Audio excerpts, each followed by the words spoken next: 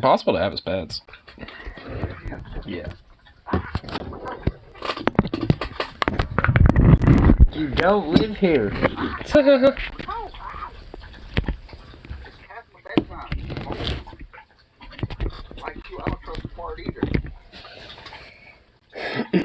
Like you, I don't trust a fart either. Sir, you cannot live in my house.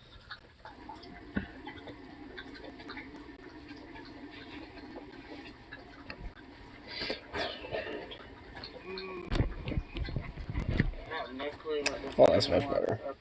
You're not the only one that's completely confused about your Medicare and Social Security benefits. You want this jellyfish scaled up This to too. 100%? Well, all we have to do is add a 0, and then... yes. Am I the asshole for ruining my brother's marriage because his wife left me at the pool? Throwaway. This whole... So I thought you guys might Ooh. enjoy this story. Oh, that feels so much better. I just finished up Oh, that feels better. I can't say Wait, where it was I let me went get to. this shit but going. somewhere, this is definitely a good gas station to go to. So anyway, I See, what up? What up? I finished dumping the fuel. What up? Took the paperwork inside. And for whatever What reason, up? What to do? What to wear? What to go? Alright. tank readers. Time to get some of my shit. Right, so we had no idea how much fuel Shit, yeah. on a Oh, vehicle. So I yeah. called him every day. Say, hey, are you low on regular I have tasty content though for you. Oh boy, do you. I have a couple things here and there, myself, but first we're just gonna kind of, get ourselves a little decompress and, orient ourselves and whatnot, you know what I'm saying? So, yeah, stuff like that. Well, that's just kind of, just a loud noise. Okay, there we go. So copyright free, I believe, music. Well, there's already a tune now. We're just gonna have to suck it up. Nearly flooding the deli. Yeah, well, I mean, it was okay. I mean, the typical, other closer that... Honestly, I got a theory about some shit, but, right now it was basically, I was by myself, but, one of our guys was able to stay till about 7. So I was able to be okay, for the last little bit of the night and shit. Which, it was alright. For an hour. Huh? For an hour. Yeah, about, while Wing, finished up with his shit and all that, so. Which, like I was telling you, like, some people got, like, the biggest, like, family, like, meal combo thing that you can get. And basically just, like, cleared out the entire China case outside of, like, one thing. So I only had to stress one thing. Which was nice. And then, yeah, besides that, I mean, it's like, I'm kind of like, been thinking with, like, because of different drama bullshit as it stands right now. It's big, it's called the Family Value Meal. It's like these large-ass, containers. They're about, I don't know, about yay. And there's 4 of them. Comes one box is either rice and the other is chow mein, or you can have 2 rices, 2 chow meins. And then it's 2 entrees and either 4 egg rolls, 8 pot stickers, or 8 sprinkles. You have a fat ass tray of sweet and sour chicken and go around for $50 or $60. I'm assuming the tray is like an actual straight up tray. Trays in our world are fucking huge. Yeah, with house fried rice and egg rolls. Nice. Yeah, well, for that, for what the meal I'm talking about, of course, considering it's a grocery store retail, it's about like $25. It used to be cheaper. It's like what? 18? I mean, initially I think used to be like $17.95, and then it went to 19 something for the longest time. And then it went to the weird odd number of like $20.95, and then it went up $1 ever since, basically. And what else? But yeah, so I've been honestly having some theories, and I feel like it all is kind of correlating down to one common denominator really at this rate. And it's frankly kind of honestly made me lose a little respect given the circumstances of everything, just considering the facts. If at least, if my assumptions are right. Mainly just because, mainly just because of, like, a lot of the random backstabbery that happened and shit, because, like, the person who's normally supposed to close, for the night, Scotty, like, he's supposed to, like, he already is, emphasized about having, Mondays not be available until, like, school time comes in for his kid. And, yeah, manager still keeps having him for, like, coming in on Mondays at, like, 5 or some shit instead. And it's just like, that it ain't gonna work. So, essentially, it's a way to try to fuck him over by, having him, like, no-call, no-show, basically, thus getting him fired. Plus, with Armando's bullshit, what's going on with him, and basically being the main person that the store director's going to talk to is being our manager, saying whatever the fuck, and not being the first time she's done that with Armando either. And so, with that in mind, it's just like, really kind of gives me a sense of, like, she just actually does kind of want to just, like, get rid of people, but instead of just, like, either saying, can you, like, prove on this and this and this, and if there is no changes, I'm going to, like, start, writing you up for that type of shit. Instead of just being front about it, she'd rather just, like, be in the back and basically do backstabbery type of shit. It's like, what the fuck? I mean, for me, outside of just, like, when I get scheduled, I mean, basically, or I guess what days I happen to be working, because, like, Mondays, like, for today, it's like I get fucked in those circumstances. Sometimes I get fucked on, like, Sundays and Saturdays, too, even. And it's like, for me, especially considering, a lot of different circumstances surrounding the department right now, it just kind of makes me think, like, alright, well, basically our department is just trying to find ways to get rid of certain people, like, kind of one by one, so to speak, at least, so she can have them replaced with people that she would prefer, or just fresh-faced people. And so it's just basically allowing the fucking, what's it called? The interval rate, the intervention rate of, like, turnover rate, yeah. Of just, like, being high, basically. Of just like, alright, well, basically having to keep cycling for people every, like, year or two, 6 months, couple months, weeks even. Well, she's gonna do that. Hey! Everybody's gonna lose interest in shopping there, you know that, right? Yeah. I mean, and it's like, and I can kind of tell that some of it is also, like, she's kind of lost interest and stopped giving a shit, but it's like... Hey! No! Shut up! But part of that is just like... I mean, it's like, is it, or is it just that you stopped giving a shit about the people that you're working with and just want different people to be working with at this point or something? Like, is it like...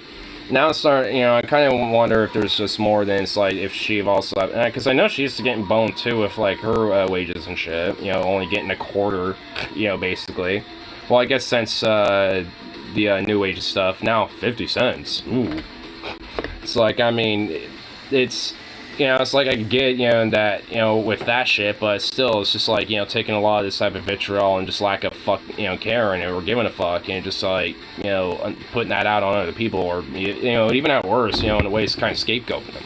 Like, with Mondo, like, I mean, in some ways, I mean, it seems like she's just kind of scapegoating bullshit onto him and making him not seem like the, quote, good worker. Even though he is. In fact, tries to go out of his way to try to, keep things somewhat stable. I mean, at this point, he ain't anymore. Now even he is, like, stopped giving a fuck, because he ain't, because he's sick of getting, bamboozled and bent over the barrel and shit, and I sure as shit don't blame him. I mean, if it came down to any, like, fucking, action or anything like that that would be needed, whether, like, union or even fucking court-wise, like, I'd definitely back him up. Because he's even mentioned about, like, attorney shit, too, considering circumstances, which I don't know where, law-wise, I mean... It wouldn't go anywhere. Yeah, it's like, he's saying it's like, if it, it's like, if they want me to play there, I can, I could, do something like that, and so I could look into it, and I'm sure he might be at least just right now looking into it, but it's just like, I mean, I don't know what directly they'll be able to, what he'd be able to do unless, I mean, I'm not like, a law dude at all, but by any means, at least when it comes to this element of it, so, I mean, I wouldn't really know too much. He could probably go anywhere to work, hearsay. Also, I can't publicly condone the dude who... Wait, what? Oh, I'm missing some, though. My dad used to steal change from the local paper. He worked for them and used to skim quarters off the top of the collection bag. He used to score $200 or $300 worth of change. Jeez. In a night or two of collecting money, people of the paper, he just always underreported the bags, and the boss just believed him. The dude who runs the paper is a dick, so no love lost there. I mean, yeah, I mean, at that circumstance, you know, if you got a, you know, shitbag, you know, dude who's probably exploiting you for, you know, getting papers out there, you know, to people and shit, like, I mean, you know, I don't blame you for, you know, skimming the top of the money. If anything, you're just taking your proper pay. That's what I call that.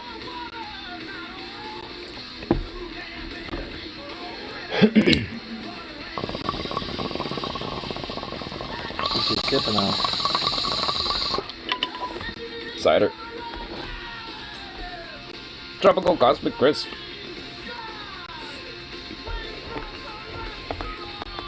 He's a multimillionaire, so no real money was lost for him anyway. Wow.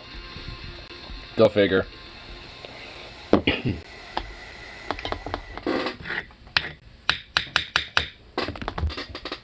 Oh no, my day went to shit. Halfway through my fucking shift. Actually, not even halfway through my shift. It's like fucking 1:50. We're talking to Trevor. I said, hey Trevor, is there any way I can switch one of my days to have Saturday off? No. Did he not even, like, try to consider it or work with that or anything? He was like, nah. No, he didn't consider it. Yeah, that's, I mean, at the very He's like, least. well, what are you doing? I'm like, I have plans this weekend. Oh, well, you should have let me know 3 weeks in advance. I didn't know until the fucking last weekend, bro. Yeah, like, there's sometimes shit comes up where it's like, you know, hey, like, family shit happens or whatever the fuck, or, yeah, plans just come up, you know, like, more sooner to the actual things going on than, like, 3 weeks in advance. I've always, like, hated that shit. Like, I could get, like, maybe 1 or 2 weeks in advance, maybe, you know, like, but, like, fucking 3 is just ridiculous. I gave him 3 weeks in advance to go out to my mom's. Yeah.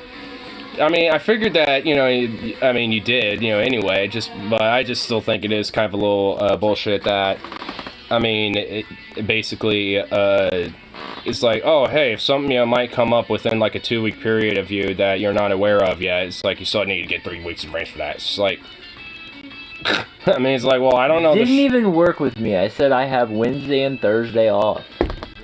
I will work one of those days if I can have Saturday off. Oh, no. It's just one day, anyway, so what's the fucking deal? He doesn't fucking care. I know a Trev, and not to dox him, but his last name rhymes with Wood, and we used to make hella Trevor's Got Wood jokes, and he hated it. Hey, what's up, Rip City? Doc of the Angry Orchard MC. Well, no, I'm actually not doing Angry Orchards, I'm doing just 2 Towns Huskyhouse. No, I'm the Angry Orchard guy. I mean, I love Angry Orchard too, but, you know, I just... You switch it up every now and then. Yeah, I just switch it up a lot. I don't really just stick to one alcohol. I mean, if I have, like, if I literally can't think of anything that I want to get, I'll just get a Hefe. But, I mean, if there's, like, you know, something that catches my eye, like this Cosmic Crisp, then, you know, yeah, I'm gonna pick it up. And I'm gonna consume the shit out of it like I am currently. Because it tastes amazing. No, it's just gone to... Everything that I've been seeing with Trevor is just gone to hell in a handbasket.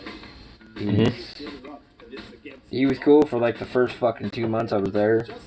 But now that you're starting to kind of see his true fucking colors, he's kind of a hard ass, and yeah, and that was kind of even my issue a little bit, because like that was why, you know, even now every now and then there will still be a little shit talk, you know, even at our department about it, just because he, in a sense, he does kind of feel like he is like a little bit of some top shit, which, I mean, it's like I could kind of get, because he's in the he was, you know, in the restaurant businesses before, which is a lot more of a different, you know, environment. total different environment, different flavor of, you know, shit going on there. So you kind of have to be a little bit of a hard ass, and there are like ego, you know, shit going on, you know, in that type of environment, especially at least in a chef environment. Well, I mean, the fact him telling me I might as well fucking leave. I mean, that's a little... Puts me in the predicament if I have a fucking job tomorrow. I mean, yeah, and frankly, like, well, I mean, really, what should have been like, I mean, what, you could have said you just want to talk about it or something, like, or maybe, I don't know, just worked with you the first fucking time you mentioned it, you know, it's You just worked with me like, the first time I fucking mentioned it, it would have... not been, It wouldn't have gone to the situation that I haven't seen my mom in fucking 3 months. yeah, I mean, I haven't seen her roll up, you know, picking you up in a long while anyway, it's just like, I mean, it's like, what the hell? I mean, Sarah still comes and gets me. Yeah. But it's not the fact that, like, that my mom hasn't came down here in a while. And it's still one of those fucking shitty factors that I'm looking at it as going, okay, you want it fucking 3 weeks in advance. I didn't know I had to fucking fill out the right fucking paperwork to get this fucking shit rolling. Oh, you need the right paperwork for it. It's like, oh my fucking god. It's one fucking day, bro. I know, one day. It's like, you're not gonna go to the fucking lose schedule money. of that week, hit up somebody that can potentially switch up that week, and if not, well, then at least you tried, or at least say, well, I'll try to figure it out that day, you know, or something. He won't. Yeah, I mean, it's just like, He's not going to. yeah, I mean, I know he won't. He doesn't want to put forth the effort to try to help somebody. Yeah, which is definitely just straight up, like, some bullshit, especially if it's I your had fellow this lady- co-worker at that I point. had this lady at the counter who was actually talking to me, and she's like, I get what you mean, that's why, she's like, I can't deal with people. I said, yeah, I can't either, and she's like, yeah, that's why I'm doing this, and I'm like, yeah, well, I can't say much, because my boss is right there. Yeah. When I worked at Walmart, I was bullied into quitting.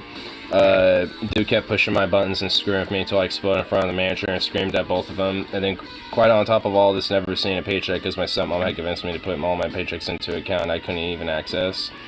This, man, you got like fucking bent in the barrel like 8 ways till Sunday if that shit, man.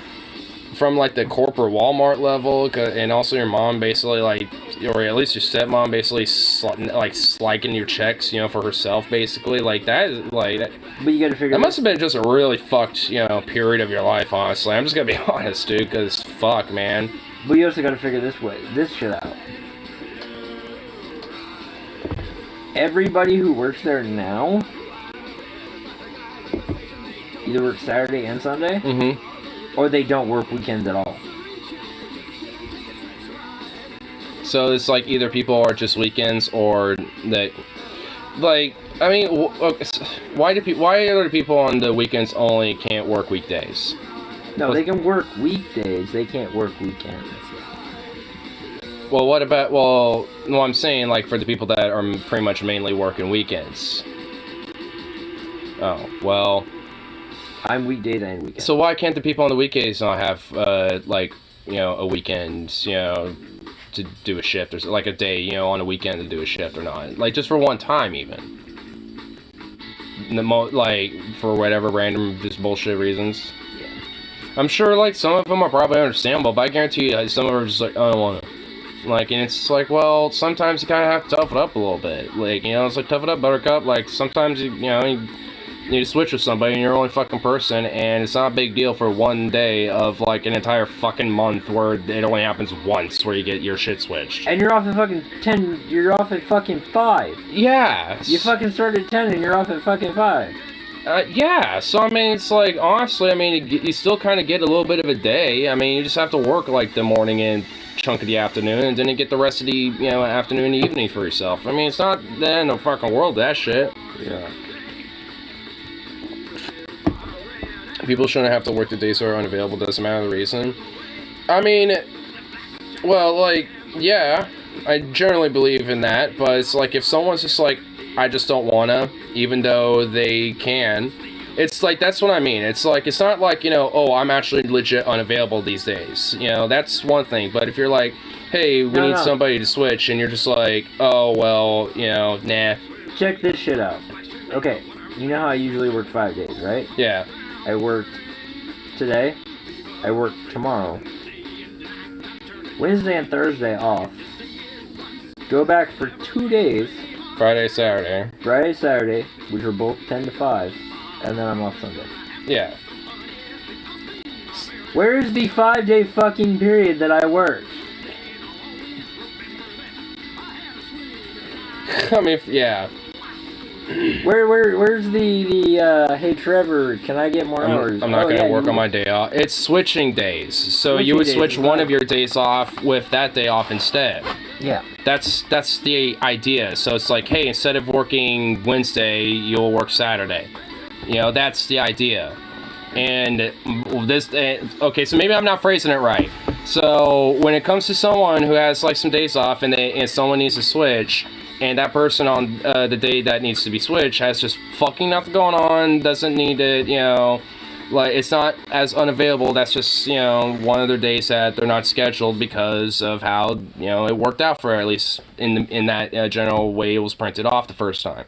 And it's like, even though they might have literally nothing going on, just literally just not doing anything, literally fuck all going on, outside of like maybe their friend that day might hit them up, be like, hey, what's up, bro? You know, or some shit. Like basically outside of that, where it's just no plans. Like, I mean, that's what I'm talking about. It's like if you have plans, like, oh yeah, I have, you know, some shit going on, or I have some shit planned with my friends, blah blah blah, then fine, you got some shit going on. But if it's just like, nah, this scenario doesn't even apply to me, lol. Well, this is more of a retail fast food. This is like more of the like grunt labor work type of scheduling. Like your type of work, you know, I guess your type of scheduling, it doesn't work like that. But when it comes to like a lot, like, you know, like what Van was talking about, Walmart or like Freddy's, Safeway for me, so on and so forth, even fast food places, you know, we have to give them 3 weeks in advance. Yeah, 2 to 3 weeks, depending on how the company does it, but it's usually 3 weeks in advance. Safely was 2. Yeah. But when you're a courtesy, you get whatever the fuck you want, because basically they know how you fucking work. Yeah. Like, there's a little, I mean, essentially it's just because there's more leniency within the scheduling, because you're able, you know, because obviously, especially if you're more of like, you know, like a retail worker, you know, for example, it's just like, it's more obvious that there's probably going to be shit that comes up, or, you know, likelihood of people maybe having to switch days or calling in sick, shit like that, you know, because of, you know, for whatever various reasons. I mean, it's like that for any fucking job, frankly. Like, there's always going to be the off chance shit like that happens. But for things that are retail, like grocery store, fast food, etc., it's more likely for these scenarios to happen. And it's just like, and when it comes to at least, you know, trying to be more fluid with the schedule, but at least communicate and work it out with people, especially the people that you want to try to work that with, then, you know, that's, I mean, that's kind of what I'm referring to. Like, because obviously if you're just like, oh, hey, can you just come up today or whatever the fuck, you know, and it's your day off and you weren't, you know, asked to switch or anything else, it's just literally your day off, then yeah, unless I'm looking for some OT, I ain't gonna do that shit, you know what I mean? But, like, when it comes to, you know, like, hey, you want, you know, we need you to switch, with, say, you're the only person that can do it right now, unless, obviously, you got, you know, some reasons and you can't, you know, it's just like, can you do it? Well, this is how it's going to start coming if he wants me to come in early. Like, nope, I'll come on my schedule shift. Yeah. I mean, especially if they ain't gonna work if you for shit like that, then, yeah. You're going to get me on my schedule shift. Yeah, and you're gonna get the minimum of what I need to do, and that's it. Fuck off. Yeah, I wouldn't even go for OT unless it was I was held behind bills. I mean, the OT is a tricky thing. Like, cause I mean, in a way, it's like it's good in a sense, because OT can, especially depending how much OT builds up for the paycheck, can actually be pretty decent. Well, he realized where he fucked up today. Trevor. Huh. 10 to 2. It's 4 hours. Yeah. He wanted me to stay until 5. Well, that's well with that. Guess he'd have to figure that out, huh? Basically. Yeah. By that I mean I'm used to getting by with less. I'm used to my so I can make do with less. Well, my mom brought it to my attention that I don't like the word no. I do like the word that I can work with you. I'll try to work with you. Mm-hmm. Not just no. Yeah. Don't just throw it in my face that you're gonna say fucking no. And the fact that he fucking didn't try to work with me on the fucking week I was supposed to go. But yeah, exactly. Like, I mean, he's like, oh, well, we'll go talk about it. It's like, all right, then. Okay, we'll talk about it. Cool. We talked about it. He's like, oh, I was gonna tell you no anyway. I mean, Then you should have brought that to my attention fucking 3 weeks ago that you were gonna tell me no, so I fucking didn't schedule everybody that I was gonna fucking have off. yeah, no shit. Like, I mean, and also, especially if it's like 3 weeks in advance for one fucking day, you're gonna say no anyway. Like, that's just like petty shit, frankly. It's just like, for one fucking day, like, you can't handle it. Or you can't figure it out or something. I mean, it's like, holy shit, you got... Well, I mean, at that point, it's not even really a request. It's more of like a fucking notification at that point. Yeah, I'm wanting this. This is gonna be... It's gonna be tricky for the next fucking week. Because... If he finally fucking realizes that I do my job, and he fucking finally realizes that... I mean... He told me I should have been fired a long time ago. He told me this a long time ago, that I should have been fired a long time ago. Yeah. And frankly, honestly, there's been a couple other people. It's like, you know, honestly, there's like a lot of things they can use as excuses to you that they can fire you, man. I really don't want to see that happen. Like, there's been a few people that have done, and honestly, it's just like... Well, he said that to me that I should have been fired a long time ago, but he likes my work ethic, and he does like me. You do like me, but you're not gonna fucking work with me on one fucking day, bro. Like, I mean, that's honestly, that also, it kind of basically implies, like, yeah, I like your work ethic and how you work, but but as a person, it's like, whatever, I just want you to be here to work, and now I like you that, when it comes to that. It's like, so you like me for my work, but you don't like me for me, basically, so you're not, because, you're not gonna work with me, so you're implying that you don't really give a shit about me, or at least not enough to wanna, like, make sure that, I can hang out with my fucking mom for a fucking day, you know what I mean? It's like, for fuck's sake. Just kind of one of those things that I'm looking at it is if he does call me in on fucking Wednesday or Thursday, I'll be like, sorry, I got plans. Yeah, should've thought about that, yeah. You should have thought about that, you didn't give me my day off on Saturday, motherfucker. So Yeah, I'm doing seriously. it now. Fucking real. I just hope, like, at least, if my wage shift, that should definitely be, like, from what I've been hearing, it's actually, like, it should be approved, and, honestly, it's a very easily approvable thing, so... Well, see, this is also the factor... I just hope I get my fucking back pay. I just hope I don't give a fuck about that, Well, because see, I don't want it to just be like, oh, you got your wage, I mean, be happy about that, no. Like, I want to be like, well, I want my back pay, too. I know that I don't want to work with her. But if it does come down to it and I do get fired, I'll go to your store director and be like, hey, I used to work here. Well, honestly, it's like, I'm still kind of giving her the benefit of the doubt, because I feel like a lot of the things that she's doing is because of what our manager tells her. And she goes based off that shit. So, because honestly, she legit is way fucking nicer, actually more proactive, has actually invested into the store mentally, physically, and financially, well, not literally personally, but actually uses company in the store funds to actually invest in, like, she's legit, I think probably like what now, like a little less than a month, 3 weeks, about, like, just within like about 3 weeks, she honestly has shown that she is just definitely fucking better, and honestly she is more approachable. Like, I could talk, I could walk up to her, talk to her, and legit not really feel that nervous. Like, because whenever I would... Unlike we would talk to Mark. Yeah, I would honestly, whenever talking about... I'm not even kidding. I would have to try to, like, like, suppress my shakes a little bit. Because, like, this motherfucker, I swear, is going to, like, say some shit. And I'm going to be like... It's just like this one thing, It's like, it would end up being, like, some weird shit. Or he would just not give a fuck. And then I'm going to be like, what the fuck, But, because he's just... he was just... Ugh, I just did not like having to deal with that motherfucker, but, I actually like, coming up to her, because she'll also, like, ask how things are going, and, how are you doing, and shit like that, so it's like, she is definitely a night and day diff, and... Well, it's still kind of one of those things, my mom's like, if you leave... And also, it should be 1953, too, especially, at least for the journeyman wage, so... Well, I mean, if I'd get in there, I'd probably be making more than I was making at Freddy's. Oh, yeah. I mean, it's 1853 right now, but it should be 1953 with the dollar increase and with the contract and shit, so... But I'm not saying that. We're journeyman. I'm saying if I go there... Yeah. Probably be making 17. With my year's experience and...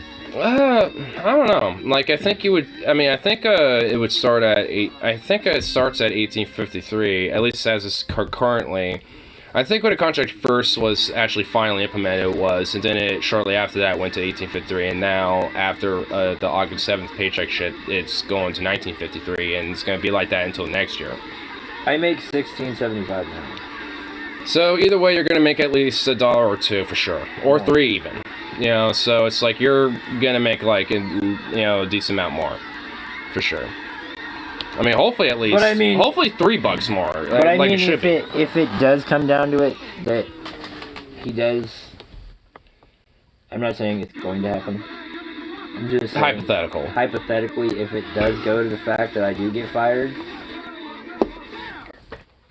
I won't give 2 fucks. Oh yeah, because there's no reason to. I mean, honestly, it's the same situation for my work to a degree, because I've also been wanting to, like, you know. It might take me another fucking couple weeks to get a fucking job, but it's not hard. Everybody knows me. Everybody likes me. Yeah.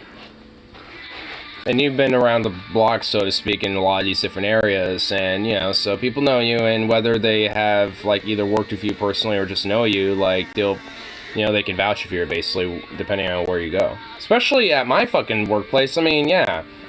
Honestly... I have so many fucking references. At my store alone, dude, yeah. Like, I mean, I'm pretty sure at least outside of, like... I mean, maybe, like, 4 people now, or 5 people. Like, outside of that, like, pretty much everybody would definitely vouch for you. Hear something outside, hear the car. Shut up, bro! It's just a car outside! God! They still have issues with corporate being greedy chuds. I mean, corporate is always a bunch of greedy chuds. I mean, at least, like, you know, the store director is better. You know, at least, you know, at the very minimal, there's at least a surface level, like, I'm gonna at least give enough of a shit about you to make sure that you're still incentivized to work here so shit keeps running, you know? There's at least a minimal of that, which I can at least deal with and tolerate, but, I mean... Well, see, this is the thing that I'm... At best, she's actually... giving a shit a little bit. The thing I'm kind of looking at is... the fact of the matter is he's always fucking high-strung, and I can fucking tell he's always fucking high-strung. It's like, dude, just chill the fuck out. Dude, we have somebody who's like that, but frankly, probably like 5 to 10 times more high-strung. Yeah. And it's like, I mean, and we're the same way. It's like, hey, yo, it's, you know, this thing that you're freaking out, it's not a big deal. You don't need to, like, you can chill. It's good. It's fine. I mean, there's some people that even just, like, a customer coming up and asking something, he would get all, like, you know, high-strung about it because he thinks that customer's an asshole, doesn't like dealing with them and shit. And it's just like... Just have somebody else, just like, you know, have me or someone else just be like, hey, can you help this person real quick? You know, I got to deal with something in the back or whatever. Just make an excuse or something so I can, you know, deal with it or whatever, you know. Or be like, oh, hey, you know, I need to deal with something back here. When you're done with this person, can you help him over here? I'm like, sure. You know, and it'd be like that. And then, you know, but sometimes you would just, like, you know, make a sassy comment every now and then. Or make a, you know, smarmy comment, you know, occasionally. And every now and then, customers will notice that and be like, what's his deal? And I'm just sitting here like... I don't know, I'm just like, here, what do you want? I'm just like, just fucking go. Like, you know, like, get your shit and go. Like, I mean, I don't know, I don't care. I'm not here to gossip or converse about, like, what his deal is. I don't care, really. Like, come on. Limited in New Mexico and Arizona both have recreational weed. And it has me excited. Well, that, really? I honestly didn't think Arizona did. Or especially New Mexico, honestly. It has me excited. While the conservative brain rot might convince her Callie's commie hell state, she still won't look at the states. I mean, California is not like some crazy commie hell state. Like, I mean, there's, like, especially in, like, Central California and, like, Orange County, a lot of different areas throughout, like, it's fairly, like, quote-unquote centrist or, like, conservative leaning. And honestly, like, I mean, the only, like, hella quote lib areas are basically, like, Hollywood, LA, San Francisco, like, Sacramento, like, the cities. Like, when people think of, like, commie hellscape, they're basically just thinking of the cities, and even then, that's not even the case. They're more just corporate, like, liberal shitholes. They're not, like, some weird what? Oh my god. Communist dystopia or some shit. It's more of a corporate one. Especially Hollywood. I thought he was going to send me a text telling me not to come back to work. I mean, I guess if there is a benefit of that, of him saying it's like, I do like his shit, especially with the whole work thing, is that he probably won't do that unless it's like something more egregious or whatever the fuck. Or I guess, quote, egregious in a sense, like a customer complains one too many times or some shit. Well, I'm pretty sure might be today, but I don't know. Well, guess we'll find out tomorrow about it. It's like you show up and he's just like, yeah, what are you doing here for? It's like you didn't send me a text. You didn't say anything, so yeah, I'm still showing to work. What? What about it? I mean, frankly, considering how he's like, kind of fucking with that shit, I mean, you could probably like, try to hit it up and fight back with that, with like the union shit too, because frankly, I mean, it doesn't exactly just seem justified, with how, the treatment of how he's been about it, considering that shit. Outside of like, maybe, oh no, a Karen got a little too uppity and shit, but it's just like, I mean, who doesn't get that, at this point, like, I get those motherfuckers from time to time, where, like, me, who I'm literally the most chillest motherfucker when it comes to dealing with people, and it's like, even I get Karens that yell at me, and being like, how dare you, you're being rude, blah, blah, blah, and I'm like, how? It's like, I'm literally the farthest motherfucker back here for being rude, and I'm the rude one, it's like, well, now I'm gonna be rude. No, it's just kind of one of those things that I'm getting in the mindset where I got too comfortable again.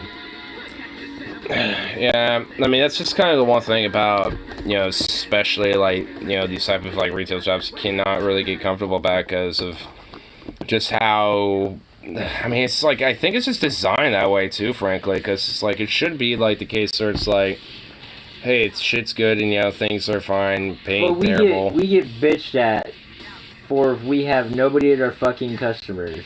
We have no customers at our case. We have everything done. We still get bitched at. Like, what do they want? It's like, what does corporate want you to do then at that point? I get to work. Like, oh no, like, you need to do, like, extra production and, I get there an hour early. I'm outside smoking. I'm like, alright, well, I'm gonna go have my Pepsi like I normally do. Mm-hmm. Right as I get to work, what are you doing? I just got here. I just started my shift. He's like, oh, well, I want you to go in the back and unload this and then put chips out and start pre-packs. Okay. Well, I mean, thanks for the introduction to my shift. How are you doing too, asshole? Like, well, I mean, he says, hi, Andrew, how are you? And well, yeah. I'm here.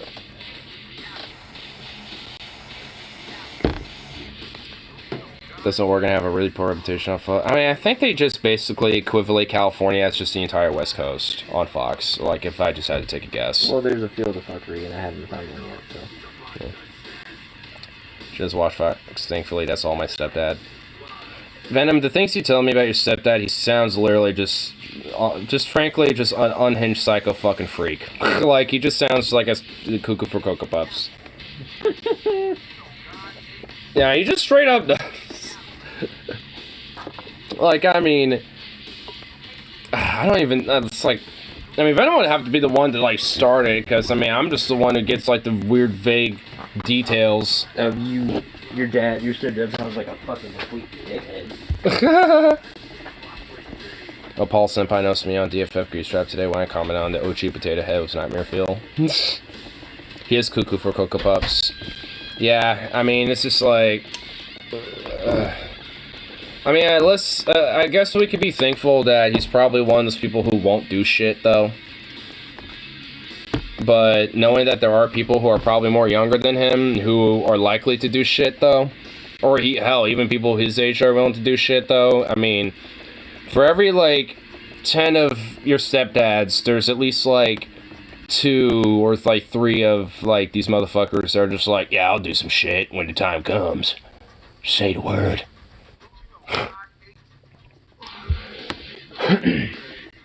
Which honestly, like, if it's like, I wonder what their word will be, like, when's the word?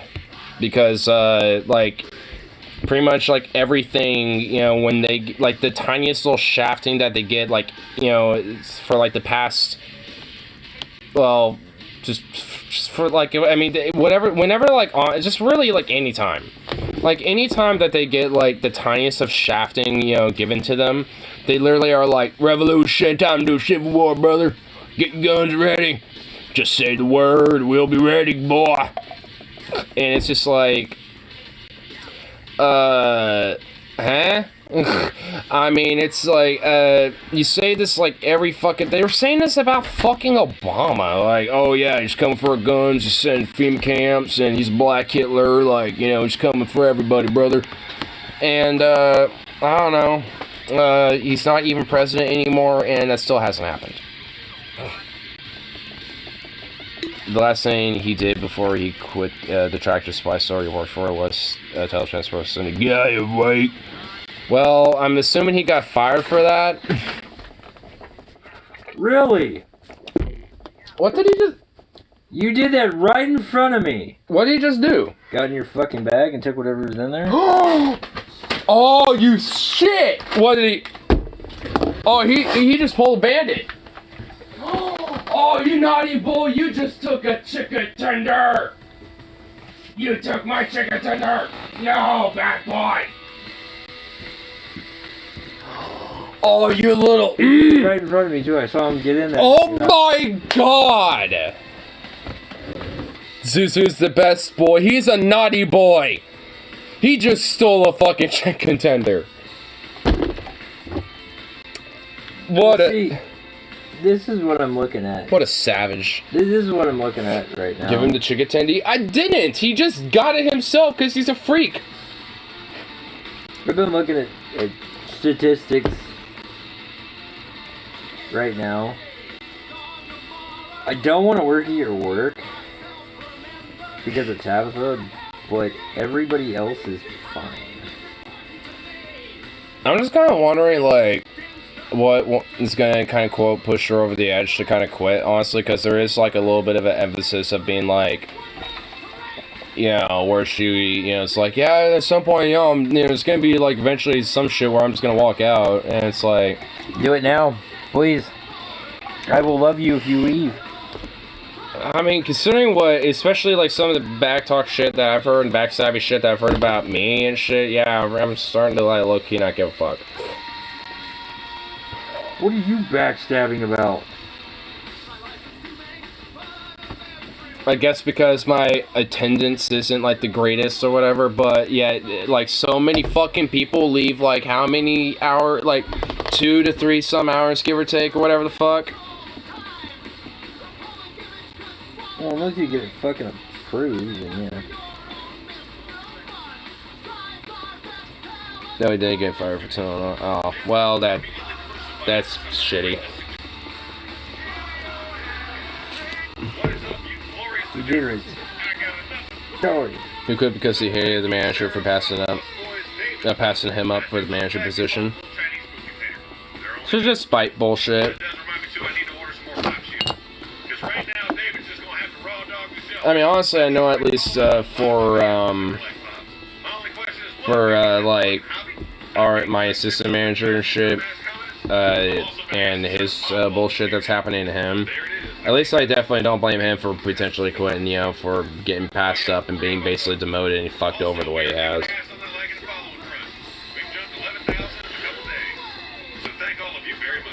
I mean, honestly, like, a part of me might not necessarily quit, but just switch departments. Just because it's like, I definitely want to keep the pay and going on and shit. I really do, like, you know, especially now that my shit is being rectified of the whole weight situation. It's like, that, you know, for me especially, it's like, I mean, I kind of want to keep that going, so, I mean, part of me is like, well, bakery produce, hell, even goddamn fucking Florida. Not Florida, Floral. My mom's an ex-lawyer and is very lib for Alabama. Well, she's basically just like a centrist lib type, ain't she? She's just basically like, probably conservative compared to us, but yeah, I mean, honestly, I mean, the way you describe her, she sounds legit pretty lib. She doesn't sound like an outright, like, conservative type. She just kind of sounds libish. Like a just straight up centrist, right-leaning lib. That's about it. Like, you know, it's pretty broad as fuck, pretty vague. It's just kind of like, you know, that just... Just kind of just this bubble. This bubble of just vagueness and platitudes and cliches and lack of standing for anything.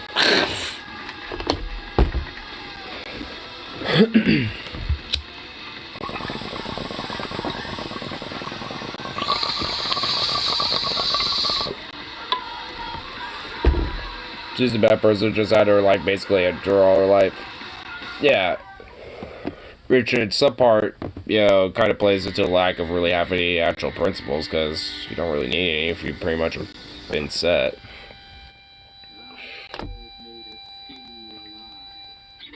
Well, see, this is what I'm trying to figure out.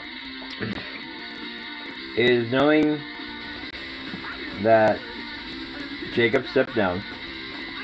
And now he's also going to potentially be assistant manager again now. Yeah, Armando is assistant manager. What are they going to do? Fucking demote? Fucking... And basically put him as like a quote closing assistant manager, which would make sense if we had a full crew of people. Yeah. And you conversed that with him and actually had it back and forth with him from the very get-go.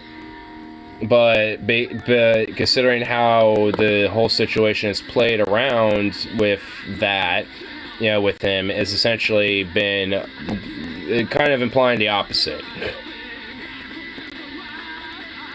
Well, see, that's kind of the thing, is that what's going on with my work, you might as well just stay the same way. Yeah. Because if shit does fucking play out the way I'm thinking it's going to, I'll be coming back. Yeah, and honestly, like, despite the bullshit out my work, it's mostly just because of, our manager right now just, I don't fucking, just not really giving a shit, basically. Which, it's one thing if you don't give a shit, but at least you're trying to put, your one step, put one foot forward to at least have, make sure that the people that work underneath you are doing alright and shit, at least at that fucking minimal. Even if you could give a fuck about, what, corporate wants and all that other shit, at the very least, just make sure that, the people that work underneath you are alright. Yeah. But, I don't know it's gonna play out. I don't know how it's gonna play out, so. Same with the shit at my work right now. I don't know how things are gonna play out.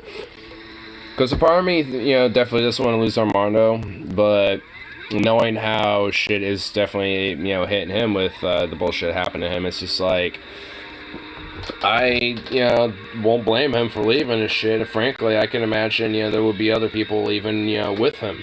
And I probably wouldn't, but I will definitely probably switch departments, because it's just like, I definitely don't want to necessarily deal with the BS. But, or at least, maybe do, Well, it's kind of one of those things when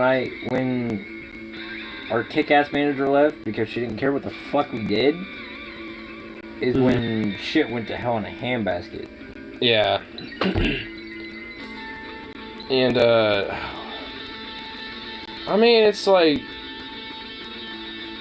Adara had, her flaws, too, but they were more or less just, She kept it outside of work.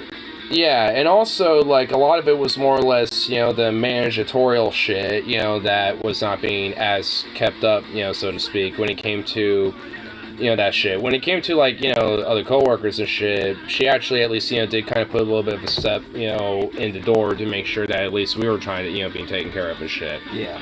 It's not like she necessarily had, the priors straight, so to speak, but she understood that, yeah, there's necessarily no pleasing corporate. I think any fucking, department manager will understand to the greater areas no pleasing corporate, but, to at least be alright, well, fuck it, I will at least make sure that, the people in my department are at least doing good and shit, and if I, could get to what corporate can, wants and shit, then whatever, then yay, but if not, then, well, they can eat a dick. Well, I know I left when somebody else was supposed to be there, so there was two people there. Mm-hmm. I didn't know hell had hand baskets. Of course. We always have hand baskets. How do you think they keep their shit Yeah, alive? those sexy female devils, on their off time, when they're not being sexy female devils doing sexy female devil shit, they're just fucking, making some handbaskets. That's how they fucking, I mean, what do you think their side gig is? I mean, how do you think they get paid on the side? You know what I mean? They make handbaskets. What are you gonna besmirch and just like discriminate against female devils for making handbaskets on their off time? Watch Andrew die.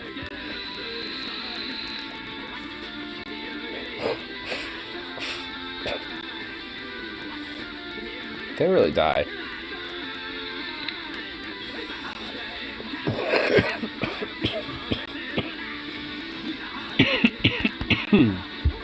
Take that back. Walmart had handbaskets, so hell does indeed have handbaskets. Yes, they do. Yep. Only Walmart doesn't use the sexy female devils. No. They just use child labor.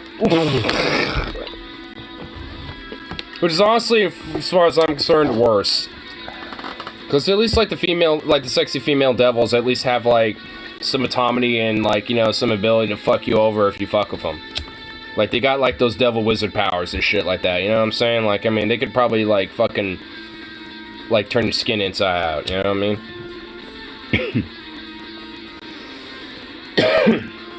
I like to imagine hell's just one big Walmart and you can't leave. Oh god. Yeah, there's no entrances or exits. There's just literally just Walmart and that's it. It's just a labyrinth of Walmart. That's the thing that Hellraiser's Labyrinth fucking got wrong, is that it's actually just a Walmart. It's still a labyrinth, it's just a Walmart labyrinth.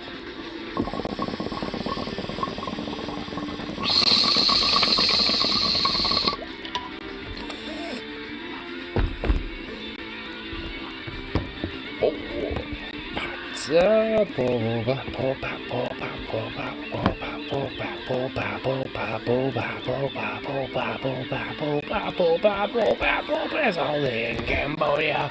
You do what you told. It's all in Cambodia. It's just so much so. Bye-bye.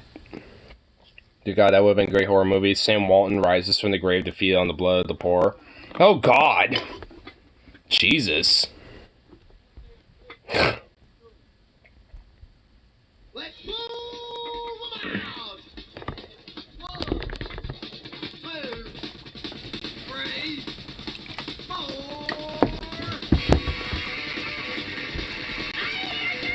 No.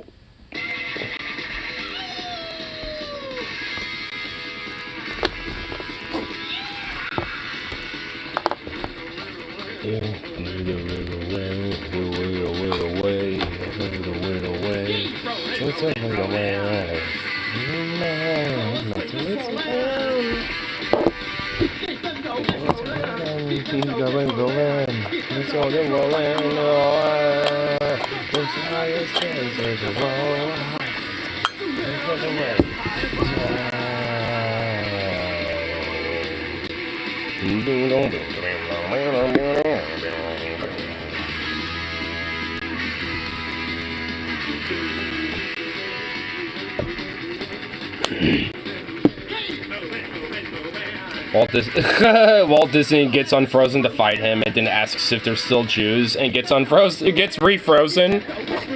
Show us that nug. Roll hide. I mean, it's kind of broken anyway, so it's not a full nug. Oh, and I figured out how much it is for my new drag lines. For a full set of 4 is $80. Oh, my attachments for my vest, they should come in tomorrow. So I'm gonna be able to kind of set it up.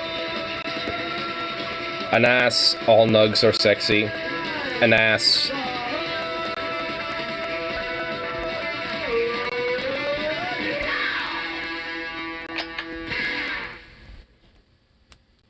Take this job and shove it. I ain't working no more. This is kind of a fitting song. Take this shot, shove it. Take this job and shove it. I ain't working No more.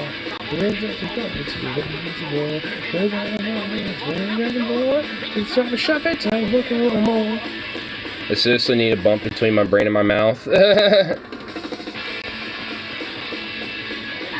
have to admit, Takes a Shot of a Show puts a smile on my face. It is a good song. I mean, of course it does put a smile on my face, because, I mean, at the end of the day, it's just like, you know, this is how, like, the mentality is, like, all the fucking time.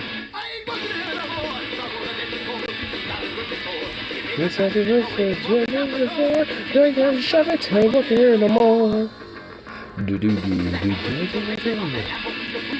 I'm normally not that much into punk. You gotta get into punk, bro. Punk is fucking amazing. I mean, Dead Kennedys is probably the best, you know, like, I mean, for, you know, punk that is just kind of broad and, you know, easy to get into, Dead Kennedys is probably the one. And also, they're very, very, very, like, politically, you know, like, very intensively political. I mean, they got a song called Let's Lich the Landlord. In fact, let me find it. I literally saw it in this playlist. Where is it? There it is.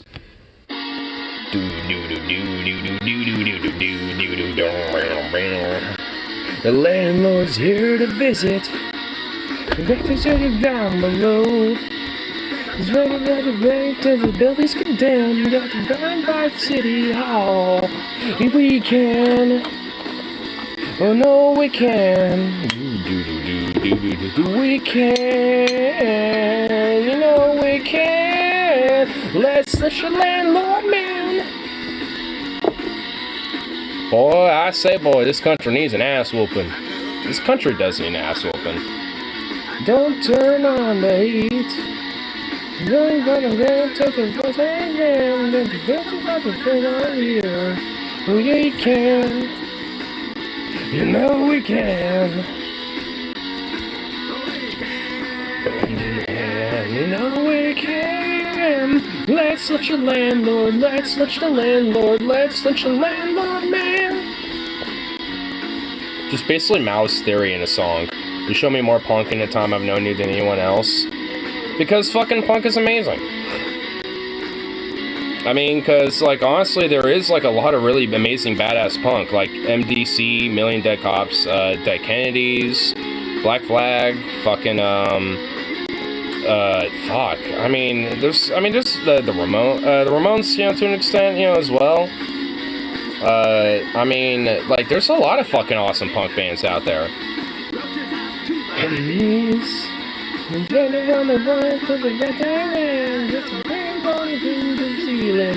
We can. You know we can. Dragon Ball isn't real. You know, it can't hurt us with that.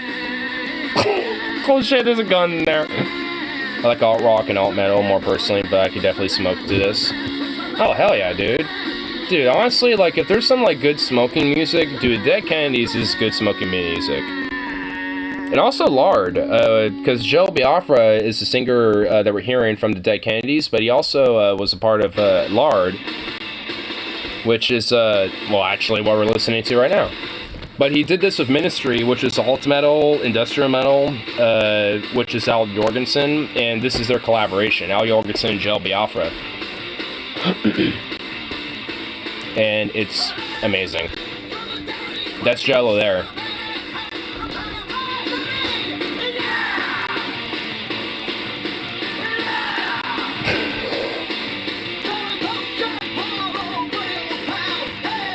I have to drink to God's Not Dead last night and passed out halfway into God's Not Dead 2. Why did you do that, dude? What made you think that was a good idea, bro?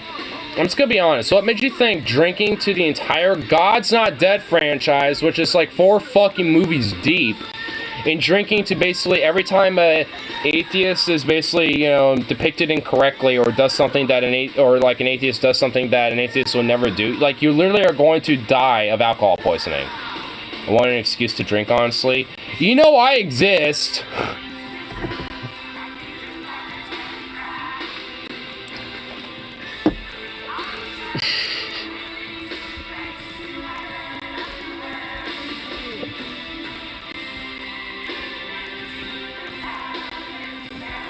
Actually, I haven't heard this song, Pineapple Face. It's a pretty cool song. It's very progressive almost. Progressive metal. Is that cat a rotisserie chicken, or is that a rotisserie chicken with a cat behind it? Hold on, I need to show this. Look. No, look at this. Is this a cat that's a rotisserie chicken, or is this a rotisserie chicken with a cat behind it? Like, I mean, I'm unsure. Whoa. Hold on, I'm gonna... Yeah, okay, it was blurred, but I flipped the camera before your people showed up. I don't want to... I did not want to accidentally... Okay, I didn't want to accidentally dox, like, 20 people. Here's their Facebook account names. Cat behind it. Yeah, that's a cat behind a rotisserie chicken.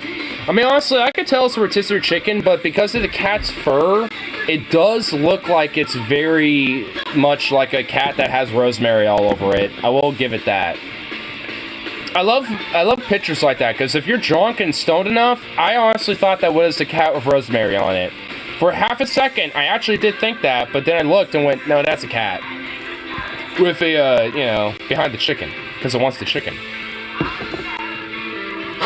In fact, speaking of chicken, where's that fucking little asshole that stole my chicken? You!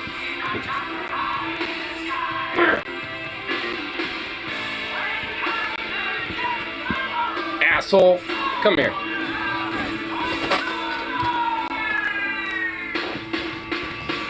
You're an asshole.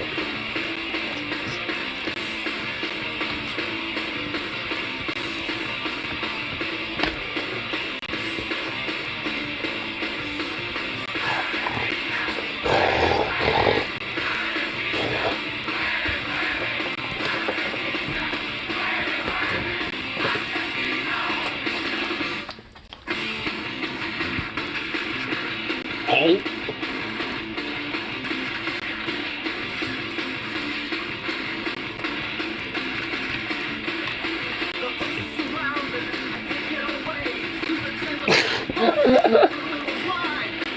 Zuzu was justified eating that chickatendi. No, he wasn't, because that's my chickatendi and he has treats. Wow.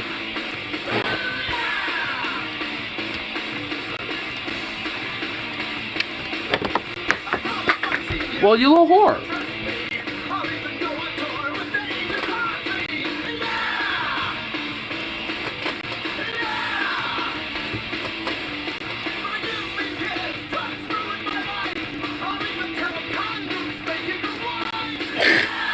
What are you gonna do, huh? What are you gonna do, asshole?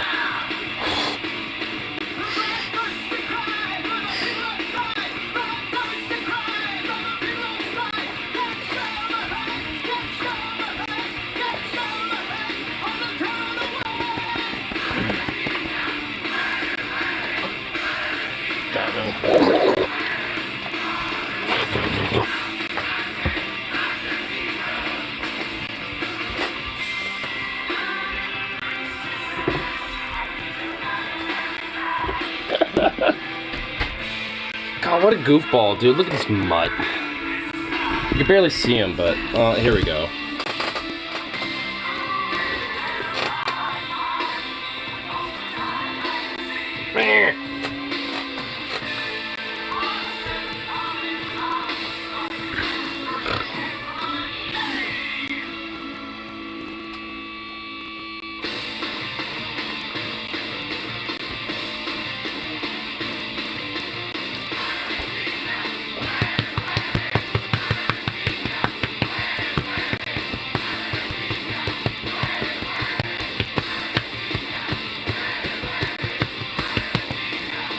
Oh my god, you're a freak. You're a little freak.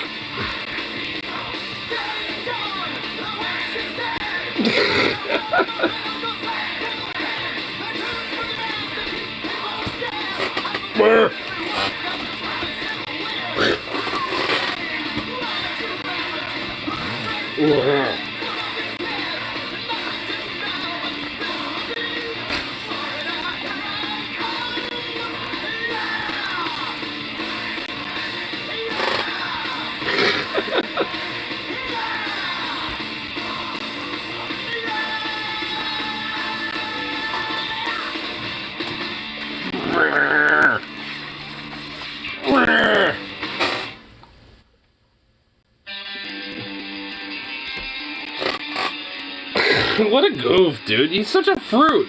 What a worm. Look at this little worm. How much of a worm are you gonna be? Look at this. He's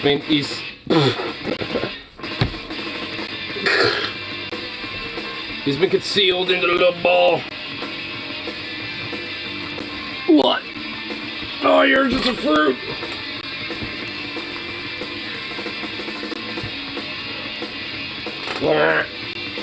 Look at you. You're a sack of mud. Alright, there you go. Oh, well, I just got fucking, like, got punched. Okay, be gorn. Psycho mutt.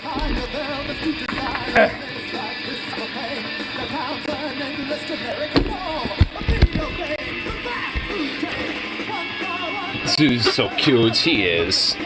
He's a fucking worm. It could be anywhere. Wait,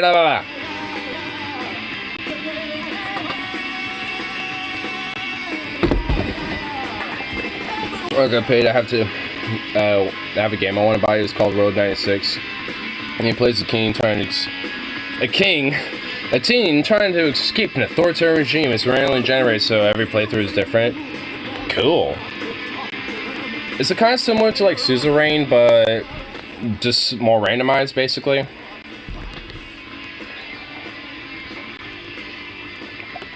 Honestly, speaking of which, I need to get into Kenshi again.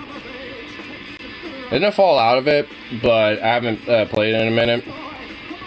And I kind of want to get myself more set up to where I'm more stabilized, so I can get more people.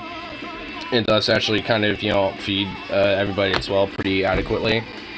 And actually start doing some of the, like, wars that I kind of want to do. Similar to storytelling, but you actually play a character rather than read a novel. Oh, cool. Nice.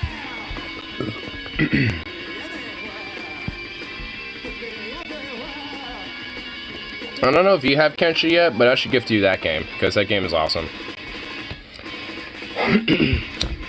Wait, you have that game, don't you? Because you talk about mods about the game. Yeah, you do. What am I fucking saying? Pretty sure you do. I need to get Crusader Kings 3, honestly, because that game looks fun. Especially because you can generate your character. Oh my god, that's awesome.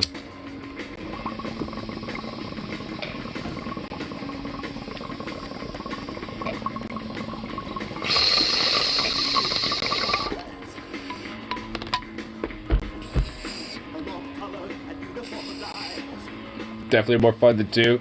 It looks like it.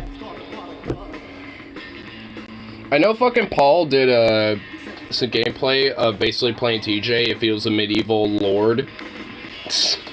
I wish he kept going with that. Because honestly, it looked like it was a lot of fun playing Crusader Kings 3. Especially when he was literally like some fucking lord in Iceland or some shit. Like he made TJ be like some vassal to a lord in Iceland or some shit, dude. It was pretty hilarious. No need to drop a lot of money for DLC yet. Nice. Honestly, that's the one thing about Paradox that will fuck you, is that their DLCs are ridiculous. Like, they're really expensive. Which kind of sucks.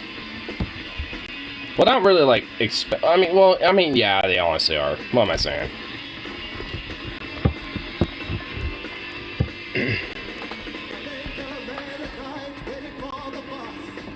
Just wait until I go on sale to buy DLCs. Nice. You want to hear? Let's look at some memes. There's actually a few memes that I found of this guy, a YouTube channel called Breadstick Ricky and the Boss. It's basically, I think the dude's a carpenter or a trade, you know, one of these, like, you know, like a tradesman of some sort, like a carpenter, technician, something like that. Maybe like a line pullman, something, you know, like for power lines and shit. I don't know exactly what his job is, but it's basically akin to a lot of that. And, some of his videos and some of his skits are actually pretty fucking funny. And I want to find one that's pretty good. Actually, it pertains to my fucking friend, my roommate, with his bullshit. Says the man who sends me furry loots all day, then I send scaly shit back. Like, you don't send me just scaly shit, you also send me, like, demons and, like, fucking goddamn Fallout shit. I mean, send me more of the demons and shit like that. Like, I'm more up about that type of shit. Like, demons, werewolves, shit like that. Like, I'm more cool with that, but, like, everything, like, I don't know what the fuck, like, I don't want to see, like, one of those fucking Protectrons, you know, like, please assume the position, you know, like, I don't want to actually see that. I unironically would probably rather see the ghoul shit first. But anyway. Let's not get into that. Let's just get into some fun memes. Not into robots, eh? Well, I'm into, like, sex bots and shit like that, but I'm more into, like, the transhumanist, like, cyborg level of, like, you know, you can kind of make it whatever the fuck you're into.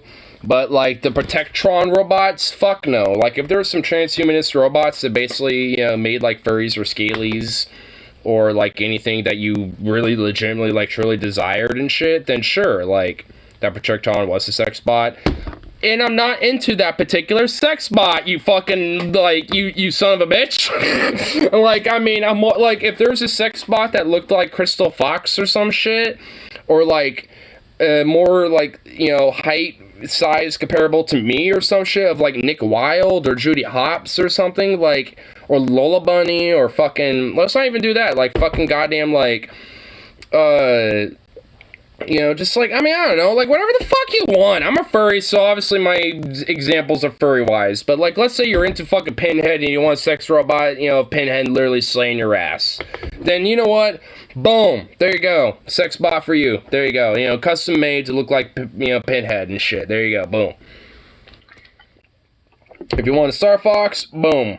If you want a fucking Protectron, boom. If you want a fucking sex robot that just looks like your mother, boom. There you go. If you want a sex bot to look like a horse, for whatever fucking reason, I question your sanity, but if you do, boom. There you go. Sex bot. You know, like, I mean, like, I think, you know, once the sex bot, like, you know, enlightenment happens, I feel like, you know, like, the ability to truly, like, you know, satisfy, you know, like, a lot of these more, quote, darker desires sexually and shit about people. Well, frankly, there are some that are legitimately dark as fuck. But, like, with sex bots, I mean, it at least gives you a sense of, like, hey, there's an outlet to release these things and makes it as equal as, you know, as possible to the, quote, real life without actually harming somebody or thing or other creature or whatever the fuck, you know what I mean? So it's just like, I mean, that's why I'm always about transhumanist, like, fucking AI robot shit, because, like, there's gonna be expansions into that can legitimately probably help deal with some of, you know, a lot of various elements about the human condition that are considered social ills, you know what I'm saying? So it's just like, and if anything, like, that can honestly be a way to help maybe study the neurology of these more darker urges, legitimately, whether it's, like, you know, to extreme cases of even PDF file shit, then it's like, let's just let sex bots be an outlet for them, and just let this be a way to study neurology, understand why people, you know, get into that in the first place, you know what I'm saying? You know, and from there, you can minimize that chance and, you know, of happening into somebody in the future. And thus, over time, you know, you would be able to weed out the whole PDF file element of the whole sex bot industry. You know what I mean? Like, you know, given a generation or two, you obviously would have to kind of have it there to study the shit and figure out why people are like this. Because there's various fucking elements, a lot of different elements of psychology as to why, you know, people are like this. And usually, and the biggest common element is because they were abused themselves. You know, so it's like, because of that, you know, there's an element, you know, of psychologically and neurological study that, you know, should be applied to that. It's why, like, I could absolutely understand, like, yeah, let's kill the PDF files, you know, and shit like that. I mean, honestly, I feel that way too. But it's like, withhold the emotional judgment and let's, like, you know, logically, let's break it down and be like, hey, if we can honestly study as to why people neurologically and, you know, especially sexually feel this way, I feel like we can be able to find the triggers in someone's development in the future to other people that might be potentially prone to having that type of development where they're into that. You know? Don't open what I sent on. I kind of barely saw it, but I think it was so small that YouTube wouldn't recognize it. But I'm pulling the screen down for a second before we get into this video, because obviously, honestly, I think, you know, especially in my drunken stupor, I feel like, you know, we kind of tangentially stun-locked ourselves into actually interesting philosophical topics. So, I mean, obviously, I could see how my shit can be, you know, potentially disagreeable, because, you know, obviously it's like, hey, we're pretty much giving an outlet that's okay for this type of behavior and shit, but it's like, you know, I refer back to the rebuttal of, like, it's not, you know, the harm of other people, and especially, at least in this case, kids especially, and not in the harm of, you know, other things, etc., to where there's an outlet to that can be a safer outlet to even better potentially study that shit.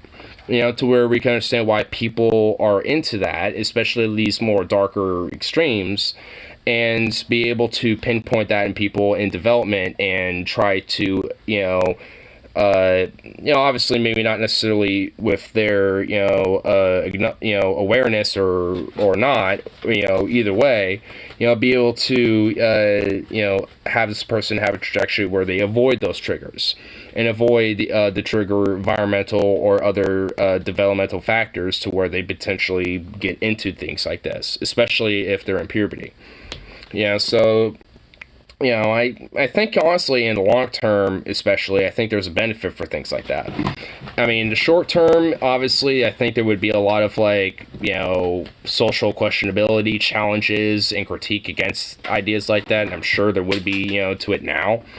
But I think, in the long term, there's a potential benefit that I think could come to something like that, and that's essentially why I think, I would, at least on a sex bot robotic AI sense, would be okay with that. But in a sense of, actual reality of human beings or other creatures or whatever the fuck, obviously not. I mean, hence why having a more healthier outlet for that, to where we can, more actually openly study that thing, that type of stuff, it's probably better. Because then we can look at, why people are like that, or at least, be able to better understand that shit and be able to, basically, pinpoint that and stop that type of shit from happening far more ahead in someone's development. Are given rights if they become self-aware. I'm okay with sex bots. Sure. I mean, well, if that's the case, then it kind of nullifies my whole premise. Because then if there's, the most extreme cases like I'm talking about, then, these, let's say, a canine sex bot, for example, as much as that sounds fucking ridiculous and absurd, let's say it becomes self-aware, at least enough, like Zukov, for example, then it kind of nullifies the whole idea. I'm okay with sex bot service or robot service as long as they're unable to come. Yeah. An artificial intelligence, in a sense that it's not self-aware, at least when it comes to sex bots and shit. Unless it's like a Detroit Become Human scenario where it's they have a weird code that they could tap into, or if they get pressured or overloaded enough, the code activates and shit, which is RA6 and Detroit Become Human. Honestly, I want a PS3 just for that game. Or PS4, I think. Yeah, it's a PS4. Yeah, I just want a PS4 just for Detroit Become Human. That's just pretty much it. Because, the game talks about AI and self-awareness and their rights as an AI and artificial intelligence. I have a PS4. If you don't have Detroit Become Human and you come up to Oregon, I'll bring it. Good. Dude, fucking... Detroit Become Human is such a fucking... I've seen full gameplays of it. I've had the story spoiled for me, so, it's it's whatever at this point, but... I still want to play the game, though, because it, I mean, it kind of talks about some of the shit that we're discussing, because there is a part of the storyline where there is straight-up sex clubs, strip clubs that are specifically and strictly the robots and the AI. And there's a part of the story where two of them become self-aware and actually kill and fight back against one of the clients that purchased them. It's a part of the plot of the whole story. Which, honestly, the story itself is so fucking good. Because there's an element where there's essentially like a whole revolution, like a whole, like, quote, civil war between the AI and the and humans and the American, or at least more specifically the Detroit government, because Detroit become human. It takes place in Detroit. So, but there's a lot of fucking commentary and social themes, political themes, I mean, philosophical themes. So many things about that game that just make it such a fucking cool experience to watch, let alone play. And I haven't played it. So it's like I've yet to experience that. And I really want to. I've seen enough gameplay of it in the different, like, alternate routes you could take within the game to be like, this just looks so fucking cool that I want to, you know, have my own experiential arc outside of just, like, these, like, oh, you could take this route or that route or this route, you know, depending on whatever choices, and they usually are pretty strict with how they do those choices. I mean, I definitely want to play a game with my own personal choice experience and shit, and obviously that will be its own unique experience. And considering the game, there's literally, like, I think, honestly, like 100+ different outcomes that you can have as the end game. So it's like, even with like the dozen plus like full like gameplay like lack of commentaries, but just like full gameplays of, like, you know, the good arcs, the bad arcs, the revolution arc, this arc, that arc. I mean, even despite that, there's still so many different ways you could play the game and have a different experience and a different outcome that it doesn't necessarily do it justice. That's why I want to play the game, because even though I've been spoiled to the story and everything about it, I mean, if anything, that just entices me. Like, I've always been okay about spoilers to a degree, because, like, if anything, that just entices me and encourages me in a way to be like, oh shit, now I should watch it. Because, oh fuck, there's there's a crazy fucking plot thing, you know, that happens, or a crazy thing that happens here. Oh shit, maybe I should watch this and see how that builds up, you know, to that event. Yeah, like, I've always took spoilers in a different mentality than most people. We're like, what the fuck, bro? You're spoiling shit. Ugh. It's like, shut the fuck up. It's like, I mean, for me, it's like, that entices my ass. It's like, get over it, bro. It's like, what? That doesn't entice you to potentially watch it? That, like, somehow ruins it for you? It's like, get over it, bro. It's like, I mean, that, for me especially, that just entices me.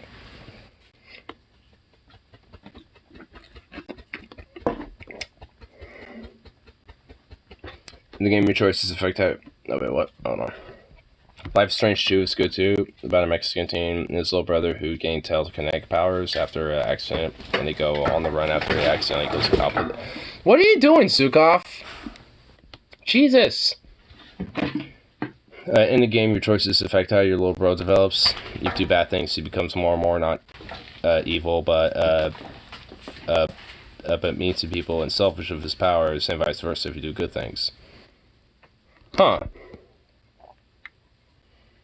So you have to be like a weird balance of being like bad and selfish but also good to try to make your little bro to develop into something that honestly, I mean, despite the no pun intended to the name, but I mean, that is like a strange concept. I mean, Life is Strange after all, I guess. I've never played the first or the second game at all, but I mean, it does sound interesting. I've seen some of the gameplay of the first game before, and it's intrigued me before, but I've never been intrigued enough to really, like, you know, shoot for it and play it myself, at least, but I don't know. I might.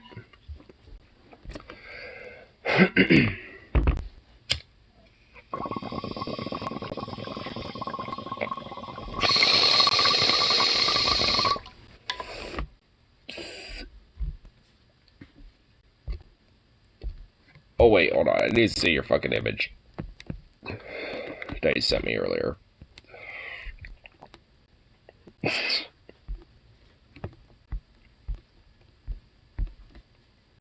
Well, I'm just gonna say right now, I approve of the picture that was sent, like 5,000%.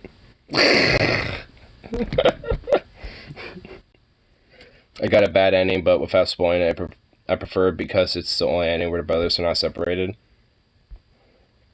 I could go with penis nips. I'm not gonna lie, I kind of do too. I kind of like it with dudes too as well, but personally myself, I'd never do that. I mean, I like it on other people, but I personally wouldn't do it myself. Like, I would get piercings, you know, if I had the fuck you money, basically. But if I did, I'd probably get some here. I'd probably, like, get a stud here, maybe. Would I do one on my tongue? Nah. Well, maybe. That's a maybe. Tattoos are good enough for me. See, I will admit, I am honestly kind of scared of piercings too. That's why if I did, I would have like, you know, one or two, maybe like one right here. Like, honestly, there will only be a few places where I would do them, and it would basically be on my face, and that's it. Like, because honestly, like, yeah, I'm the same way, because I know they're gonna hurt. And honestly, that, especially if you're at a professional shop, I mean, you know, they're gonna do it right, you know, so it has the least amount of pain, but nonetheless, it's gonna fucking hurt, you know. I mean, and outside of that, like, there's also going to be a potentiality of infection. That's always a potential, even if it's done correctly and, you know, it's sanitized and the whole shit and the whole shebang. Like, there's always just an off chance that happens. Your body has an allergic reaction, potentially, and it starts getting itchy and affected just on that virtue. There's just some shit, you know, that, you know, it could backfire, you know, way more so than the tattoo. Like, I mean, worst case scenario of that is that you get an artist who's garbage as fuck and does a horrible job. And you have to, like, redo it or cover it up or do something with it. You know what I mean? And removing it, you know, it's just like that in itself causes, like, a permanent damage and scarring where you can tell there was a tattoo there. So unless you cover it up with another tattoo over that, like, you could tell that there was there, you know. They're cool on others, but not for me. Yeah, well, like I said, like, I'm more open. I guess I'm more open to it, but I don't know what, like, the regulations are when going into a piercing/tattoo shop and getting a piercing. Because I know a lot of tattoo shops that also do piercings, and like I said, if I were to, it would be like maybe one or two studs here on my eyebrow, mainly in this eye. Like, I never really felt, you know, the idea of having piercings here, but having two here would probably be pretty cool. I've always thought about that. And maybe shut up, and maybe like one right here, like a stud piercing here, so, and not stoned or drunk. Well, they didn't say anything about painkillers. So just take a little extra, you know, over-the-counter pain meds, you know, take a little more than usual and just go for it. They don't say anything about that.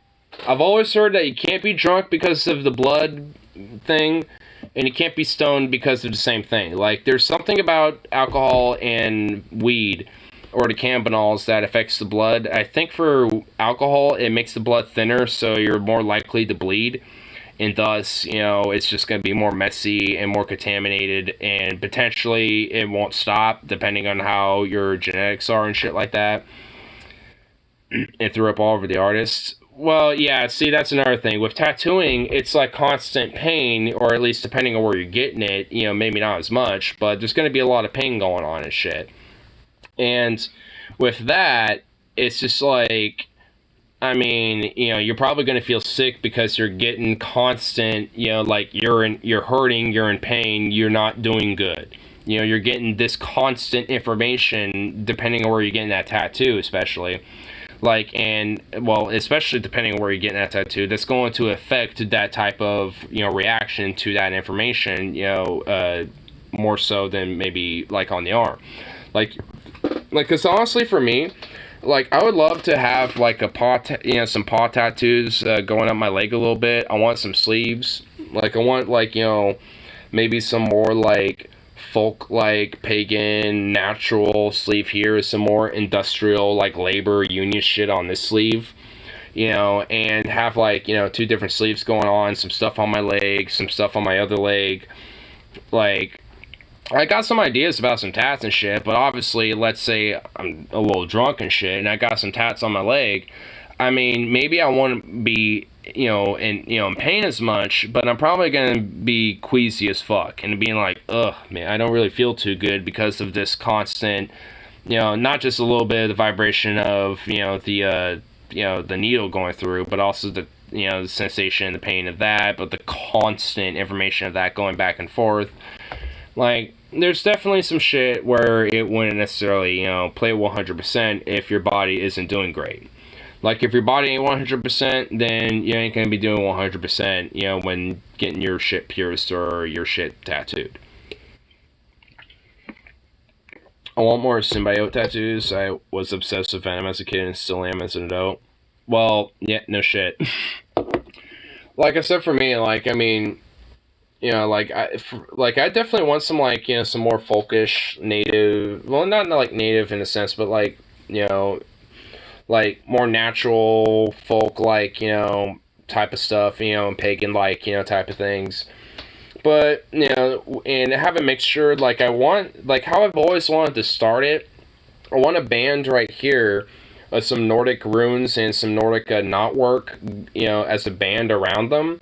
And I want, like, a, like Yggdrasil, or the Tree of Life, that, in, the Norse pagan mythology, to be, right here on the top. And then from down below, it's just different things, like vines, some different, runes, Celtic, Nordic, some Native American stuff, some, different flower, just different, like fucking, just natural, like, shit, in a sense, and more folk type of stuff. World Warrior stuff on this arm, yes. And then as it goes up, from here, at least all the way up to like right here, with Yggdrasil be kind of big centerpiece, having, maybe some like cosmic stuff up here on the top, maybe like, some planet orbital bodies, some star, some more cosmic stuff above. So, like, more earthly things here, and as it goes up, it gets a little bit more space, cosmic shit.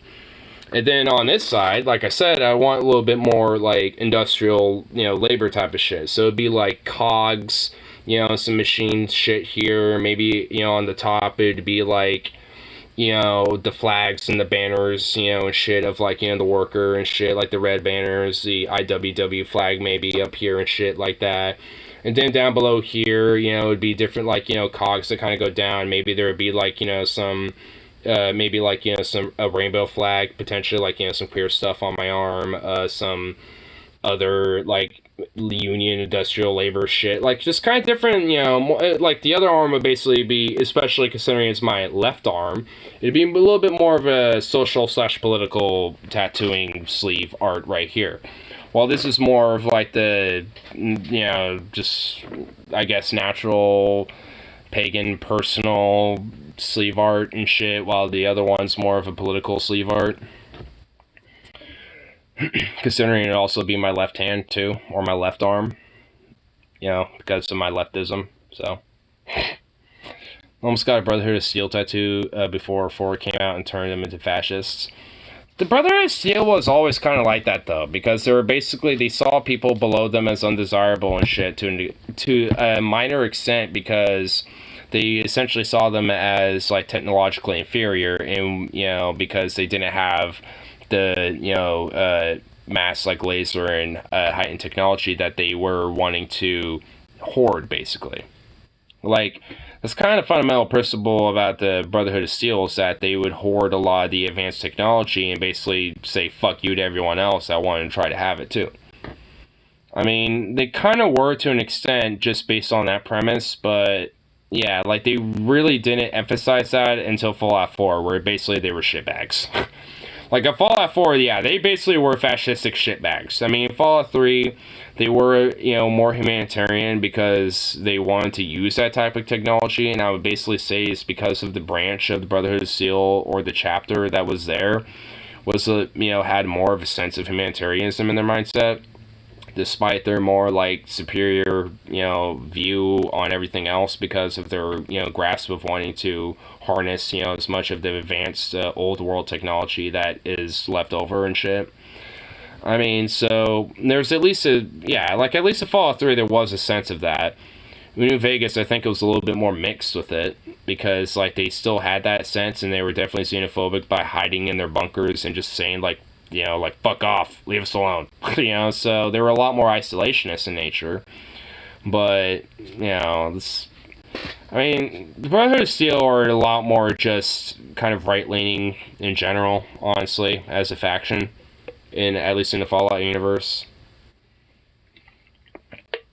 Like, I mean, the only thing I could say, at least for Fallout 3, is that the reason why is because they wanted to use that for the benefit of the region, and thus everybody underneath that region, unlike the Enclave.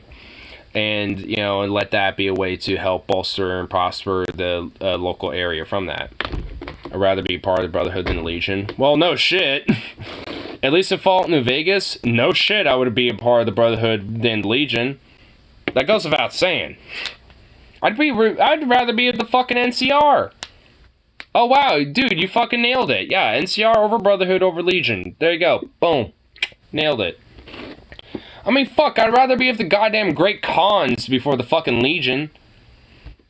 I mean, fuck, even the Fiends, because if I got, you know, hooked up with Driver Nephi's fucking gang, at least, you know, he's cool. Driver Nephi is, like, the only fucking cool Fiend. Like, the rest of the Fiends are literally psychopathic and insane, but Driver Nephi, I mean, he's just a sociopath. I mean, he's actually kind of cool. I like Driver Nephi. Get fucked. I love that, like, you know, when you're like, goodbye, and the only thing he says to you is, get fucked. And that's it. I honestly like Driver Nephi. He's honestly the only Fiend that's actually kind of cool. And kind of somewhat respectable.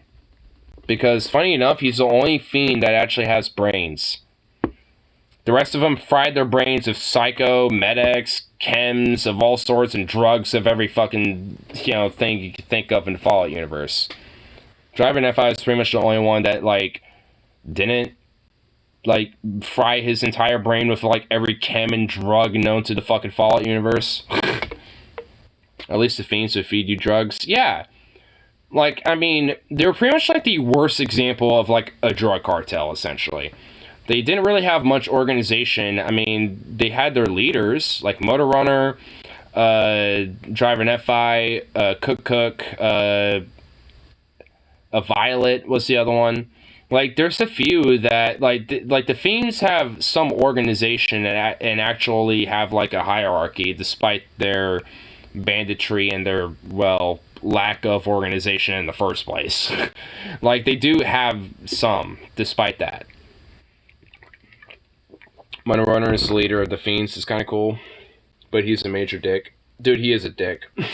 That's why I like Driver Nephi. Because Driver Nephi is kind of a piece of shit. But at least he's kind of a piece of shit that you kind of relate to in a weird way. And he's not, like, going to immediately want to murder you. Like, if anything, he wants to, like, you know, do a fucking racket on you first. Like, he's the kind of guy that would basically be like a mob boss. Like, he would come to you, fuck shit up a little bit. The next day, he will show up again and be like, hey, I noticed that your shit got fucked up. I can have my boys, you know, protect you. You know, like, Driver Nephi is like that guy, but just more blunt. Cook is just wants to ask for, yeah. Well, he's, yeah, basically. If you're a woman in Fallout New Vegas and Cook sees you, like, you better have, like, you better just have the fat man and just, like, and just nuke him. Just fucking, just nuke his ass. Like, Cook might be a good cook, but it doesn't justify that he's, like, an abhorred savage and should be literally obliterated. So, fuck him. I have no love for Cook. Sassy guy. But like I said, it doesn't justify that. But I'm gonna go to the bathroom real quick. Now I'll just be right back. Hey, baby. Bah, bah, bah. Bah, bah.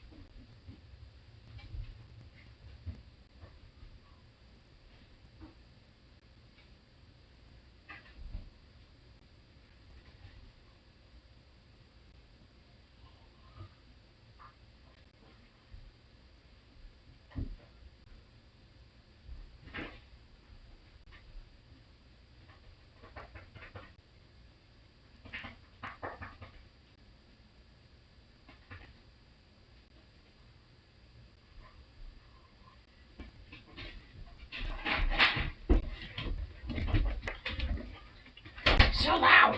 My God. Jeez, boy.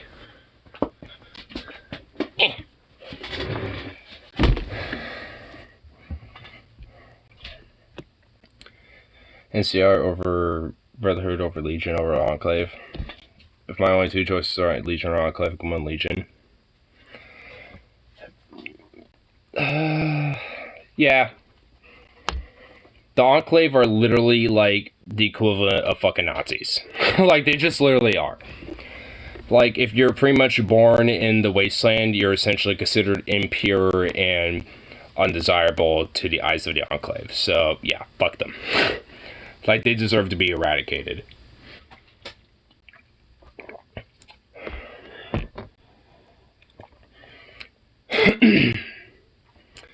What's honestly sad is that there's so many fucking weirdos that actually unironically LARP as the Enclave. Like, I'll go to, like, Fallout channels sometimes every now and then, and there will be unironically some weird fucking creeps that just LARP as them. It's like, I'm pretty sure you do know this, but you're basically LARPing as literal Nazis. Like, quite literally. Law Legion LARPs too. Well, I could kind of get that, because it's like, oh, Rome, the Roman Empire, but basically the post-apocalyptic world of Fallout. Yes. It's Rome 2 Electric Boogaloo. I can kind of get that a little bit, because there's a lot of people that are into, like, Rome history and shit like that. I'm not really as into it as much, but I mean, not every single human being that's into, like, Roman history and shit is a weird far-right fucking Nazi freak. So, I can at least give it a somewhat benefit of doubt. I mean, fuck, I did, like, a Legion playthrough in Fallout, like, multiple times. So, I mean, and honestly, like, talking with Caesar in fucking Fallout New Vegas is actually really fun. Like, because he actually has legit, in-depth, like, deep-ass fucking, you know, philosophical conversations with you. So, as much as I don't like Kaiser, like, I mean, having conversations with him in the game is actually pretty fun. And honestly, pretty thought-provoking in a lot of ways. Not many NCR stance, though. Yeah. Because they're basically seen as, like, the liberalized status quo version of, like, the old world and shit like that. Because, I mean, I guess in a sense they are.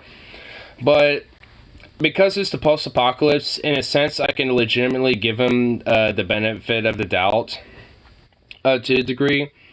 But, like, at the same time, it should also be the emphasis on, like, you know, the average NCR citizen to potentially be like, hey, if shit really is not working in your way, I mean, you could still fight back against the NCR, considering they are at war with the Legion, and also are kind of hyper-expanded, you know, especially considering their, you know, want for Vegas, or at least New Vegas and Hoover Dam. So it's just like, I mean, the people of the NCR and the citizens within the NCR legitimately could potentially, like, reform the NCR into something that could be better. Like, there's actually, like, a sense of optimism to be had of the NCR, unlike the Legion. Like, after Caesar is gone, the Legion's collapsed and dead. Like, it becomes the factionalized, you know, of different tribes of warlords and, you know, different legates and different, you know, generals within the Legion that essentially start their own fucking little factions and their own, like, little tribes, and basically try to, like, you know, compete for the fragments of whatever's left of Caesar's Legion. I mean, that's essentially what will happen once Caesar is gone, at least, you know, canonically, as the Fallout New Vegas lore stands, without the courier and your decisions to play in the game. So, you know, if you decide not to side of Caesar's Legion, it's inevitable that it will collapse, no matter what. And at least with the NCR, it's not inevitable that it will. There's actually a sense of optimism and a sense of hope that, even if flawed, it can be reformed and even challenged, even by its own citizens and its own populace, to potentially be better for the people within the wasteland. And they're actually at least legitimately trying to reestablish a sense of statehood and a sense of, like, democracy to a degree. Like, there's at least a sense with the NCR where they're at least, you know, maybe looking too much into the old world, especially with American democracy and considering the flaws of that democracy. But, you know, it's at least looking at I mean, despite that, it's like there's at least still a chance of it being able to change and adapt and evolve, you know, from that. Because the NCR, just like Caesar's Legion, is learning from the pre-war old world. And, you know, maybe for Caesar's Legion, they went fucking far, far back. But at least with the NCR, I mean, it can, you know, potentially be reformed in different ways, knowing that it's more looking back into a more recent old world. And to a certain degree, because of that, like, even with the lack of education, with the lack of, like, information and history of the old world, there's going to be books, you know, old computers, things like that, that at least, you know, add puzzle pieces, you know, to people in the wasteland, to eventually, you know, especially as, you know, information gets jotted down and, you know, gets written down and so on, or added to computers and so on and so forth, at least the ones that still function, they'll be able to, over time, especially by the point of the timeline of New Vegas, I mean, they will be able to have information archived and collected of the old world enough to be able to, you know, figure out at least enough to be like how to adapt from some of these, you know, elements of the culture, the society of the old world in Fallout. Like the Kings in Freeside. Basically, they never found out his name because of the archives and the, you know, the history and the artifacts that they did find were still damaged. But they basically are taking the, you know, basically the, you know, culture and the old rockabilly, you know, history of Elvis Presley. I'm the king, baby. King of rock and roll. Like the way they talk even. Like, I mean, there's so much about, you know, at least in the lore canonically, and especially when it comes to the Kings, they never been able to find out who his name is, but everything about that gang in Freeside essentially says of the old world that they're taking a lot of that rockabilly, anarchist, cynical, against the status quo, hyper countercultural aesthetic of rockabilly, of rock and roll, especially what Elvis and his music established. I mean, it's like that's just one element. I mean, the Great Khans is another example of a lot of biker culture and biker gangs on top of Mongols and the Mongolian Empire, and some of the philosophy and some of the spiritualism and religion that comes from Tengriism. I mean, there's which the Mongols that was their main religion, and I think still is to this day. And it's just like, so there's a lot of elements of the old world that cling on to a lot of these different groups, and they all obviously have evolved them and adapted them into different forms and into different ways. But that also shows that it still has an opportunity to continue to do so.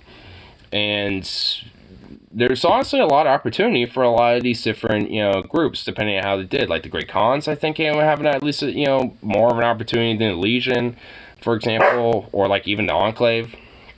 Like I think like Freeside, like of the Kings, like they're more of like, the typical social countercultural, like rockabilly against the whole puritanistic, traditionalism that was going on during the like 50s, 60s, 70s, and during those eras and shit, especially once the Satanic Panic, kicked up, but mainly during Elvis Presley's tenure and his, era of rock and roll. I mean, there's a lot of things about New Vegas, honestly, and it's still why I think it's my favorite Fallout game to this day. It's because there's so fucking much about it that, like, really, like, even without really noticing it, for the gameplay or maybe right off the bat, shows that they basically, that there's a lot of very strong, in-depth, like, philosophy, social themes, cultural themes and commentary on this stuff.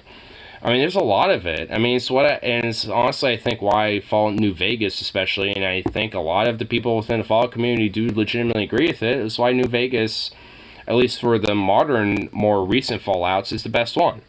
Like, obviously, you got Fallout 1 and 2, and they in themselves stand alone as their own, like, legacy great, properties, but at least for the modern ones from Fallout 3 onward, like, New Vegas is the one that stands on top, for most people, and I think rightfully so. Even, like, today, it's like there's new mods, there's, like, still a massive community around Fallout New Vegas. Like, I mean, Fallout New Vegas is just, to this day, still being, like, expanded by the community around it.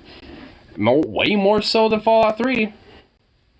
I mean, shit, there's people that are working on a project to basically have Fallout New Vegas and the graphics and within some of the mechanics and some of the gameplay of Fallout 4.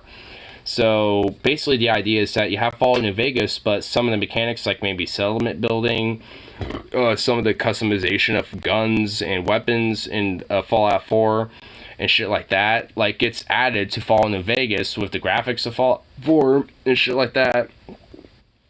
Which, honestly, especially for some of the customization, settlement building, crafting, and the graphics, oh, fucking hiccups, god damn it.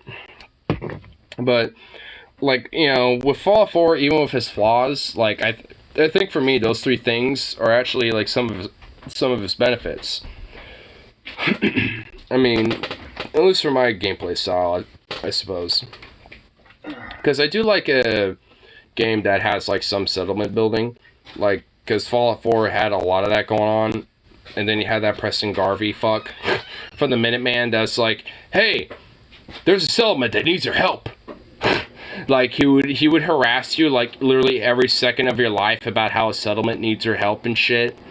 And all this bullshit. Like, I really do get some of the negative aspects of Fallout 4. In fact, I strongly agree with a lot of it.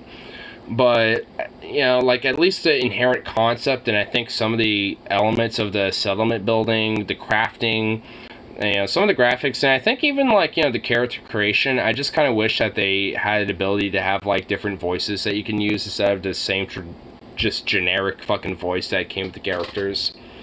Like, I do wish that there were certain elements, that, like, I think really fundamentally what I'm getting at is that Fallout 4 is basically a major missed opportunity. Because there's so many really cool things about it that, like, Fallout New Vegas, has so much to it that, like, there's... it's like, in a weird way, I feel like Fallout 4 should have, like, some of the positives that come with that game, and basically, you know, some of the positives that come with New Vegas, and that's what it should have been.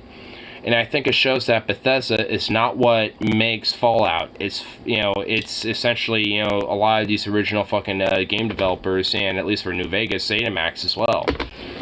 I think they were the ones who really understood what the fuck the franchise is about and did it justice.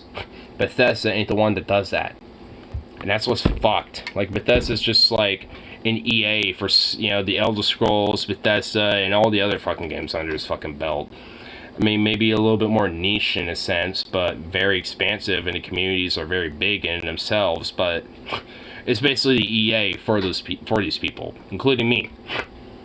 It's like we have an EA, but then we have another EA.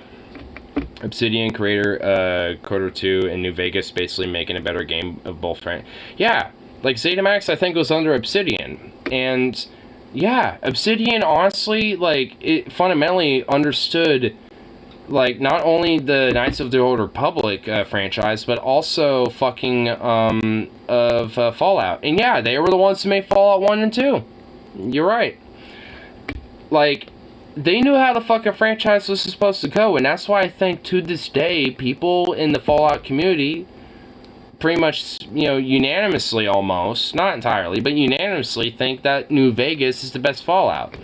Because it takes a lot of the advancements that Fallout 3 did, and a lot of the story development and the plot and, you know, the themes and commentary and all that shit and the motifs and everything that came with the first two Fallout games, and made New Vegas out of that. Like, they knew what the fuck they were doing. And honestly, I wish that Obsidian was the one that was the owner of the Fallout franchise, because I guarantee you they would have done Fallout 4 justice and Fallout 76. They would have done both of those justice. And honestly, we probably wouldn't have a Fallout 76. It probably would have been a different Fallout game. Shows people rebuilding after the war, where 3 and 4 don't really show that. Well, Fallout 3 kind of does, but it's just so depressing and nihilistic that it's just like, it kind of makes you think, what's the fucking point? Well, at least in Fallout New Vegas, weirdly, because of Mr. House, it, you know, like, there's at least a sense of, like, we could fucking rebuild. Honestly, in a weird way, Fallout 4 is like that too. I mean, in far less so, but there's more of the sense of, like, there are people, you know, like Diamond City, the Minutemen, the Railroad even. Like, I mean, as vague and as, like, empty as these factions are and the city is to an extent, which it really disappoints me.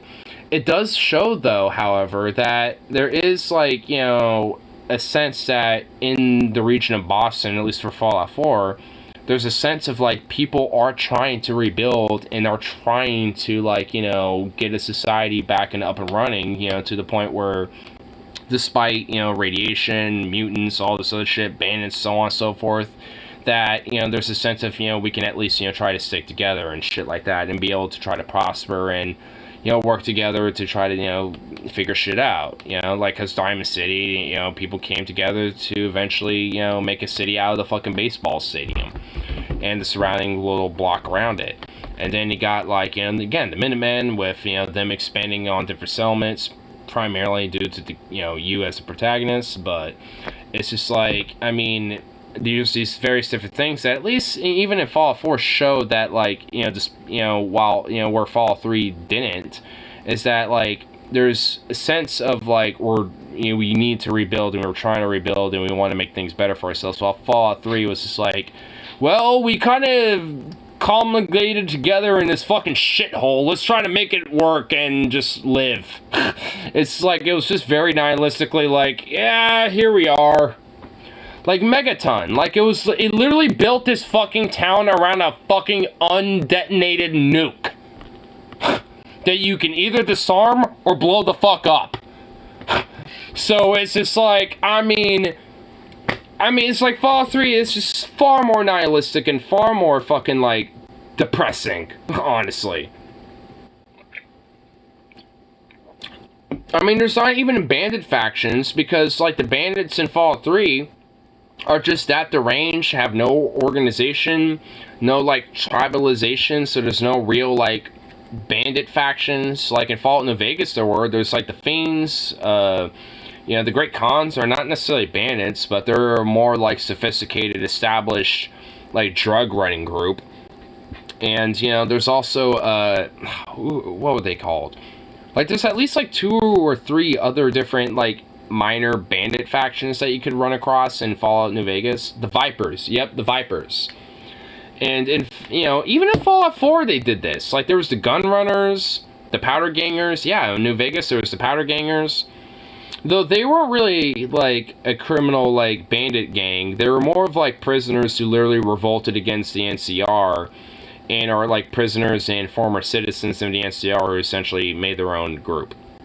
Which I guess is a bandit group, but they're not like traditional bandits. But that's what makes them, in a sense, more unique, within, proving my point, really. Like in Fallout 3, there's such depressing, like, chaotic, dystopian, just death and just hopelessness that, like, even bandits and people who raid and are raiders don't even necessarily feel like a incentivization to band together, because it's so, like, every man and woman for themselves, basically, and shit. It's like, while at least other areas around the, Fallout universe, at least as we know of and are aware of, have more of a sense of, like, an ability of optimism, hope, and adaptation and evolution to, adapt, against all odds, of the nuclear apocalypse. But I think it's just because Fallout 3 takes place in Washington, D.C., that's going to be one of the biggest fucking targets in a nuclear war, right? So, in a weird way, I mean, it makes sense. I don't know if it was purposeful, but it does make sense, though, for Fallout 3, I guess. Because it is the capital wasteland, after all, right? Watched a video a while back, and they said they had a theory of Fallout 3. It was meant to be early in the timeline, but they wanted it, but it was still there, so they added it forward to 100 years later. I mean, they should have done it like 100 years later or something. Like, when does the Brotherhood of Steel start after the Fallout universe and when the nukes fall in 2076? Because my assumption is they kind of started, at least obviously after the nukes fly, but I would assume probably somewhat shortly after that, because there were probably like military administrators, commanders, soldiers, officers, a few days before the nukes fall. Oh, before the nukes fall. So, okay, so honestly, if that's the case, then why didn't they just like let it not be 200 years later, but be shortly after the nukes fall? Like 150 years, 75 years, with a defecting U.S. captain declaring desertation. I honestly didn't know that about the Fallout universe. I know, honestly, funny enough, before the nukes fly, there was also a lot of workers, miners, and industrial workers that actually revolted against the CEOs and the factory owners. And there was actually strikes and a lot of skirmishes and actual battles that took place before the nukes dropped between miners and workers in the Fallout universe. Very similar to Blair Mountain and a lot of the more violent union strikes that happened during early American history in the late 1800s and early 1900s. Interesting thing to think about, too. I find that kind of interesting that if you delve deep into the Fallout lore, there's legitimately like cases of workers and miners, especially within unions in the Fallout universe, that kind of recognize that shit is fucked, and if we don't change our ways, that the nukes will fly and we're all dead, basically. Like, kind of understanding that shit and realizing how exploited and fucked they were. Basically just saying, like, they're gonna go to, like, their tree houses, because at this point, like, a lot of the rich CEOs, like, their, estates, some of them were basically out in the middle of the mountains or the woods of, like, this house that's literally, on top of, like, this platform and shit, that's, like, up on the tree line, so they essentially have a, quote, tree house and shit. Like, there's some, there's legit, like, stories canonical to the Fallout universe of, like, miners and, like, Appalachian Mountains of, targeting their CEOs of the mines and CEOs of different industries and shit, where they would target these places where a lot of them own these homes and shit. Like, it's within the Fallout universe too, and I guess coincidentally also within our own history. They didn't have like little treehouse platform shit, but they have their own things. You can extrapolate it. He gets nothing back from the high command because he was putting down so many other fires on what's one battalion going rogue. Yeah, honestly, yeah. If one battalion is going rogue versus like a fucking front line, and in China, in the Gobi Desert, no less. Funny enough. And, recently, at least in the Fallout universe, there's, like, the Battle of Anchorage in Alaska. Like, the U.S., like, leading up to the nukes flying was basically in a very pinnacle point of, like, if we don't win, we're basically going to collapse if the nukes don't fly, basically. Like, we will collapse as a state and as a superpower, and China will win. Like, I mean, honestly, like, everything kind of pointed to China being victorious, if the nukes didn't fly. And I don't remember who launched the nukes first, but if I remember correctly, I think it was strategical strikes that the U.S. did. I also forgot. China was losing. So China was starting to lose at this point. Because, I think the main reason is because their technology was not adapted to a lot of the different resources that, was necessary to keep the war going. Oil. Yep, that was a big thing, oil. And also, they did not have access to a lot of the technology that was needed to, use power armor, which also the U.S. at this time was very advanced in. That's where a lot of the power armor started coming into play. And they had their stealth suits, which were pretty easy and able to counter a lot of this power armor and a lot of these sentries troops and shit, and amongst other things like espionage. But they weren't exactly as very efficient as they would like them to be, obviously.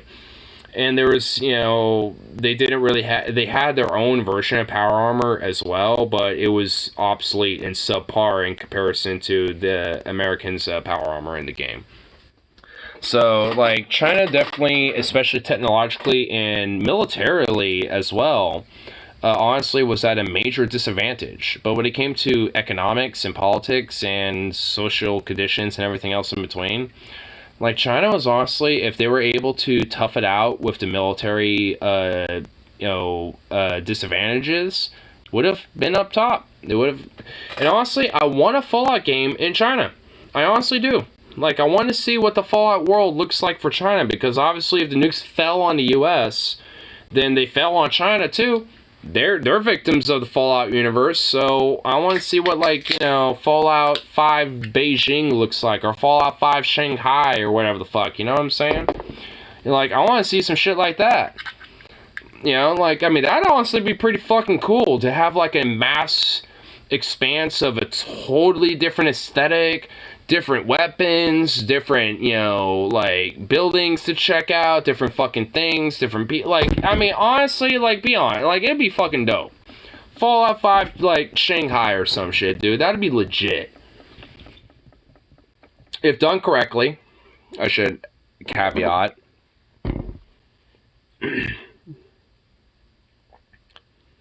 In Fallout 3, it's implied the Alien DLC, the Zeta fucking DLC or whatever, that the aliens caused the nukes to fly because they wanted to see what could happen, or what would happen. They're aliens. Like, if they're intergalactic and interstellar, like, it's kind of implied they probably already know this, so why would they want to experiment? Like, I guess just to literally see the actual outcome, so they have, like, I guess I could see that. Like, oh, well, we understand the hypotheses and the, outcomes of potentially of what would happen, but let's actually see this for ourselves, so we can, study this further, so we can enhance our data from what we know from, nuclear weapons, yes. I guess I could see that, but I mean, fuck them aliens, though, if that's the case. Like, hella fuck them aliens.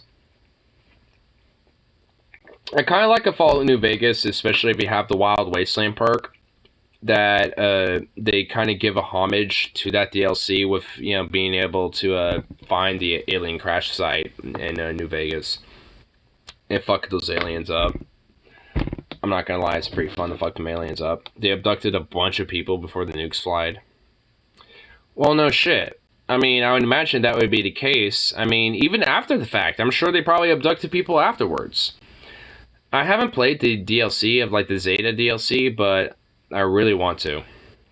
Because, I mean, I imagine it really adds a lot of different stuff to the lore, because, I mean, the aliens are obviously watching over the Earth and seeing what's happening and studying it, so thus they're obviously going to document and be able to have a lot of information and thus expand the lore of Fallout, as we know it now, and that'd be kind of cool to check out. I have Fallout 3 on my Xbox with all the DLCs. Nice. I have Fallout 3 on my Xbox One, but I don't have all the DLCs. I have a couple of them. I have New Vegas. I have the disc. And I have all but the Sierra Madre DLC. I have Lonesome Road, Overworld Blues, and Zion. Elders of Zion. I have those 3. I don't have the Sierra Madre DLC, though. I think there's one more besides that, but I could be wrong. I really need to get Sierra Madre DLC, though.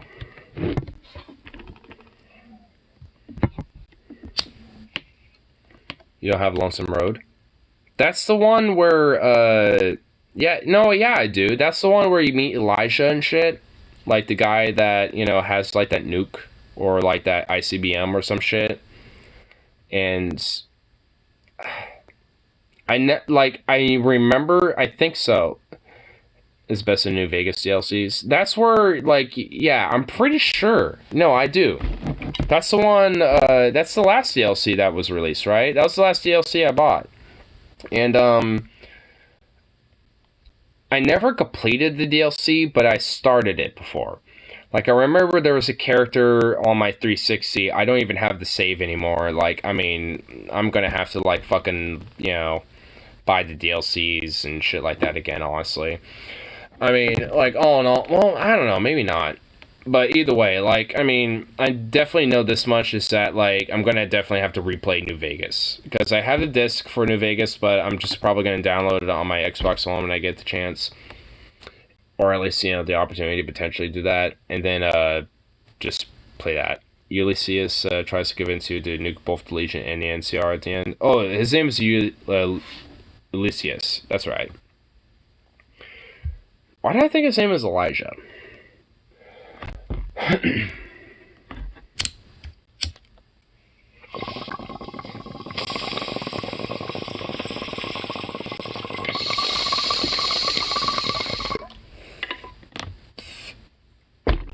Elijah is dead, but he's big bad. For Brotherhood Steel Elder. Oh yeah, that's why I was thinking of that name. But yeah, like, yeah, pretty much the only DLC that I don't have is the Sierra Madre where you're at the casino. Like, that's the only one I don't have. I have the Old World Blues, the Elders of Zion, and Lonesome Road. Those are the ones I have. I don't have the first DLC, basically. Which I really want to, because it has the fucking Browning Dead Money. Yeah, Dead Money. No, I call it Sierra Madre because that's the fucking name of the casino, and that's how I remember it as the most. So, I'm drunk as well, so shut up, forgive me. But, yeah, like, I mean, at least for Dead Money, that's, like I said, it's the only one I don't have, but I really want it because it has the Browning automatic rifle, the BAR, dude. You know how bad I really want a BAR? Like, I wouldn't even shoot it. I just have it as a display piece. Like, a BAR would be, oh, amazing. Again, it'd be a display piece. Because that motherfucker is, like, an 8mm, dude. Like, I think that motherfucker is a 30 cal. Like, a Browning automatic rifle is the fucking 30 caliber. It's like, you got, like, a boom, boom, boom, boom, boom, boom, boom. Less than dead money is to let go, and boy, it's hard to let go of a 35 gold bars worth of 10 caps a pop. But if you play cards right, you can take like 5 of them. Damn.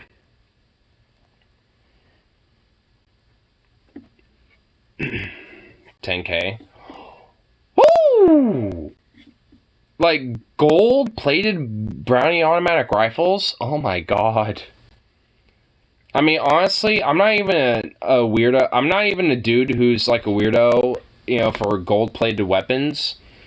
But at least when it comes to the fucking value and like the liquidative like value that comes with them, I mean, I can see why someone has one. I mean, yeah, I'd have a gold-plated fucking blinged out fucking, you know, gun if, you know, I can, you know, use that as like, you know, some sort of an investment piece or some shit. I mean, fuck, like, my Vishka, technically, for all given purposes, is. Same with my shotgun. I mean, they're technically assets that, you know, can increase in value over time. So, if for whatever reason I decide I want to sell them, I mean, concurrently, my Vishka is probably worth less than what I initially bought it for.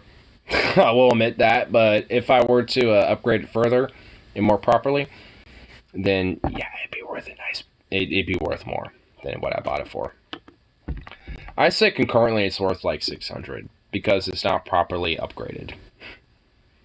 Of course, if you're playing on PC, then you could just turn on God mode and script Lesson of Dead Money by taking all 35 BARs. Oh, you can take... Oh, there's 35 of gold BARs? Holy shit. That's like 350k worth of caps. Oh my god, son. Dude, at my fucking presidential estate in the fucking Lucky 38, dude, I would like literally just have all of them displayed.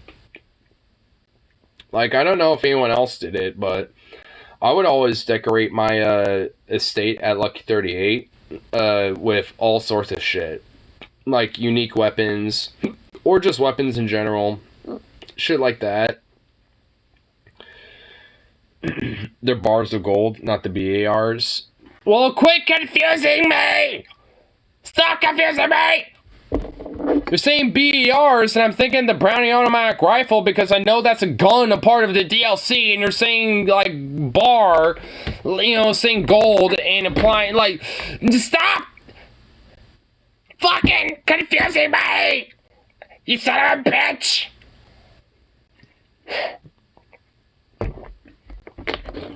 God! I have to give you shit a little bit every now and then, you know that. I'm sorry, bro. You're all good. I have to give you shit sometimes, dude. I mean, you give me some shit. You know, you gotta get a little shit back.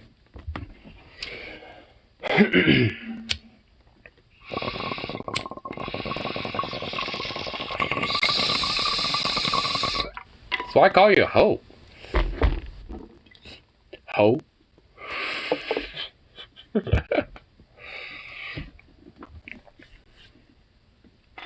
know what's funny is that technically we've been stun locked this entire time. Because I was gonna like watch some memes, but here we are. First time I saw the gold bars, I stripped naked and picked 7 of them. 35-pound of bar bitches. What the fuck? Oh my god. I mean, you can't technically strip naked in Fallout because you'd have your underwears. Or if you're a female, you'll also have a bra, too. So, you didn't strip naked in the game. So, checkmate, bitch. But here. We're now finally gonna watch a meme, though. We're watching a meme! Whatever it is, the easiest way. Well, look who decided to show back up. Yeah. I mean, that's pretty much how it's supposed to work, ain't it? My vacation ended yesterday, and I came back today. I mean, is that not how it's supposed to work? Because I could leave again. I can leave again. Okay, so your vacation didn't end yesterday, all right? Because you never had a vacation to begin with. Your vacation request was denied. So you just left. You just left work for pretty much a week I mean, you left a sticky note on your job box that said, "Good luck. Hope you fuckers figure it out without me." And we just didn't know where you went for a week. So, what the hell? What the hell? Oh, okay, I see what's going on. I see what's We're going a little on bit here. confused about how this whole vacation thing worked out. So, I get 32 days of vacation, and when I choose to take those days of vacation, I'm not requesting to take them. I'm notifying you that I am going to take my vacation days that you have given me. So that's how that worked out. Because even when I filled out the vacation paper, I marked out request and put notice. So it was a vacation notice, not a vacation request. So there's no way you could have denied it. So yeah, I'm glad we got that cleared up quick. God, yeah. Oh, nothing's been cleared up. Okay, listen, just because you get 32 vacation days doesn't mean you can take those 32 days whenever you want. Okay? You have to ask us if you Come again? can take those vacation days on the days that you want to take them. That's how it works. I'm gonna need to take 2 steps back real quick. So, what you're telling me is, even though I've been given vacation days, I can't take the vacation days unless y'all let me take them? What about sick days? Am I supposed to ask if I can be sick before I take a sick day?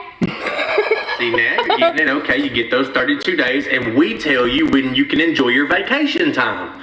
But see, sick days, you're right, they're completely different, okay? If you're sick, you don't have to come to work, and you get just as many sick days as you do vacation days. And you can use your vacation days as sick days if you're really sick. But you can't just go on a vacation whenever you want. You understanding it now? See, I think I'm understanding something, but I don't know if it's what you're trying to get me to understand. But this is what I'm gonna go with. Last week, that wasn't a vacation. I was deathly ill. Sick as I've been my whole life. I was so sick, I couldn't even call in and tell y'all I was sick. So don't worry about those write-ups from me not coming in. I'm using sick days for all of those. I saw pictures of you on the beach. My doctor recommended vitamin D, so I went and got some. My doctor recommended me some vitamin D, so I got some. Oh my god. I love this shit, dude. My god. I'm so glad I discovered this motherfucker, because this guy's hilarious, dude. This guy is fucking hilarious. I just say I was sick. Exactly. Oh, I was just definitely ill. I was so definitely ill. I saw on your Facebook page you were at the fucking beach. My doctor recommended me some vitamin D. What can I say? Here, hold on. This one's great. This one's fucking amazing. This is me in a nutshell. Come on down there. There you are. Hey, There you are. I want you to know right now, we got a problem on this little piece of paper right here. A problem? This late in the day? My man, the weekend is right around the corner and it's almost beer 30. What's wrong? Beer 30. The problem is with the raise I've been waiting a year for, okay? And it's a lot closer to a salt o'clock than it is beer 30 right now, okay? So you're going to need to fix this problem. It's more closer to a salt o'clock than it is to beer 30 right now, so we need to solve this problem right here.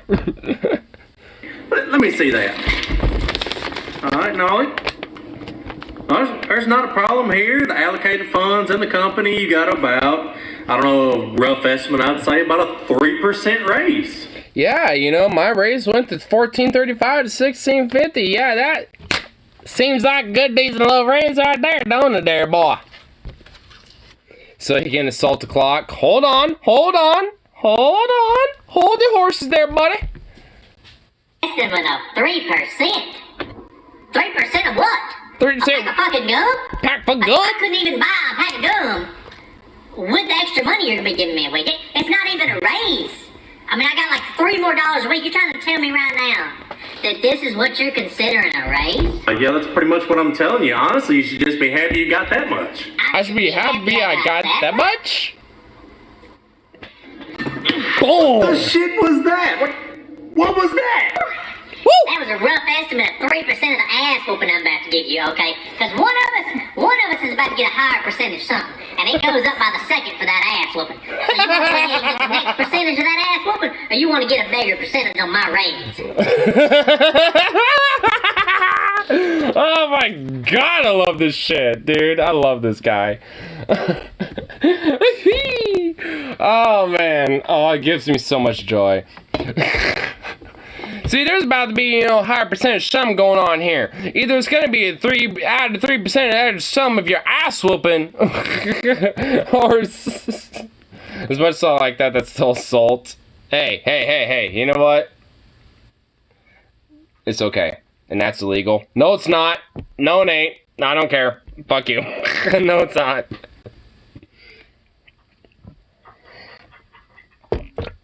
Ricky got the right idea. That's right, brother.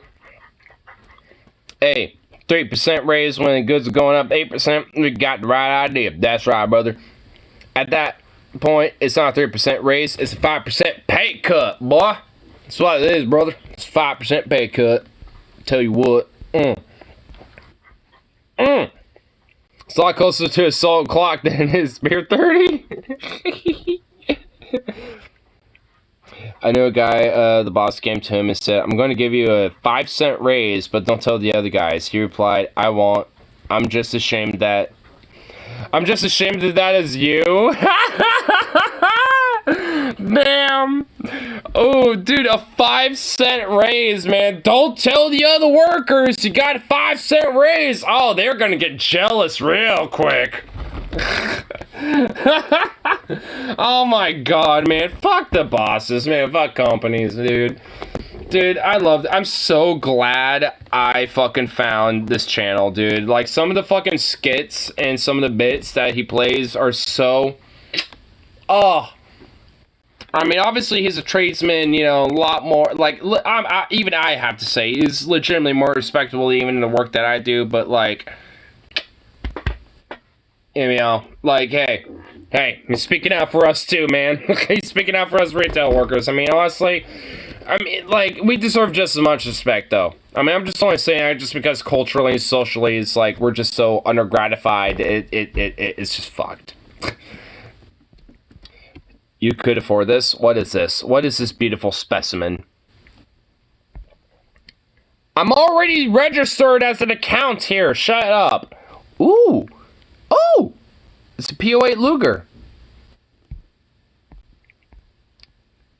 Rare 1938 World War II commemorative German Luger. Oh my god! Go away. Current bid, $616. I can afford this? Bitch, do you think I'm made of money? Like, yeah, maybe like 2 weeks ago I could. But, bullshit happened and right now, I can't. Starting bid was a penny. Like, yeah, maybe at the starting bid it was a damn penny. Maybe I would fucking be able to afford that bitch. And it ends in 12 days. Oh, yeah, I'm gonna be able to afford that within the end of 12 days. We looked at it a while back.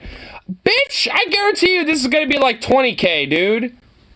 Dude, look at this motherfucker. This shit got gold on this bitch. Fucking, like, casing and everything. Dude, this bitch is gonna go for fucking 25K, 30K.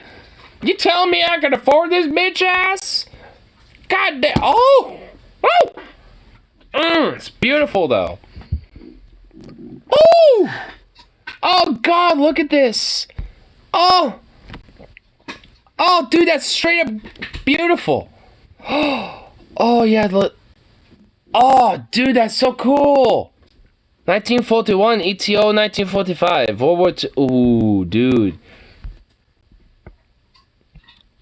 Oh, what's this? What's going on here? In honor of World War II victory.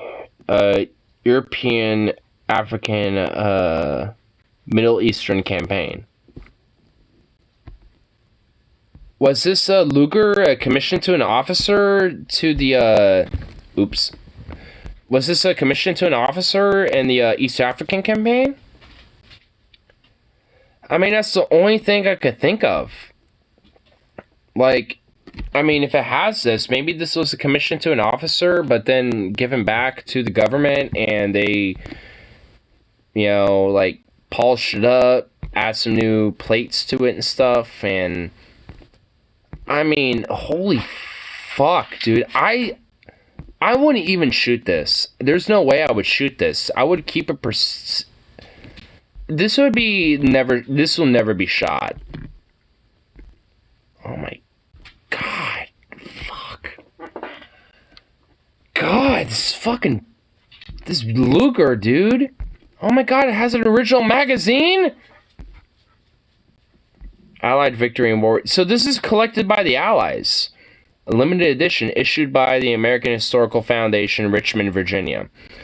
So this was a Luger P08 that was collected by the Americans, and they slightly changed it up and repolished it, engraved it. This is the original World War II Luger, probably given by an officer in the East African campaign, and once it was collected by the Americans, they reconfigured it and repolished it, add new grip plates and shit like that. Turning guns to cash. That's right, boy. God, dude, this Luger is... Oh, God. It's just as beautiful as that fucking Luger, that World War I Luger, that P08, that it was the naval submarine fucking Luger, like the naval submarine commander Luger. Like, that one was fucking beautiful, dude. And this one is at least just as beautiful. Like, I wouldn't necessarily say it's more beautiful. Like, I would think that the one that we saw, like, months back was more beautiful, personally, because of the engraving on it. Because it was more artistically, like, it had, like, more of an artistic refinement to it because of all the engravings on it. I mean, this one is, in its own right, in different ways, is just as beautiful. Like, God, dude, this is such a beautiful Luger, man. I want a fucking Luger. Like, I'm not even gonna fucking, kayfabe at all. Unironically, if I had a concealed carry permit, if it's not a revolver, I'm carrying a fucking P08 Luger. Unironically, I would conceal carry a fucking Luger. I'm not even kidding. I would unironically conceal carry this bitch. Or Colt 1911. Oh, yes! Yes! Dude, the 45, man. You want to know why the Colt 1911 exists? It's because of the fucking it's the 38 caliber Colt single action. I think it was the 1896 38 single action Colt. The main reason why they did that was because of the fucking Filipino War, the American-Filipino War. Because a lot of the fucking Spanish and a lot of Filipino soldiers that was going against American troops literally would not fucking stop attacking them or literally drop, no matter how many fucking shots they took at them with their fucking single-action Colts or anything. Like, it didn't really drop them. So, Colt, or I think at the time, it was actually Browning. Browning made the 1911, and at the time, there was the P08 Luger was one of them.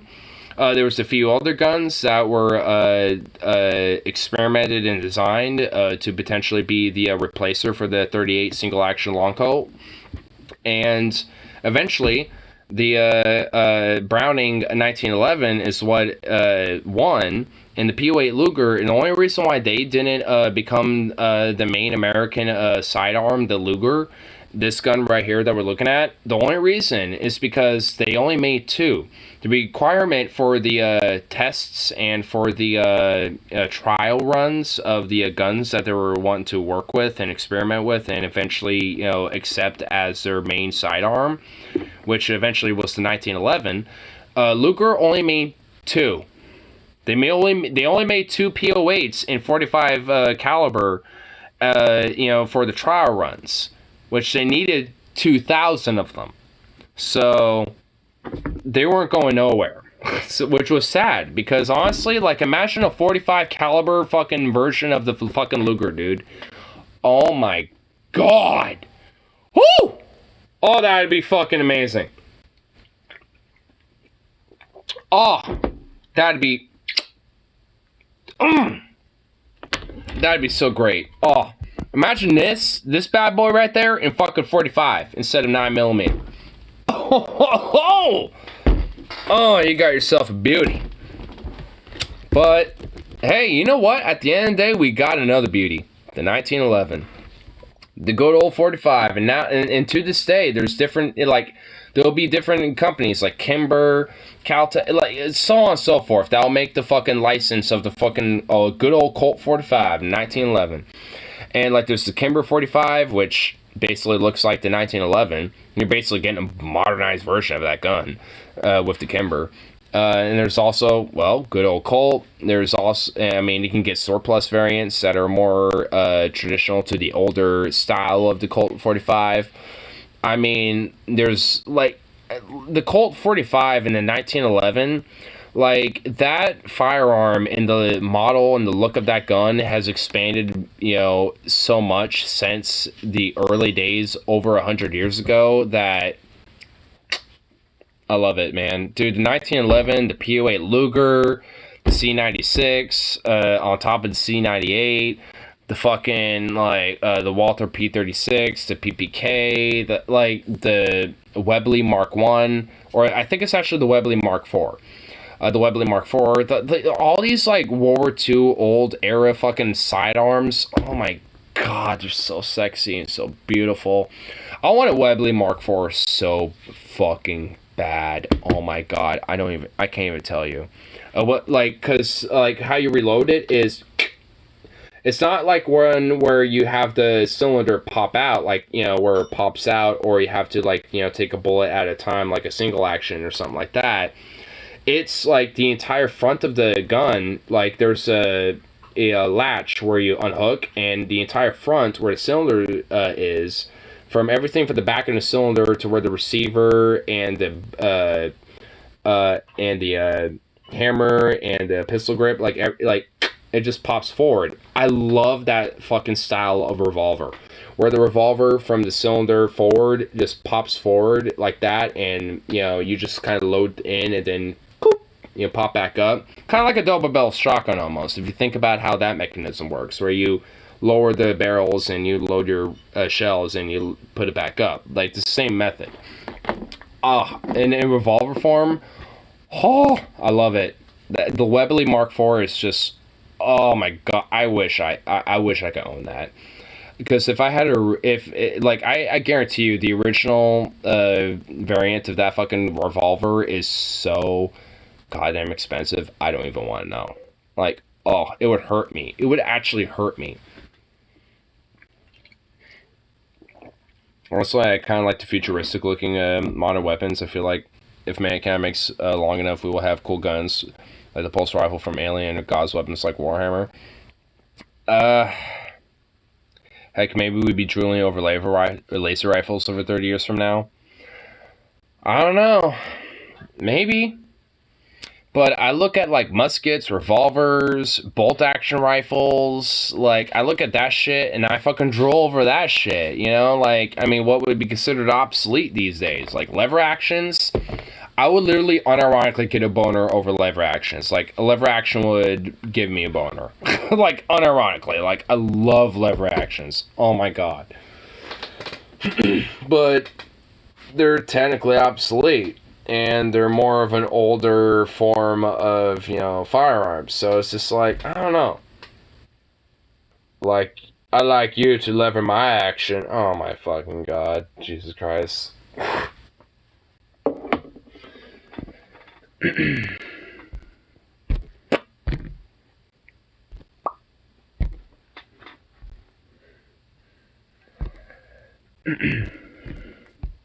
I gotta go to the bathroom real quick. I'll just be right back again. Oh god, I'm too drunk. Same here. Or what the fuck was that?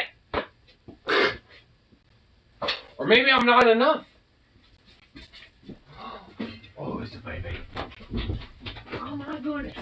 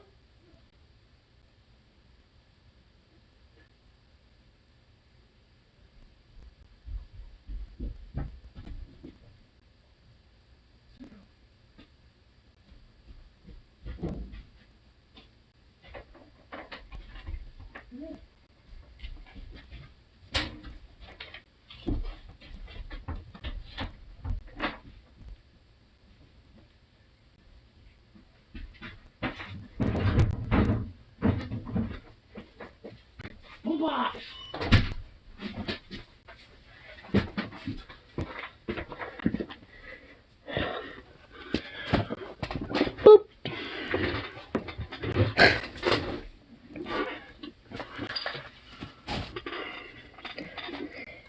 God damn, Zukov.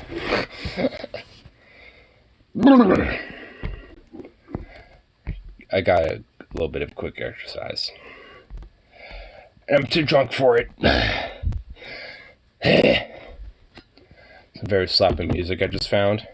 Hey.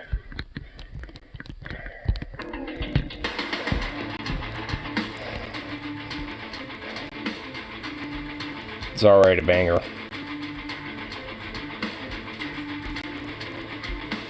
From the album Mind Shell. Cool album name. Hey, what the fuck? Get back here. There we go.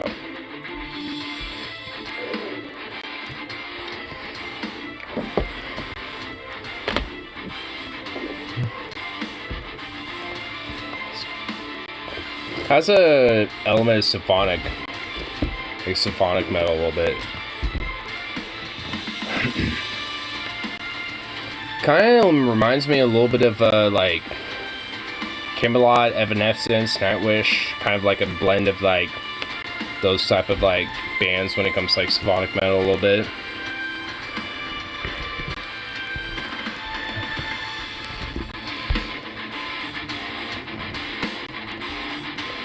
I also wish I could play Nightwish, honestly.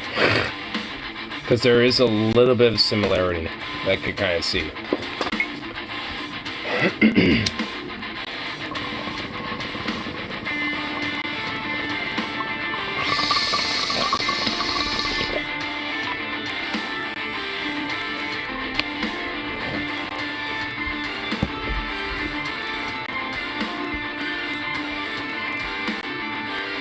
That is some stuff I feel like a game too.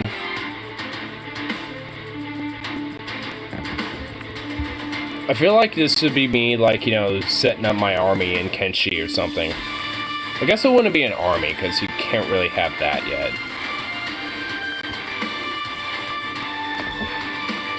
Like, this would be some shit, you know, like me, like, readying my people and fucking, like, you know, releasing, like, you know... Hey! What the fuck, YouTube? Fuck you. YouTube doesn't want me to listen to this.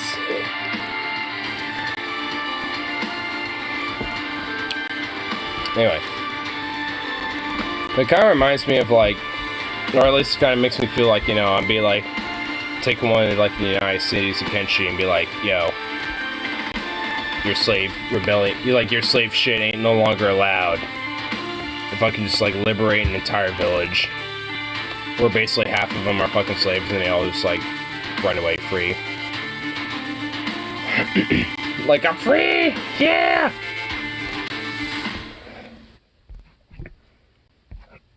There needs to be more of that. Why is this such a short song? Boo.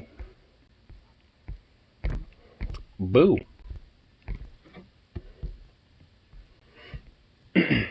Does make me want to, like, kind of play a little bit of, like, you know, some music that's similar to it, but if I do, then it's like, copyright is like, you know, hardcore a major worry at that point. Because I know Nightwish just like with Nuclear Blast Records, and they are fucking litigious as fuck about their fucking goddamn copyright, and it's retardedly stupid.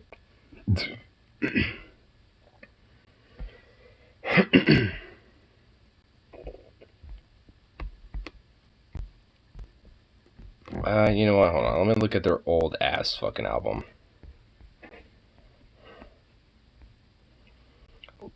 Generated by YouTube. Yeah. Who's the fucking... UMG. Fuck you. I hate UMG. Universal Music Group. Fuck you. Like, they're, like, I mean, they're litigious... litigious as fuck. I hate how music is so fucking copyrighted the way it is. Like, we should be able to just, like... Because the song, like... You know what? I can at least get away with a little bit. I mean, it's kind of quiet, so maybe if I at least talk over a little bit of it here, maybe I can get away with playing more of it with the intro.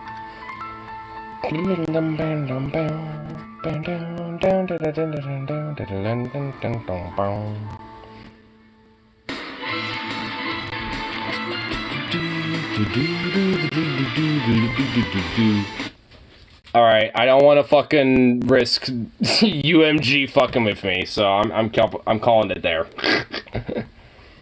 It's one of the instrumental songs from Nightwish from their second album, Oceanborn, honestly. Outside of Endless Forms Most Beautiful, I think this is probably one of my favorite albums by them. Endless Forms Most Beautiful is probably, I think, their best album, honestly. And this is probably their second. I mean, the album cover for Oceanborn is fucking amazing, honestly. It's really cool.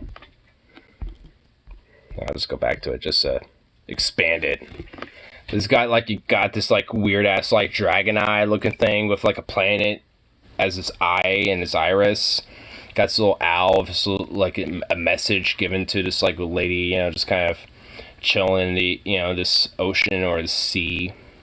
It got like these honestly, this album cover right here is fucking awesome. This is such a cool fucking looking album cover.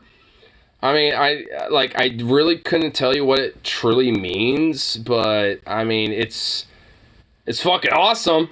Like, I know that much. I mean, like, honestly, I don't necessarily think I don't think there's supposed to be like an inherent meaning to the cover of it, but I mean, well, I guess I would say there is.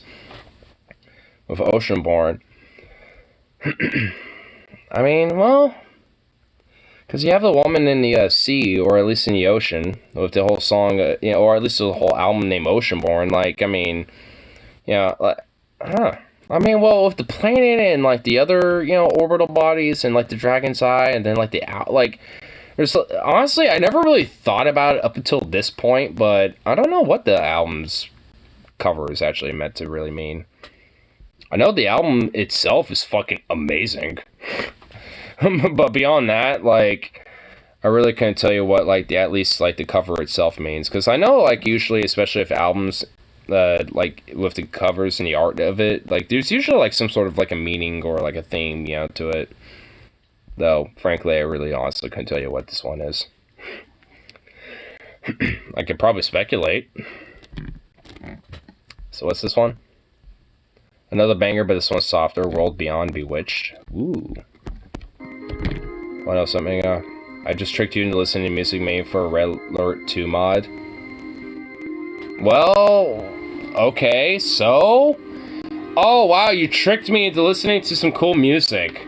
And I expanded that into other awesome music. Wow.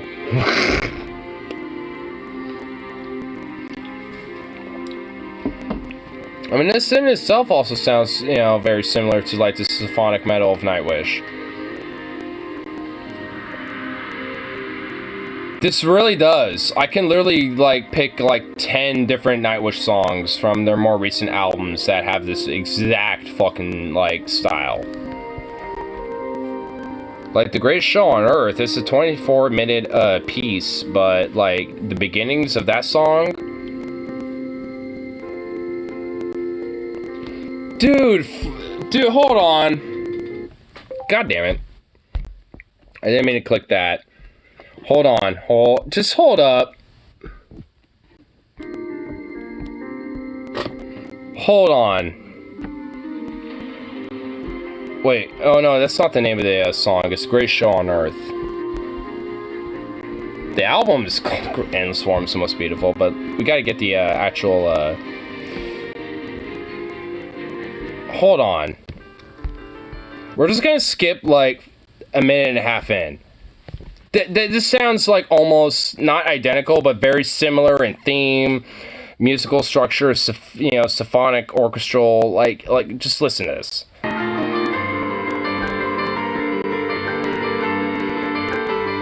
I mean, it almost sounds very kindred.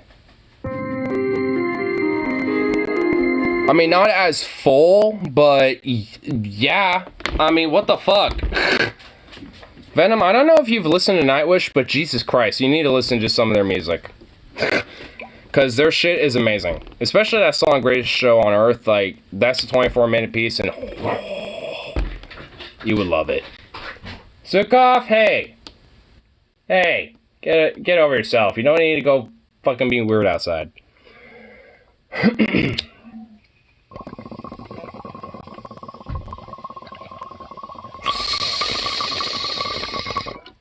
But yeah, I don't know if you've heard of Nightwish, but you would, like, honestly, for, like, their early stuff, their, like, with Tarja Truiden, with Annette Osland, with, Dark Passion Play and Imaginarium, and then with Flo Jansen with Endless Forms Most Beautiful, and then, Human Nature, with those albums.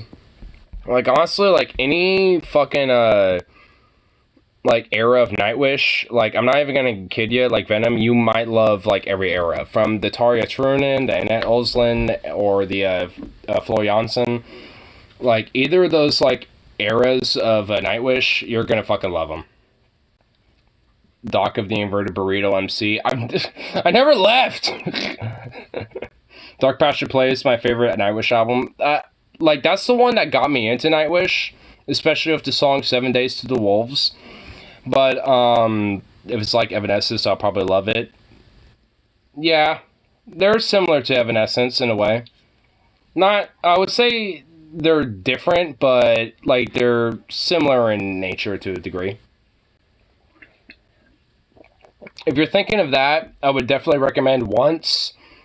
Definitely Dark Passion Play. Endless Forms Most Beautiful. Oceanborn. Nemo.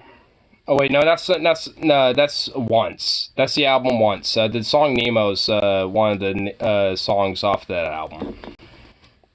But Once, Oceanborn, Endless Forms Most Beautiful, Dark Passion Play, Imaginary, fuck. I mean, I'm recommending basically every album by these motherfuckers. I mean, well, not really. Like, I honestly, I bet with Nightwish, I can name their discography from their first album to their concurrent one. You know what? I bet I could fucking do it. I'm not even gonna, you know what? Just to prove that I'm not gonna, like, cheat, here. I'll put my screen up. And then I'll Wikipedia it really quick after the fact to see if I'm correct. But let's see. Alright, so it goes first as Angels Falls First, Oceanborn, Century Child, alright, Angels Falls First, Oceanborn, Century Child, Wishmaster, Once, Dark Passion Play, Imaginarium, Endless Forms Most Beautiful. You missed a really famous one. Oh, fuck! Oh, no, I did. Oh, shit, no. Oh, you know what? Oh, no, you're right. Oh, no, I did. Oh, shit. All right. Angels Falls First, Oceanborn, Century Child.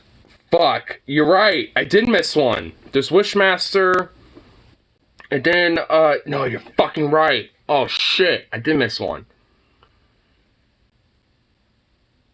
Oh, fuck! You kind of got me a little bit. Wishmaster was before Century Child. Oh, no. I'm drunk, so you know what? I will give you that. You are correcting me a little bit. I think you are correct. I think it goes Angels Falls First, Oceanborn, Century Child, Wishmaster. That's the one you missed. Well, I didn't miss it. I just didn't put it in order first. Okay, so you know what? No, okay, so yeah, I'm not missing one then. So it's Angels Falls First, Oceanborn. I didn't know shit. I don't know shit. Oh wait, no, so I was correct? Because I'm not looking at the Wikipedia. Like I said, I have my screen up to not cheat. I'm literally going based on my brain. See if I'm a super fan of Nightwish, basically. So, okay, you know what? I'm gonna restart. Fuck it. God damn it. Okay. Angels Falls First, Oceanborn, fucking Wishmaster, God damn it, now you're... I'm looking at the wiki. Well, stop cheating! I'm not cheating. I'm trying to guess here correctly. Stop trying to correct me, you fucking asshole. God damn it. Okay, so Angels Falls First, Oceanborn, Century Child, Wishmaster, Once, Dark Passion Play, Imaginarium, Endless Forms Most Beautiful, Human Nature 2. They have 9 albums. Those are the studio albums. You know what? Okay. Those are the studio albums. I'm fucking finalizing it. We're going through the Wikipedia discography, like you apparently are, trying to fucking confuse me here. Okay, so let's see here. All right, just because if I just look up Nightwish Wikipedia, like the discography will be there. So, oh my god, I can't believe it. Oh my god, so much stress for it. Just okay. Alright, yep, I know. Oh my god, just get me to the Wikipedia! Yes, thank you. Studio albums 9. I named 9, so I named all of them. Okay, I know this much. Okay, so here we are. Studio albums. Angels Falls First, correct. Oceanborn, correct. Wishmaster, correct. Century Child, correct. Once, correct. Dark Passion Play, correct. Imaginarium, correct. Endless Forms Most Beautiful, correct. Human Nature 2, yeah. Ow! Boom, bitch! Oh! Stefan, you tried to confuse me, but my first guesstimations are correct. Oh! That's right, boy. Call me a super fan. Oh! I can't even tell you when, like, the singers end and start. So this is the arc of Tarja Turunen. Angels Fall First, Oceanborn, all the way up until Once. And at Olsland is Dark Passion Play, and then Imaginarium, and then Flo Janssen is Endless Forms Most Beautiful, and Human Nature 2. Or Human 2 Nature. Depending on how you want to fucking, describe it. Whatever the fuck. Or how you want to title it. But, yeah. Essentially, the concept album that follows up Endless Forms Most Beautiful. You still marked the Wishmaster? How? What? At this point, I already looked at the wiki before my guesstimations, so now, again, I'm 4 beers deep, and I've smoked weed. So at this point, my brain is all you know what, I'm confident, I'm confident ego brain here, superfan shit. This is before Century. Yeah! I wonder how many I could get with Iron Maiden. Okay, you lost me there. I could not tell you, the Iron Maiden albums from beginning to the concurrent ones. I know their most recent one is, it's not The Book of Souls. That was their second most recent one. They just released another one. What was it called? Fuck me on the album names. Honestly, I can only name you some of them. There's Number of the Beast. I know that's the name of an album. There's The Book of Souls. They have a new album that, honestly, all the songs of that album kick ass, but I don't know the name of the album. I'm just gonna be honest with that. They also have, what's it called? It has the album cover has a tank on it.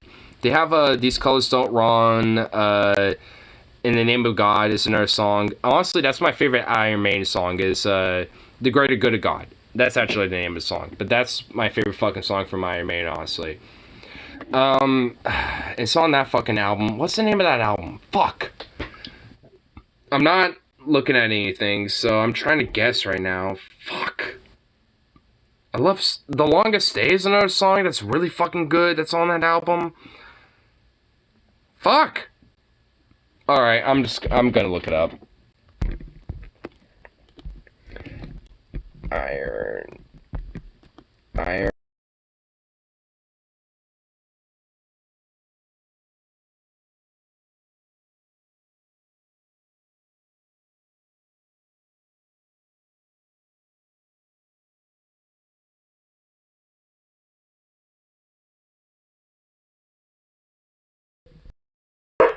Was I muted? Brave New World, Dance to Death. Okay, am I muted? Zukov is literally going off right now. Okay, so there's powers. Okay, well, I'm looking at the Wikipedia now. But there's Iron Maiden, Killers, The Number of the Beast, Peace of Mind, Power Slave, Somewhere in Times, Seventh Son of the Seventh Son, No Prayer for the Dying, Fear of the Dark, The X Factor, Virtual 9, Dance of Death, Ghost Brave New World, then Dance of Death. Oh, so this is the album name, A Matter of Life and Death. That was the one that I that was the one I was looking at. Okay. This is the one I was thinking of. This is the one of the fucking Tank album. This is actually, funny enough, I think one of my favorite albums. A Matter of Life and Death. This is what the album cover looks like.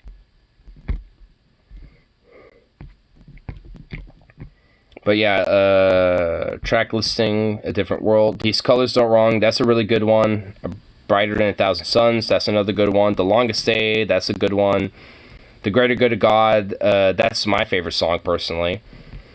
So there's a lot of really good songs off this album right here.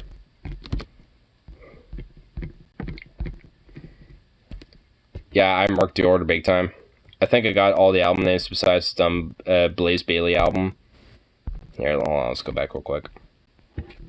Where was it? Okay, yeah, Dance to Death, Matter of Life and Death, Final Frontier, Oh, Senjutsu, that's a new album. Yeah, this album is really fucking kick-ass. I mean, dude, look at this fucking album cover. You got, like, fucking Eddie as a fucking goddamn samurai. And honestly, the songs are really awesome on this. And here's the alternative cover of the backing and physical version. A track listing. Senjutsu, Stratejo, The Writing on the Wall, Lost in a Lost World. That's a really good song. Days of Future Past, that's another good one. The Time Machine. Like, honestly, all these songs are pretty good. Disc 2, The Darkest Hour, Death of the Celts, The Parchment, Hell on Earth. Like, honestly, I mean, in their own ways, like, all of these songs in this album are pretty good. There's only maybe, I don't know, I think I would probably say, Days of Futures Past, like, that's probably the only song that's probably not really that's probably the one that lacks the most, but all these other ones, I mean, this entire album is pretty strong. Like, I'm just gonna say that right now. Like, this, Senjutsu, like, this newest album they did, like, this is a pretty solid album. Like, Iron Maiden might be considered, like, beer metal these days or whatever the fuck, but you know what? I don't even care. Like, these guys, like, Iron Maiden still fucking kicks ass. They're old as shit, but they're still fucking rocking it. I mean, you still gotta give respect to Iron Maiden, you know what I mean? Like, they're still kicking it. I mean, like, honestly, seeing them live twice and eventually a third time here pretty soon, I mean, like, the fact that they're, like, able to be as dexterous, as nimble, and as, like, you know, like, I mean, as much of, like, you know, it's a stage performance that they have, it's like, whew, damn, I mean, for old geezers, they're still fucking rocking it.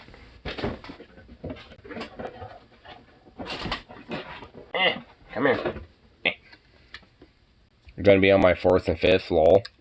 You son of a bitch. I mean, hey, I'm going on my 3rd here, but hey, you know, at least Iron Maiden didn't sell like Metallica. Not in the same way, I would say. I mean, they have, like, their own franchise and basically, you know, their own, like, video game and things like that and shit. Like, they have their, like, Iron Maiden, to an extent, is a brand at this point. Like, I will say that. But they didn't sell out like Metallica did.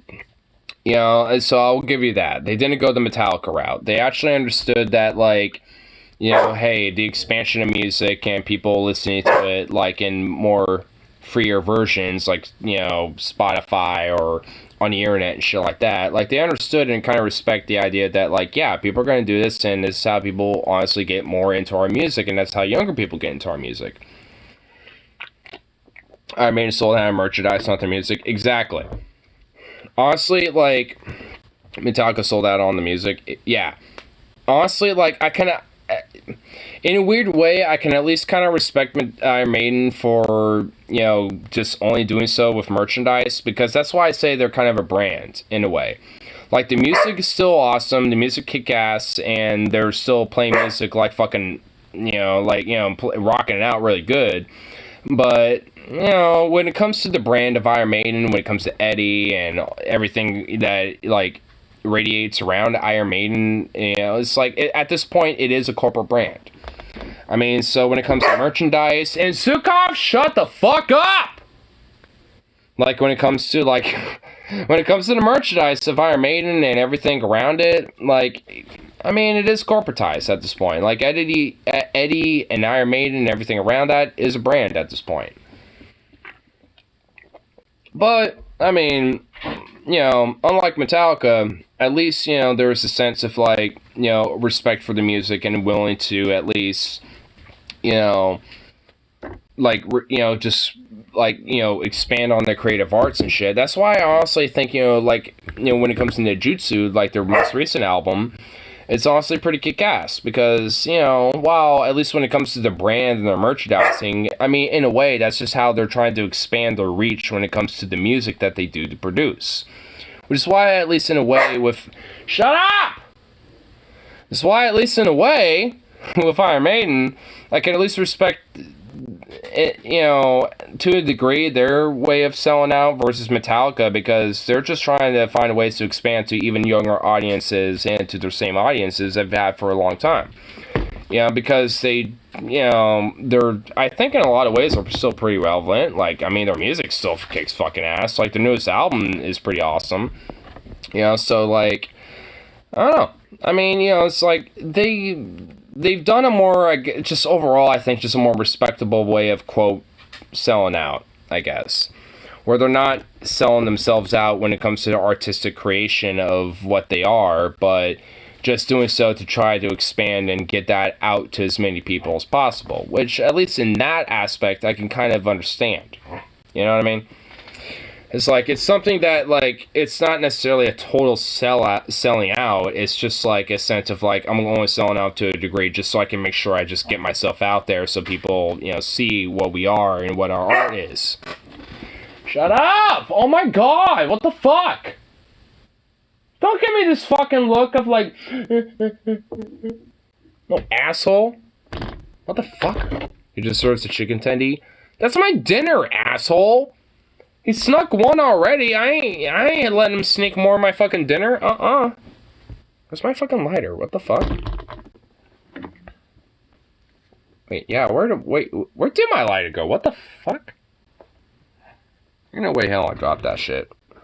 Oh my god, what the fuck? I'm not missing a lighter.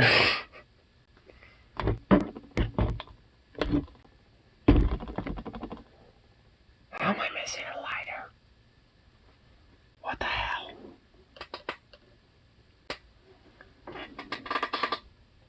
What? What? How am I missing a light? What the fuck? Did you take a lighter? No? I'm actually, unironically, like, wondering how in the... What the fuck?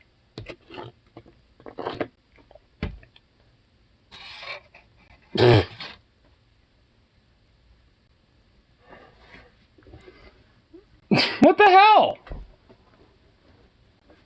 I mean, shit, I know I'm, like, inebriated here, but, like, goddamn. Okay, well, whatever. I guess let's play. How in the fuck? Yeah, what the hell? Okay, whatever. That's why I keep, like, 5 extra lighters in the tin next to my bed. Oh, well, look at you. I have one in my room, but do I really want to, like, get up to do that? Like, what the fuck? Okay, like, how in the fuck did I lose a lighter? Like, seriously. I still have 4. Yeah, because I guess I also lost one, apparently. I'm actually literally, like, taking a quick little, like... What the hell? This is, like, some bullshit. I swear to God, if it's like just out in the open and I just don't realize, or if it's like somewhere more accessible. I'm like checking my fucking Twitter, dude. What the hell? Where'd it go? Though he gets upset when I steal his... If I don't have a lighter, I can use stepdads to grow a lighter as a spare. Though he gets upset when I steal his lighters. Well, he's gonna have to just fucking get over it now, is he? Alright. Alright, this is low-key some bullshit, though. I'm not gonna lie. Like, how in the fuck do I lose a lighter, man? Like, what the actual fuck?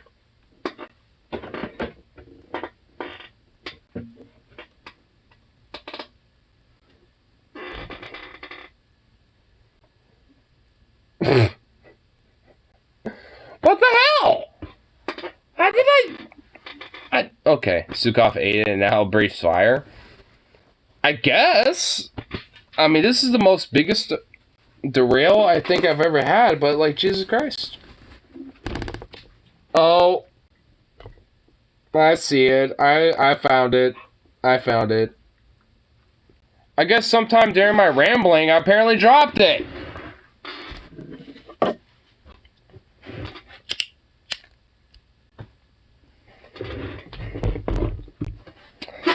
Sometime during my fucking maiden spiel, it fell down there, I guess. Wow, it took me, oh my god. Well, yeah, that's apparently a thing that happened. Seeing condolence, Logan dunked his lighter into Clackamas multiple times. Well, I mean, at least I found mine. How do you cook a steak? Well done. Anything less savagery. You're a fucking animal. You're a savage. Like, it needs to be medium rare, dude. Well done, you just burnt your steak, you fucking freak. You just burnt it and made it like a charred fucking disgusting... Just nonsensical bullshit. Like, Just medium for me. I mean, medium to medium rare. That's why I love it. So, I'm pretty much in the same ballpark for you. Though, if they make it rare, I'm okay with that, though. Season it good. Make it, medium to medium rare. Oh. Well done, I hate taste. You're a fucking freak! You don't love the pink and the juice and the blood and all the flavor and the... deliciousness?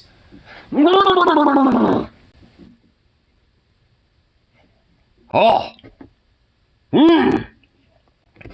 I'm gonna have to make a fine steak for you, boy. I'm definitely not okay with rare steak. I said medium rare, not rare. Difference.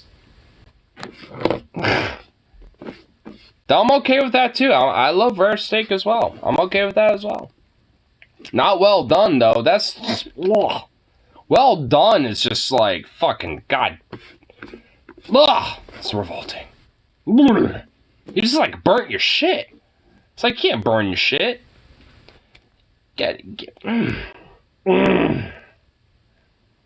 I'm like getting triggered like 8 ways till Sunday right now, just on the sheer virtuous steak. I feel like I'm literally a bourgeois, like, fucking goddamn Jeff Bezos of fucking... steak right now.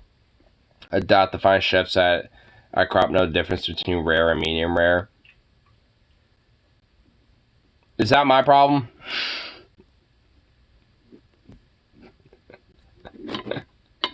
Anything less than I can still hear it moo. You want it dead and brown? This gross. You need some of the pink, dude. It's, oh my god, I unironically can't believe you actually don't understand, like, a proper, oh my god. Dude, my mom is the same way, and I literally I'm unironically the same way about her. I literally freak the fuck out and, like, have a, like, not literally a meltdown, but, like, my brain melts. Pink is for the great vaginas, but not for steaks. Pink is for the vagina and the steak. Oh! Oh my god. Oh my god. It's for both. Copeno los dos. Copeno los dos. Oh! Oh, Dios mío, cabrón. Oh! Sea la madre esa que cascaste de. Ah! Oh! Oh! Oh, Dios mío. Two of the pink ones. What the fuck, man? Oh shit, if Venom ever makes it over here, we need to make him a fine dining at a crop. Oh, yes! Yes! Have I ever been there myself? I need to, like, guarantee this. Like, I need to go there if I haven't been there, and if I have, I need to go there again to guarantee it. What's a crop? Acropolis. You know what? I just realized that if that's what it is, I've never been there yet. It's a strip club / steakhouse. I'm not fucking shitting you. Steakhouse and a strip club all in one. It's a restaurant and a strip club. So you can look at some bitches and also have some fine, dank-ass steak at the same time. The most infamous strip club in Portland other than Dante's. Yep. And funny enough, that's near me. Titties and steak, you say? You want another reason to come to Portland, Oregon? Come here, baby. Come on, boy. Dude, we got Acropolis, titties, and steak, man. That's literally around... That's not... Okay, not literally. But it's the figurative around the corner for me. Like, it's not that hard to get there from where I'm at. Actually, it's very fucking easy. It's a bike ride away. Let's just put it that way. And, from my understanding, their steak is phenomenal. I've never been there. I just know it's fucking phenomenal when it comes to the food. That much I know. Yeah, but Venom wants to touch titties, though, and that's a no-no in clubs. Well, I can't tell you about the women of Acropolis. I could just tell you that the steak is phenomenal. I mean, honestly, every time I've had people tell me about Acropolis, they literally care more about the food more so than the women. So, I don't think that's saying something about the women. I think it's saying something about the food. That's just me. But I've never been there, so I can't tell you. At least, you know, outside of other people's experiences. And honestly, I feel ashamed that I haven't been to there yet. Because even though it's a strip club and I don't really care about that shit, like... knowing that it's like a steakhouse and actually legit, like, fucking good when it comes to the food, I don't know why I haven't been there yet. When women deserve attention. True, but they don't deserve sexist attention. Oh, see? I mean, unfortunately, when it comes to strip clubs and the sex industry and, you know, the more promiscuous industries of, you know, America... they do unironically be pretty toxically masculine, sexist, and pretty misogynistic. I mean, that's why, like, North Hollywood strippers are trying to fucking unionize with Strippers United. Which, honestly, I don't know if there's any updates on that or not, but I hope they've had some major successes. Because sex work is work, as far as I'm concerned. And hiccups need to go fuck off. And, yeah. Strippers and sex workers abroad should definitely be unionized just like any other fucking worker. So, yeah, I definitely approve of that. Before I came up in need, a lot on board cash and a bag of fits, both the Xbox PS4. If I go away, I'm carrying them. Well, yeah. I mean, honestly, like, if you go to, like, a basic, you know, like, I don't know, like, the equivalent of, like, a strip mall, like a JCPenney or, like, a fucking Target or something, you could probably find, like, a suitcase set that actually could probably, you know, fit a lot of things that you need and shit like that. You know, on top of, like, something that would basically be, like, you know, a carry-on, but also, like, you know, something that would be on the cargo and something that you have on your person, you know, so, I don't know, there's like things out there that, you know, can accommodate for shit like that. Because I'll fight Nimba from my Xbox PS4. All I have right now is my backpack. Yeah. Well, I mean, even if you must, like, I mean, Amazon even probably has, like, a little, like, you know, luggage sets, that you can find, like a big bag that, like a carry-on can fit in, but also like a equivalent of like a backpack, that, can fit in that as well. So. Zukov, do you mind? Can you stop being a rebellious little shitbag? Shut up.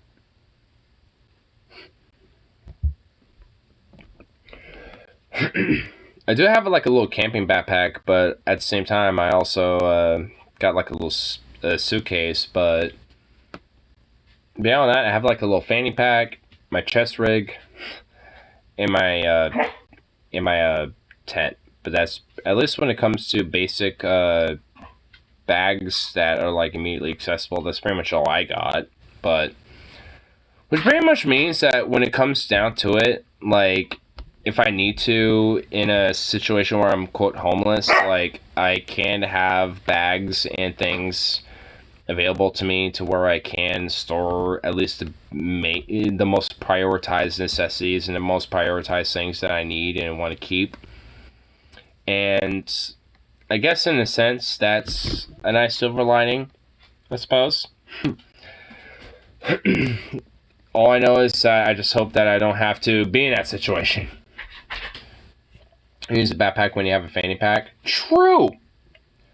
Honestly, I'm still trying to save up. Just takes longer than I thought. Maybe a couple years to save. A couple years? Okay. As far as I'm concerned, it's not gonna be a goddamn couple years. Okay, bruh.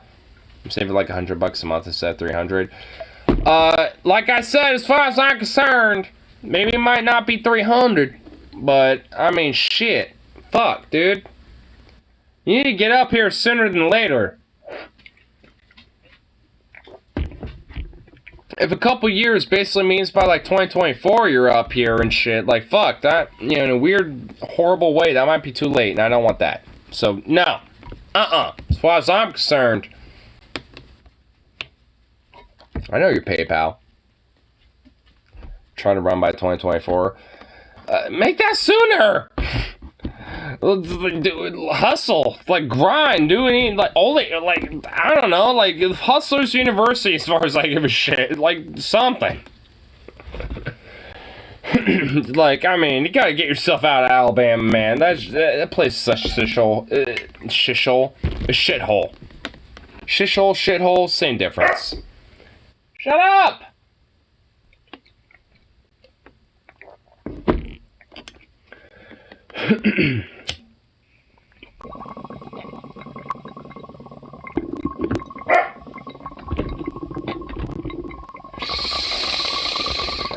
Do you mind?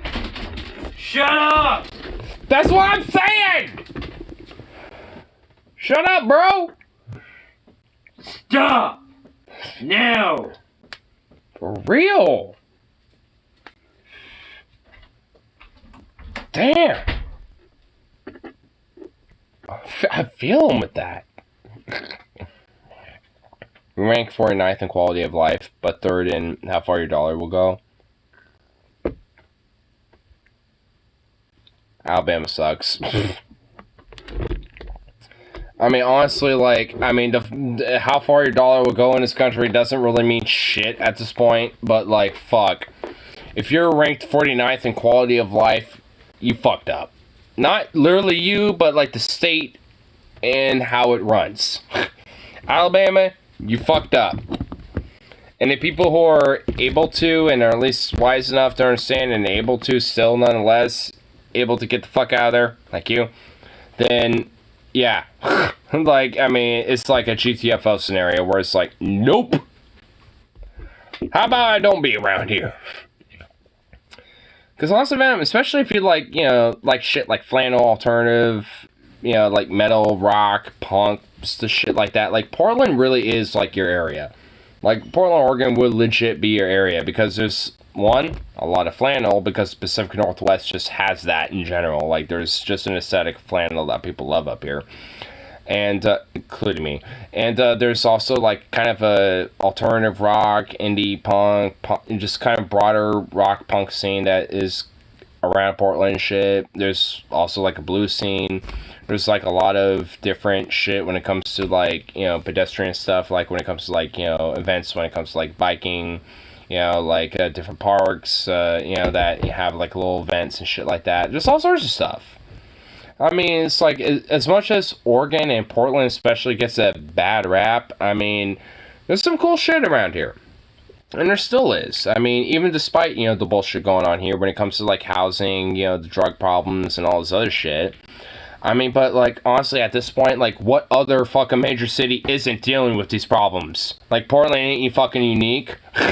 It's just, like, I mean, so it's, like, I mean, like, yeah, maybe there's certain elements about, like, how Portland is, you know, unique to it in itself, especially how its governance is, but, like, honestly, the overall roots of the problems, like, you know, criminality, you know, homelessness, drug problems when it comes to opioids and shit like that, really, honestly, ain't much different than, like, you know, Chicago, Detroit, New York, San Francisco, any other fucking major city you can fucking think of.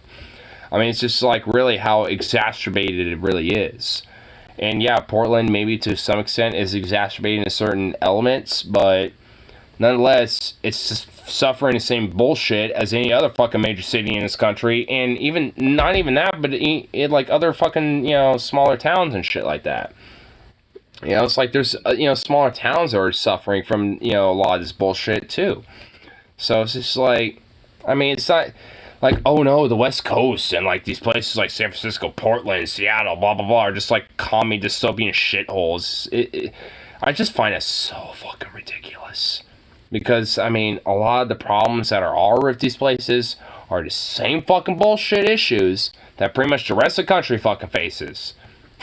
It's just that it has, quote, democratic and, like, more liberal administrations and city councils running it. It's like, and does that really truly say more of the root core of the problem of the entire country, more so than, like, these weird Democrat versus, like, Republican divide bullshit? Oregon has no sales tax, so you can save there. Yeah, true. I really want to protest like you. The stuff I've been to has been real small compared to... Yeah, I mean, honestly, I understand why you feel about that, because there's been times where I've been to, like, rallies or events and shit like that where it hasn't been as, like, radical, but at the same time, I've been to plenty to have. And it, in a way, like...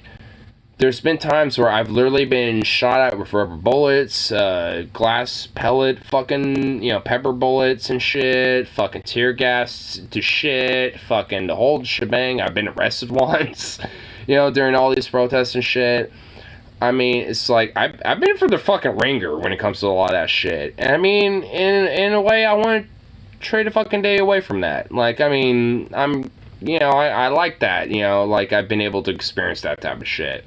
In a weird way, I guess, because, like, I mean, you know, knowing that I was able to just, like, you know, storm myself out, you know, despite whatever bullshit was going on with my life during that time, you know, to just go out there and fucking face that brunt of bullshit, of brutality from the cops, from our government, from Proud Boy fascist motherfuckers, from vigilante motherfuckers and shit from the far right, and so on, from people who are, you know, like, so illogistically, chaotically, you know, disenfranchised from the bullshit, where they literally will take their fucking, anger on, you know, people from within. Like, I've literally been, like, you know, punched at, fucking, you know, smacked at and shit from people from within these protests and shit because of how chaotically insane shit gets at times. Like, I mean, I've been for the fucking ringer if it comes to that shit. Straight up. And it's just like, I want to trade a fucking day away from that. Like, honestly, like, I mean, I'm glad I experienced a lot of this type of shit because, I mean, it shows, like, you know, for me, it's like, if I can go for that type of shit in a certain way, I definitely can go for kind of, you know, fucking anything. Like, in a lot of ways. Worst I've had is guns pulled on me. I've never had, like, live ammo guns and shit pulled on me. Like, I will say that, so I guess you have that over me. But, I mean, still. It's just like, well, I don't know, maybe. I mean, given these protests I've been to and shit in the past, back in like 2020, I mean, maybe there was. Like, maybe some of these fucking cops that, you know, was fucking, you know, like seen on the fucking riot police line and shit, maybe some of them had their Glocks out and ready to go. And maybe some of the fucking vigilantes I've seen, you know, maybe literally had guns ready to go and shit. I don't know.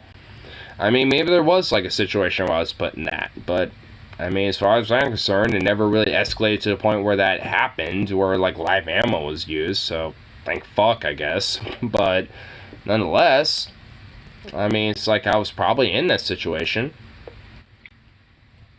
And honestly, I know I was, at least one or two different times.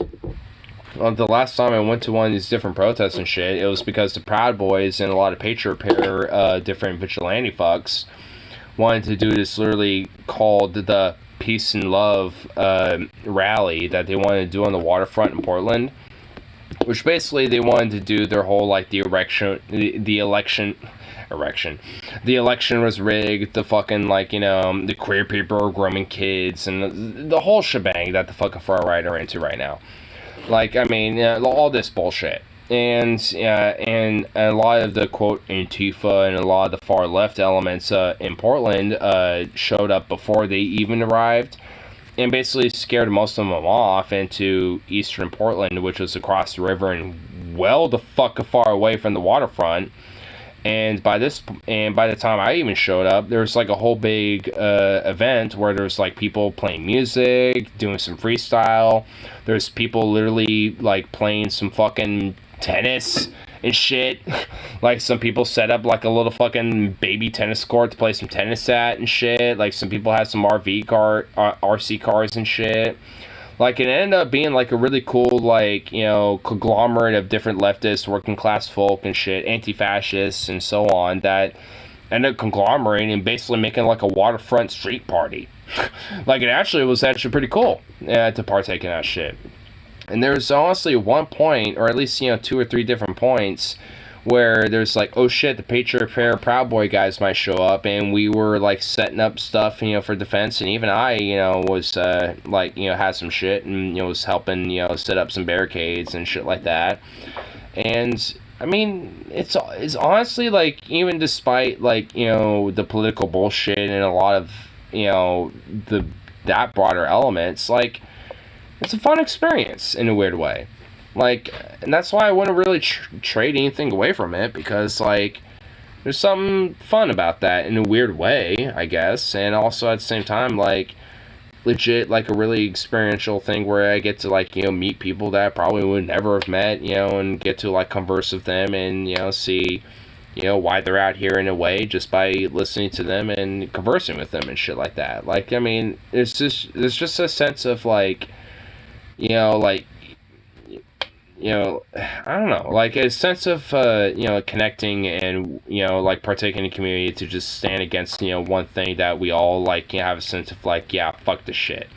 And at least, you know, the last time I was at a protest was back in, like, August in 2021, I think, August 19th, I think. I mean, it was sometime in, like, mid-August, I know that much. But, it was, like, I mean, it was this sense where, like, I mean, there was, I mean, because I remember that day basically being, like, a mixture of people that were showing up, you know, hardcore, like, radical union, working class folk, Black Lives Matter people, Antifa folk, fucking, you know, the quote-unquote SJW people, like the blue hairs that you might, you know, traditionally, you know, think of or whatever the fuck. Like, it was literally such a conglomerate of fucking all sorts of different people that essentially said that, like, yeah, fuck the far right, fuck these fascists, fuck this, you know, puritanical bullshit, you know, trying to tell us what to do and shit, where everyone came together for this type of thing and shit, because, you know, we all saw and all, like, organized to be like, hey, let's not let these Proud Boys try to masquerade as, like, this whole peace and love rally and shit when they're really trying to incite violence against all of us. So, I mean, it's just like, it was kind of, in a way, you know, a beautiful thing, you know, as much as there was, you know, even from what I remember, some bullshit that happened, you know, throughout that day. I mean, because despite that, you know, it was a really cool experience. I mean, that type of shit, you know, is what I like about, you know, Portland in a lot of ways. It's like, despite the bullshit, even, you know, domestically of the city and shit, especially with the fucking city council and Ted Wheeler being a wordless shitbag and everything. Like, I mean, it's like there's at least still a sense of, like, you know, people willing to try to, like, challenge it at least. Even if it's not as organized as it probably should be. But then again, I can say that for the rest of this fucking country.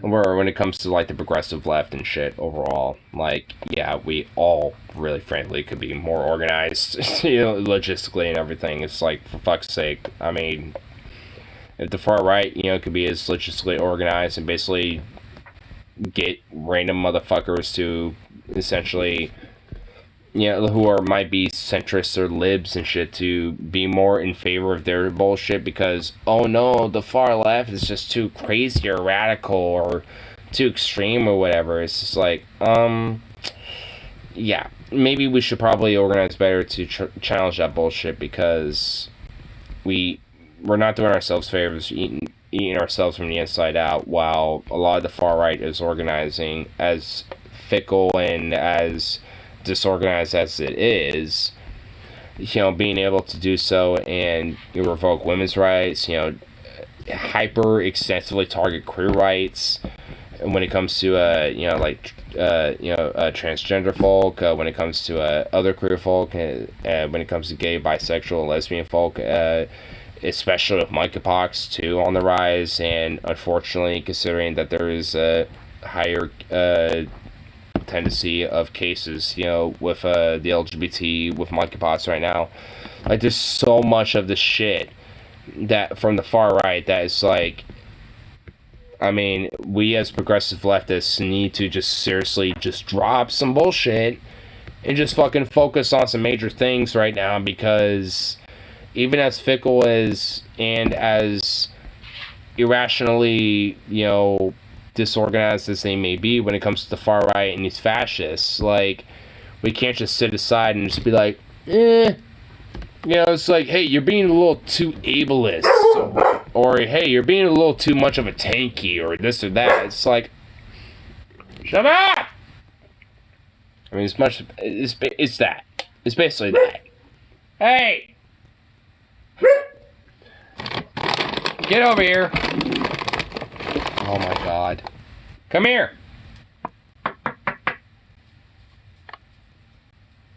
Come here. Bukov speaks. I don't want him to right now. There he goes. He finally got his treat. Are you gonna shut up finally? Asshole. Marjorie Taylor Greene's latest bill is genocidal against trans people. It literally is. Like, honestly, to say that, you know, she's a Nazi is honestly at this point a fucking understatement. I mean, these fucking GOP far-right motherfuckers and shit are just essentially the equivalent of the modern-day fucking Nazis. Like, I mean, it's just not hyperbolic anymore.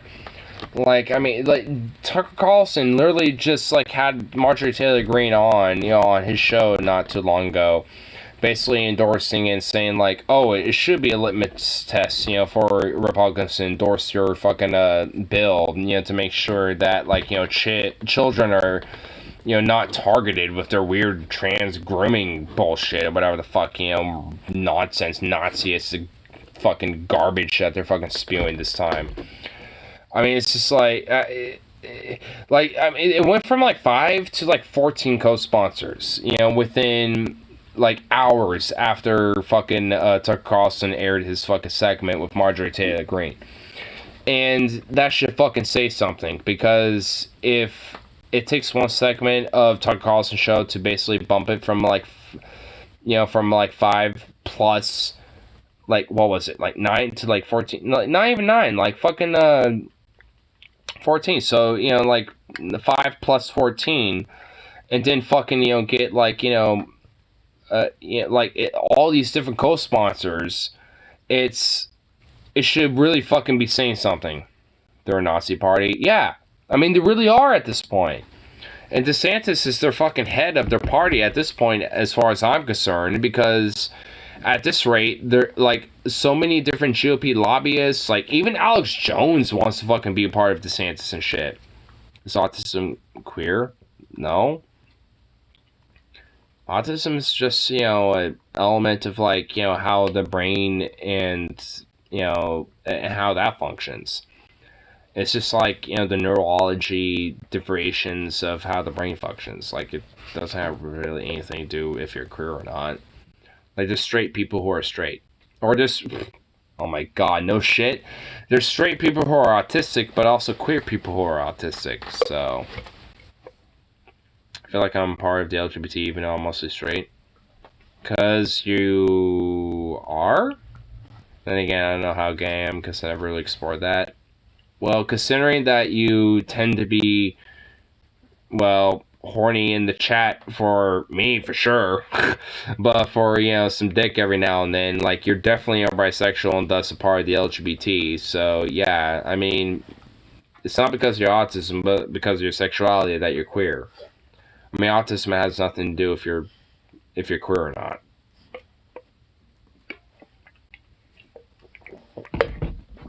I suppose maybe it might play a variable, I guess, but I mean, I don't know how significant that would be.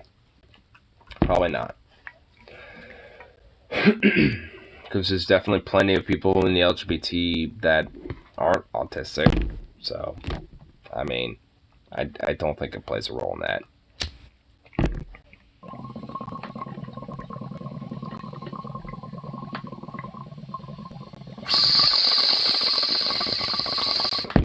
But according to people like Marjorie Taylor Greene or Tucker Carlson or Matt Walsh and fascists like that, I mean, it might as well be the same shit. That's what they think.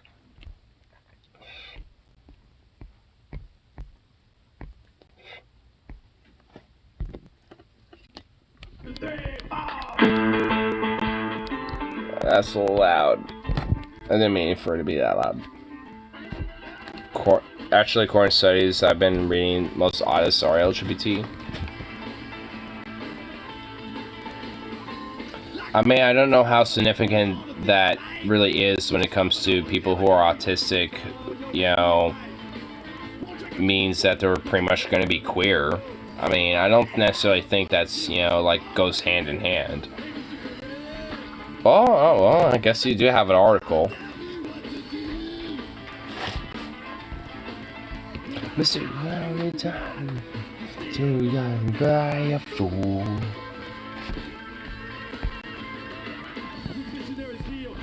I'm gonna turn it up a little bit.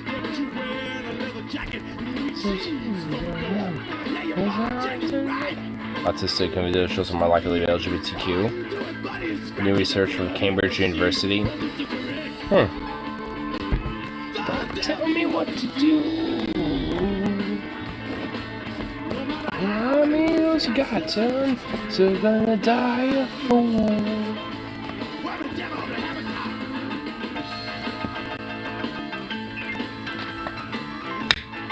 We need to spam the song to Marjorie Taylor Greene.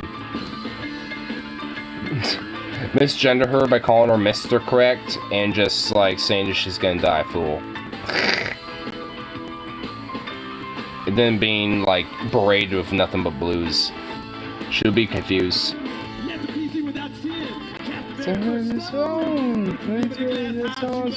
Leave me alone.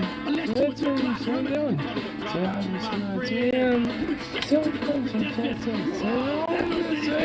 It's correct.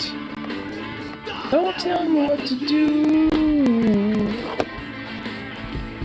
How many times did I tell you that I'm gonna die a fool?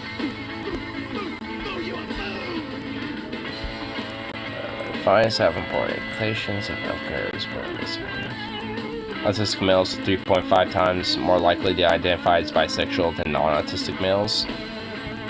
For many years, it was wrongly assumed that autistic individuals are uninterested in sexual or romantic relationships, But this is not the case. In recent years, small studies have suggested that autistic individuals are more likely to experience a wider diversity of sexual orientations and are less likely to have sexually transmitted infections. Hey, good shit for me. Because weirdly enough, that literally describes me. I have a weird, wide, diverse element of sexual orientation. I'm just gonna admit that, but at the same time, no STDs, baby. Oh. Good shit. However, the existing evidence has been limited in size and scope. Boo! In the largest study in the data, 1,183 autistics and 1,203 non-autistic adolescents and adults aged 16 to 90 years provided information about their sexual activity, sexual orientation, and medical history of STIs. The results showed that a majority of autistic adults, 70% autistic males and 76 autistic females, engaged in sexual activity. I guarantee you that's pretty much the similar data to, non-autistic. Well, yeah, basically, yeah, it actually says down here. Although they do so to a lesser degree than their non-autistic peers, 89% for both non-autistic males and females report engaging sexual. I mean, so a little less so, but nonetheless, I mean, they're just as, at least, maybe not to the equivalent, but just sexual active as non-autistic people, because humans are, well, sexually active beings. In contrast in previous findings, the results are also found that there is no differences in likelihood of ever contracting an STI or the age was. Okay, so honestly, yeah. So for the STI shit, that just seems like there's no difference between non-autistic and autistic individuals, from what's saying. That seems to be similar, contracting cases versus non-contracting and shit like that. So, yeah, okay, so. I guess maybe, at least from what I'm just reading from the first couple paragraphs, it seems like, yeah, maybe autistic people don't necessarily have as much sexual experience. They still have sexual experience, and they still have sex. So, if anything, they're more willing to expand in different sexual, desires and stuff, whether that's, experiment of gay sex or otherwise. Which I guess makes sense, because being autistic as fuck, yeah, I got a lot of weird sexual quirks. I'm just gonna be fucking blunt. Last couple paragraphs are what interests me the most. Well, god damn it, now I'm gonna go back.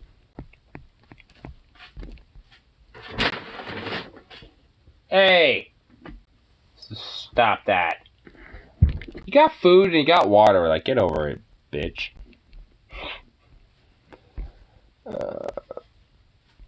In addition, the study found that autistic adults and adolescents are approximately 8 times more likely to identify as asexual and other sexuality than their non-autistic peers.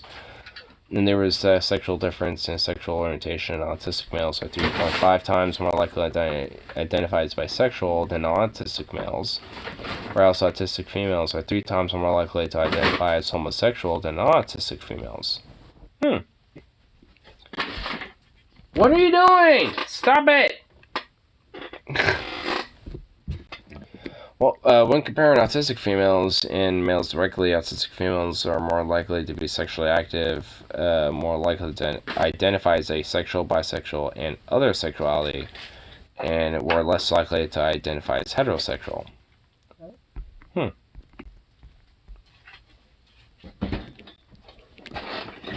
Honestly, I don't know, how much that has to do with directly towards autism, but that does kind of expand more about what the human condition might be about, because I know one element about studies of autism is that it might be elements of our more quote unquote primal nature, when it comes to awareness and maybe senses of paranoia or identifying patterns or things like that. Like, there's some elements about autism that, might be, similar towards, maybe how early hominids might have behaved.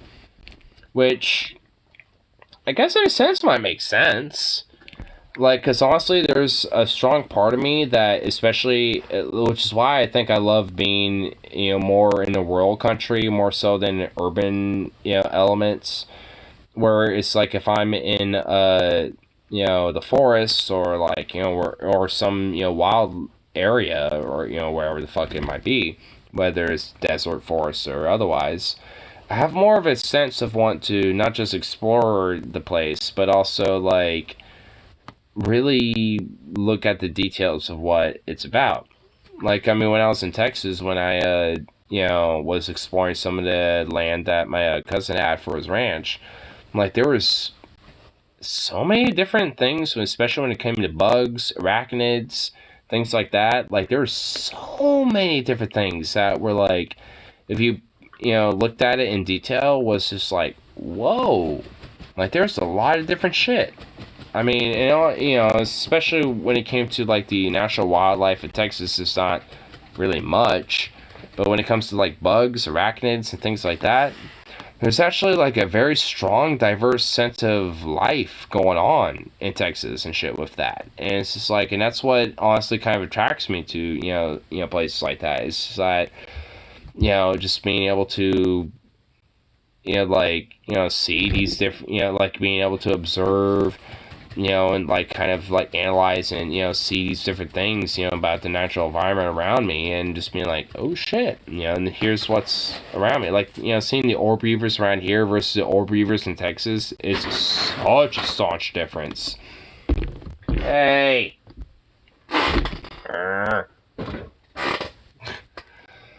Because the orb weavers around here, they're about yay big, but the orb weavers in Texas, they're fucking huge. They're gigantic, but very beautiful at the same time, and they're just as harmless too, even though they're big. Like, the orb weavers around here are pretty harmless, and orb weavers in Texas, even though they're huge, are pretty harmless themselves. I'm the straightest oddest I know.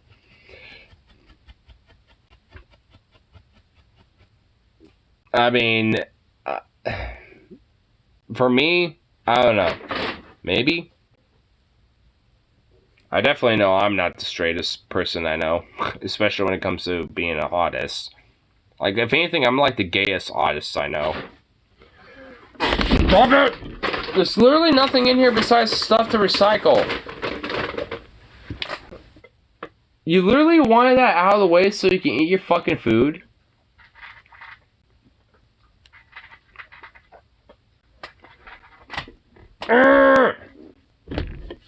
I'm gonna hold your tail now. Your tail's mine.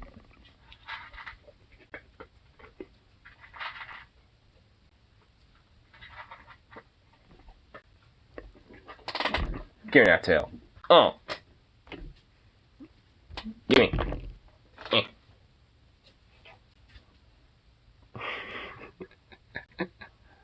Let the good boy have another tendy. No, he's not having chicken tendies. He's having his actual food. He's having his kibble. Oh, fuck of his tail. I'm holding the tip of his tail.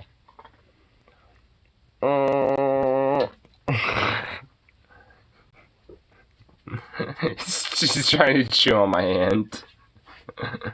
You little prick. Eat your food. Eat your food, boy. Eat your food. Yeah.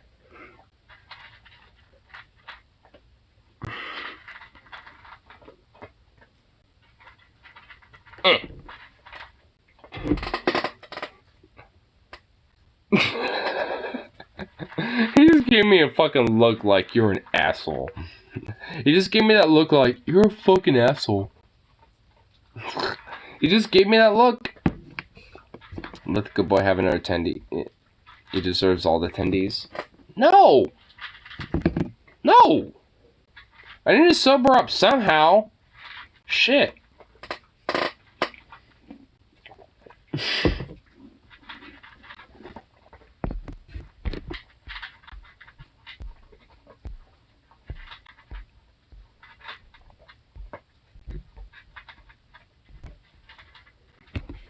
You chug all the beers. I literally have one more left after this one. Like, I'm not even kidding. Like, this is the last one. I mean, I don't know. I mean, we might be able to hit that last one and finish it off. Who knows? Maybe.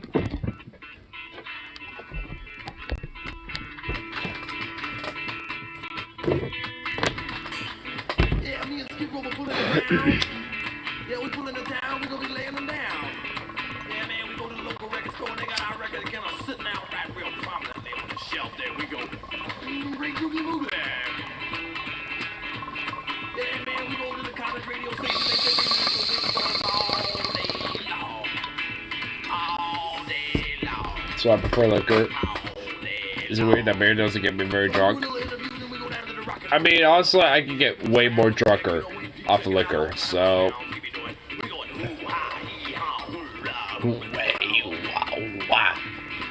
Not feeling it for that one. But honestly, at the end of the day, what is the same is the amount of times I need to piss. So I'll be back.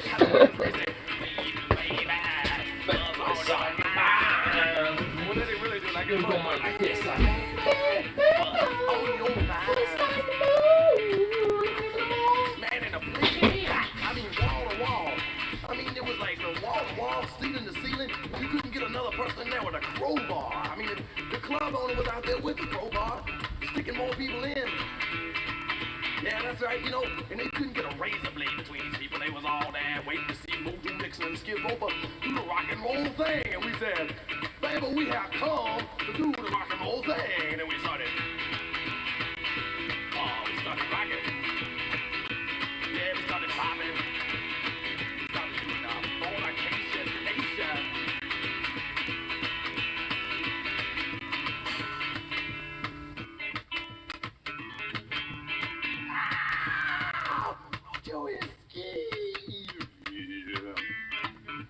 So man, after we be rocking for about an hour, 2 hours, encores out the door, crowbar, man, there's a psychotic reaction and everything.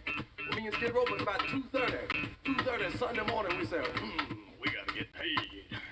We gotta get paid. Now, who's in charge of this place, you know? So we looking around, we asked the doorman, the bartender, we asked them all, they said, you have to talk to the owner.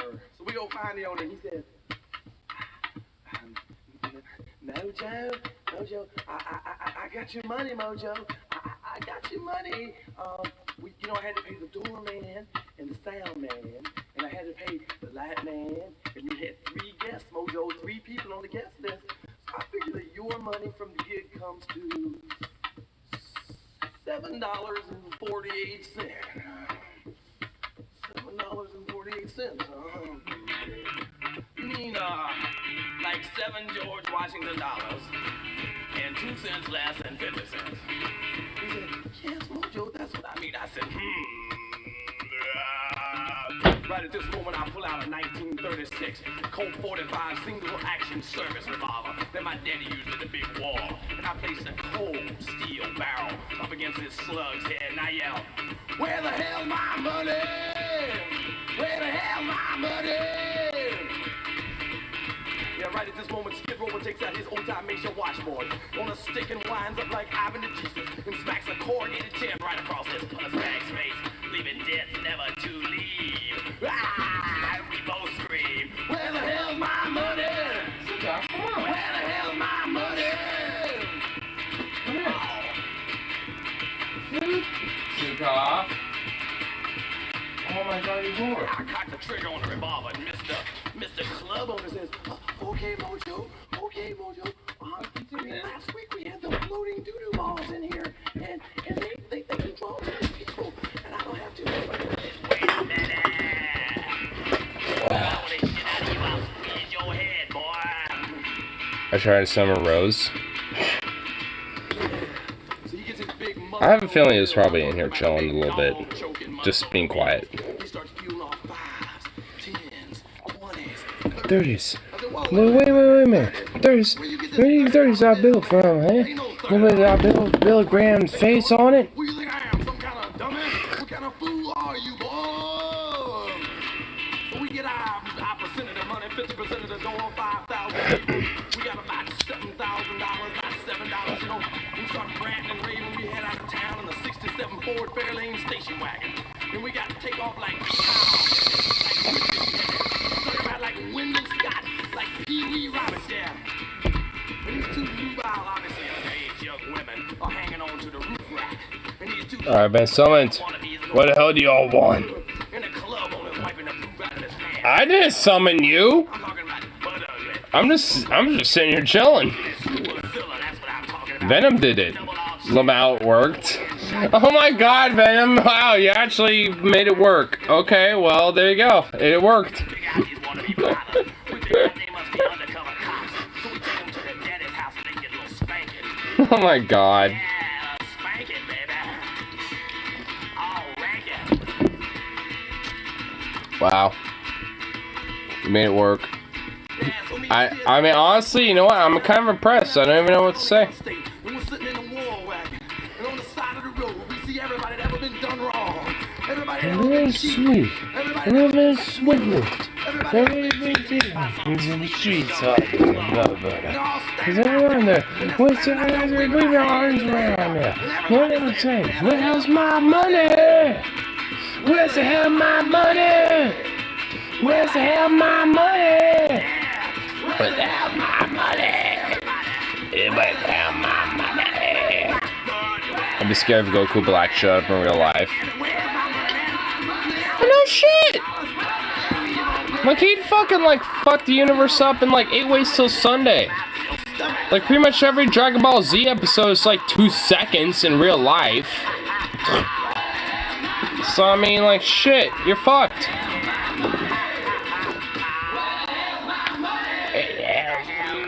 My money. And you're right, I'm going to sum my friend. I need a ride, I need to sum my friend, because he's going to help me, you know, I don't know, not be drunkenly belligerent driving home. Killing somebody.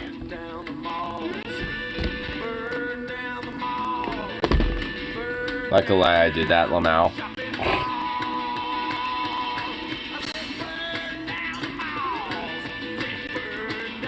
Carry me to the airport, please.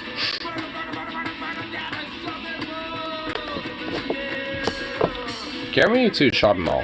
Make sure you have a lot of liquor, and instead of caps, like bottle caps, you have cloths. And give me a Zippo. I got the feeling right now. Gasoline. Oh, burn down the malls. Burn down the malls. Burn down the malls. Burn down the malls. Burn down the store. It's in a shopping center. Oh yeah, the shopping center is always been. Wow. That looks so. Where the young kids go. It's never gonna turn into the lowest common denominator shopping mall. Hell, I say burn down the malls. Burn down the malls.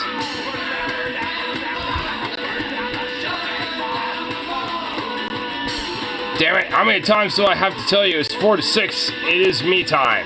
Seriously, I'm sorry I didn't know that. I don't think he meant that seriously. I see the quotations. I think that was sarcasm. Venom, are you drunk too?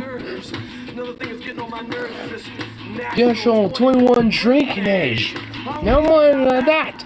Bunch of malarkey! Whatever malarkey is, man. There's a whole bunch of it. You know, if Reagan finally gets the war he's looking for. Yeah, you gonna start drafting 21-year-olds? No, it's gonna start dating 19-year-olds. But can't buy beer. Can't buy beer. You get married and screw yourself up real good. Can't buy beer. You can charge $8 million on the master charge. Can't buy beer. You go from one fool or another. Can't buy beer. Because this is America. America that's run by the lowest common denominator. The money. How many sticks did you move, Mojo? How many things of apple juice did they sell? The song's too relevant. Come on, suckers! Come on, Now feel it! Feel it! I said burn down the mall. They taste like strawberries. Good. Better taste like strawberries. That's why I never want to be a demon. In group event. Ah! I'm about to turn that down. That's why. That's why I never want to be a demon. In a group of veteran high schoolers came to summon you with chalk and candles. Imagine if you were a shower right before you get summoned. I don't know. These days, it would probably be queer folks and trans people. What you watch? What you listen to? I don't want those moralistic cocksuckers. They got me out of the floor.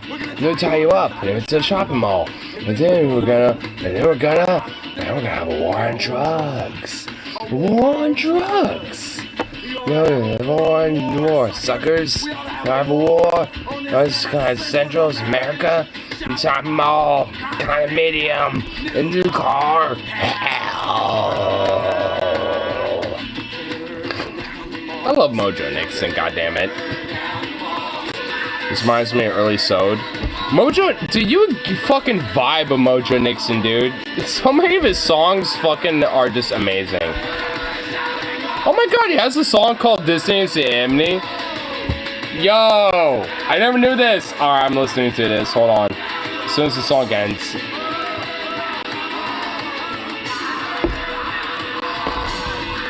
I mean, this is honestly like what outlaw country, what rockabilly, like this is what like the OG fucking like rockabilly outlaw country was about.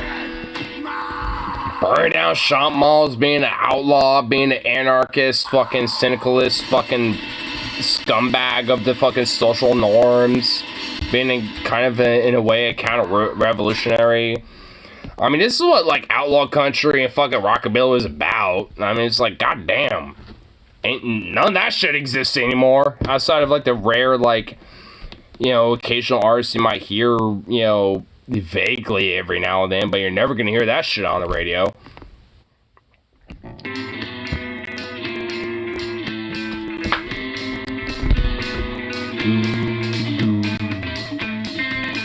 Ooh, I'm loving it.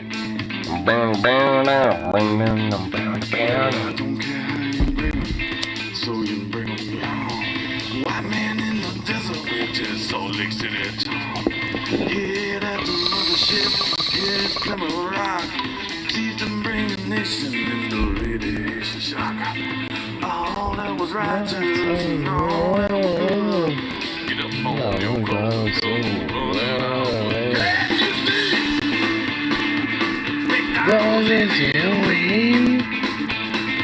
Going after McDonald's first. Yeah, this one's on his knee. I love it. It's an alien conspiracy.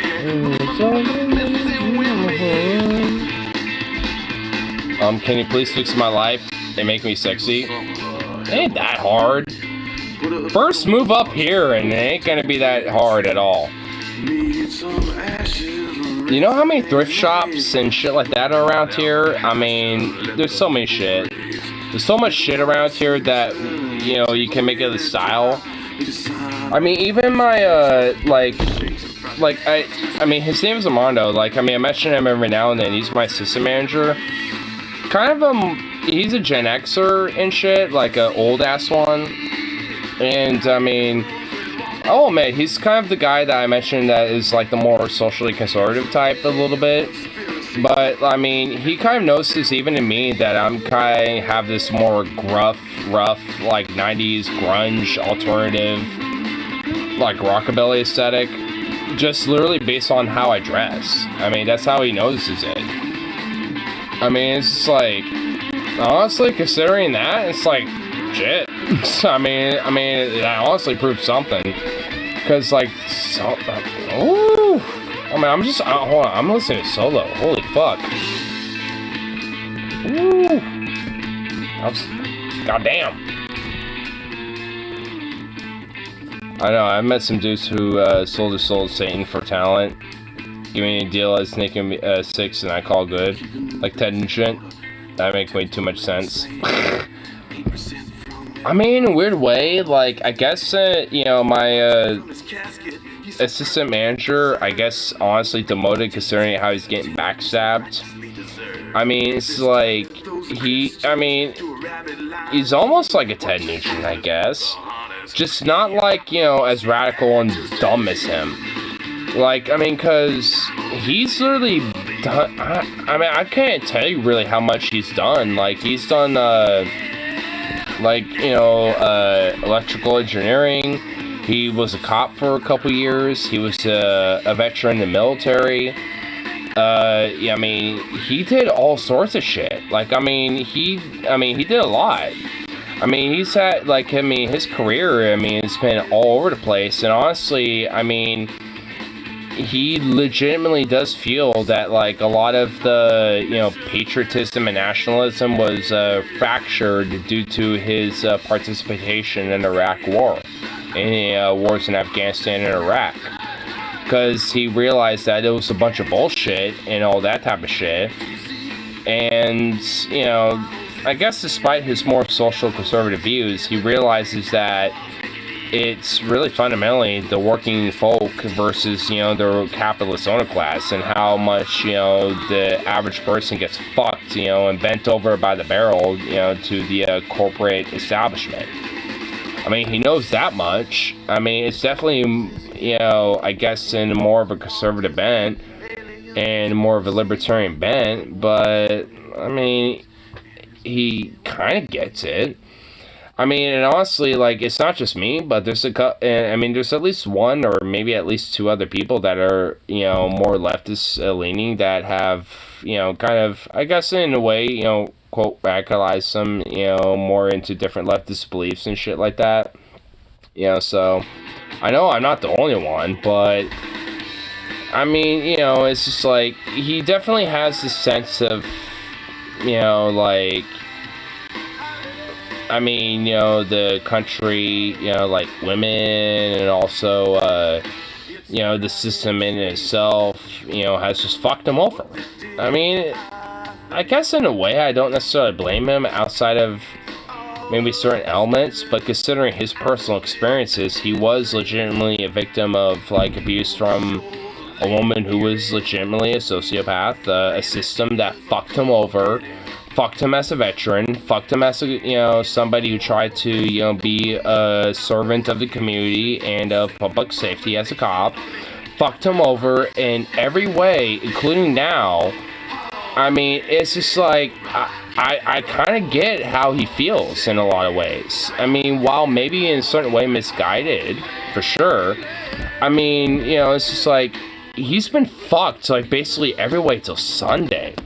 I mean, even now, and it's just like, I mean, like, I really do feel for him, because even despite, you know, maybe my disagreements and my, you know, feelings, you know, about how he feels about other shit, because it's just like, I mean, when you have someone like that, it just shows how somebody can be so, like, easily, you know, grasp into this, like, bullshit, you know, when it comes to, like, some of the social conservative fucking shit that's being pushed right now, when it comes to, like, being against the queer folk, transgender folk, fucking, you know, like, the immigrant, you know, like, whatever the fuck.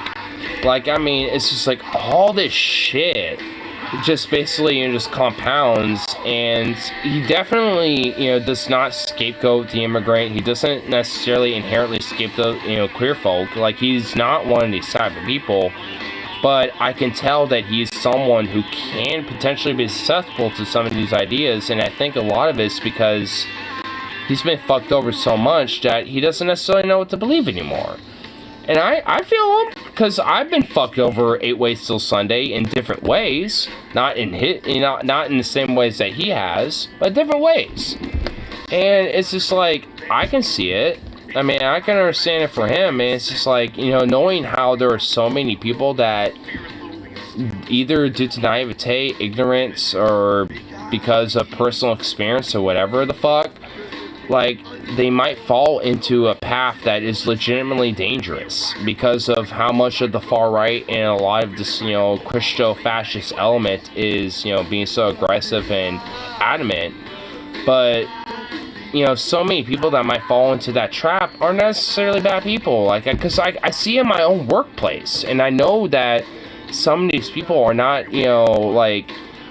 bad folk because of some of the bullshit that they might, think of. And it's because of that is just like, and I could tell, even from other coworkers, is that like, it's something that's acknowledged, and we want to try to help people because like because I know somebody who was raised kind of a sheltered Catholic, but is a queer person himself, and is going for college, and in a lot of ways pretty similar to my experience.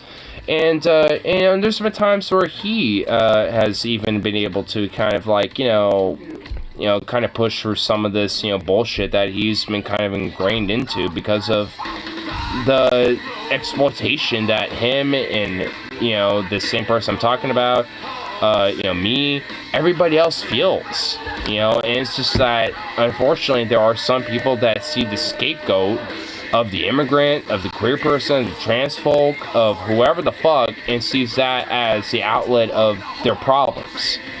And it's just like the biggest way to really truly try to get people away from that is knowing that there are people in their workplace that might feel that way, but getting them away from that, because it's not impossible. Like, because I see in my own workplace, like I say.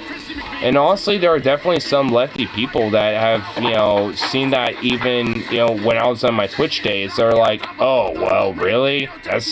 That don't sound like, some sense. Even though it is. And it's just like, huh? I mean, it's like, how in the fuck are you going to be able to, like, try to reach out to these people and try to get them away from this type of shit and be more enlightened to a more progressive, leftier view if you're not going to be able to try to, like, challenge some of the perspective, even if they're ignorantly or naively, thinking about that shit? Like, how in the fuck are you going to be able to do that? If you're going to just rule them out from the get-go, then you're not going to be able to make that progress. I mean, because I can't, especially in my own workplace, I can't rule out the people that I've worked with for multiple years now, despite their more socially conservative views about shit. Because, like, I've worked with them, I, know their experiences, I know their personal plight, and they know my personal plight. I mean, despite our views and everything else in between, and it's just like, we can still be able to have a common bridge to be able to discuss these fucking ideas. And maybe we might not be able to come to an agreement at the end of the day from the first discussion or the second discussion or, however many. But, like, I mean, the very least that, like, we have, like, an ability to have a common place to have this discussion and be civil and chill about it and have a back and forth and not come to blows. I mean, like, that says something. I mean, because at the very least, like, the seeds at the minimal are being planted in their head, so it's like, and at the very least, like, maybe there might be a point or two that they might have that you might consider that might be agreeable. I mean, that doesn't necessarily mean that their entire premise or what they believe is agreeable, but there might be a point or two that they might find agreeable, that, that, like, it's like, hey, maybe, there's, like, a point or two that might be considerable, but it's like, at the end of the day, maybe I still disagree, but I can at least have a back and forth, nonetheless. I mean, whether it's at the workplace or being able to, like, maybe meet somebody at the park because, you're more connected with the community or whatever the fuck. Like, even if it's, like, somebody in your own, like, apartment or some shit. Like, these, like, I think that's just one thing that leftists don't necessarily, want to try to, like, put the effort in. It's just, like, even if there's, like, a disagreement and shit, like, on certain things, even if it's more of a vehement disagreement, like, at least have the conversation and understand maybe where their position comes from and, like, have the back and forth, because if not, then you're just gonna, I mean, it's just enabling more of the factionalization that especially a lot of the far right is trying to push right now. So it's like, I mean, if not, you're just not really doing yourself favors. Because I definitely, noticed that there's definitely been a change, even in certain social aspects in my own workplace because of these different things. It's not necessarily like, the biggest progress in the world and shit, so to speak, but nonetheless, it's, it's something. And it's definitely better than nothing at the very least, or definitely better than, reversing or regressing. Like a lot of, what these, far-right type motherfuckers want to try to push. Being puritanical as they are.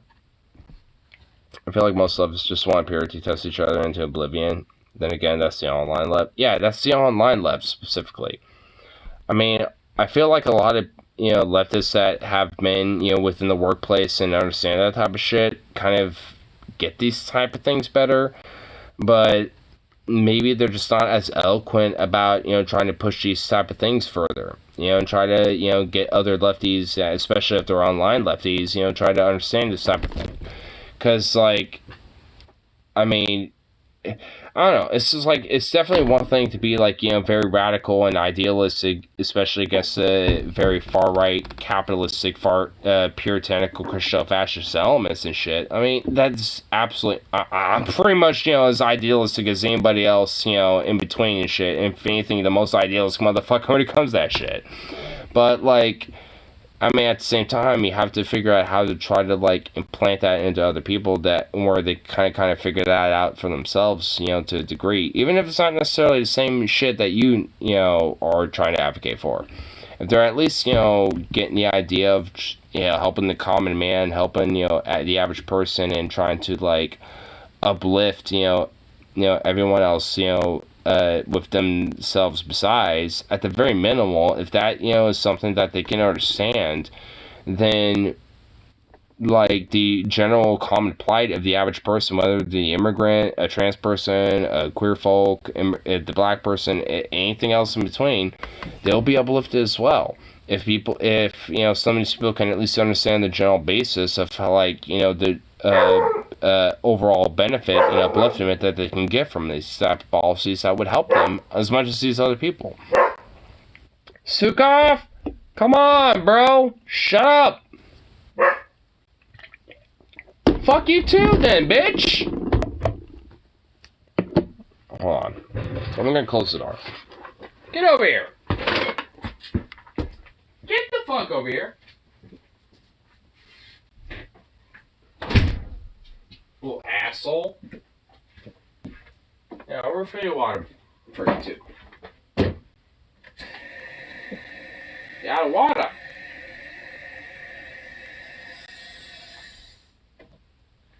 There you go.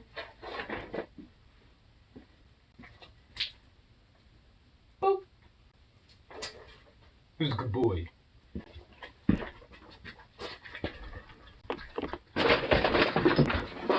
Man.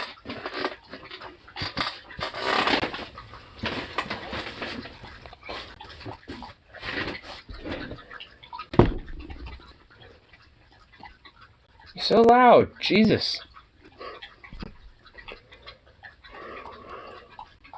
The biggest problem I see is charisma. Two people can say the exact same thing, but because one of them is less charismatic, they won't listen to you. Yeah. Honestly, because, that's definitely one thing, that tends to be an issue is charisma. Shit, I'm definitely not the biggest, expert on charisma either, for sure, but, like, I definitely noticed that, like, outside of maybe, like, a couple people, maybe, there's not really that, like, much charisma when it comes to, like, the left when it comes to trying to push their type of ideas, like, maybe Hunter Avalon and I guess Fosh to an extent. Like, there's, I don't know, there's only really, like, a couple of people I can really think of that have, like, enough charisma to where they're able to boost their popularity to where, like, they're more recognized, outside of their own, like, more leftier spheres and shit. God damn it.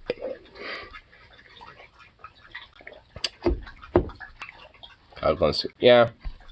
But yeah, he's another example too. I guess Rational National is another one too. Like, I mean, I guess there's definitely a few of them out there.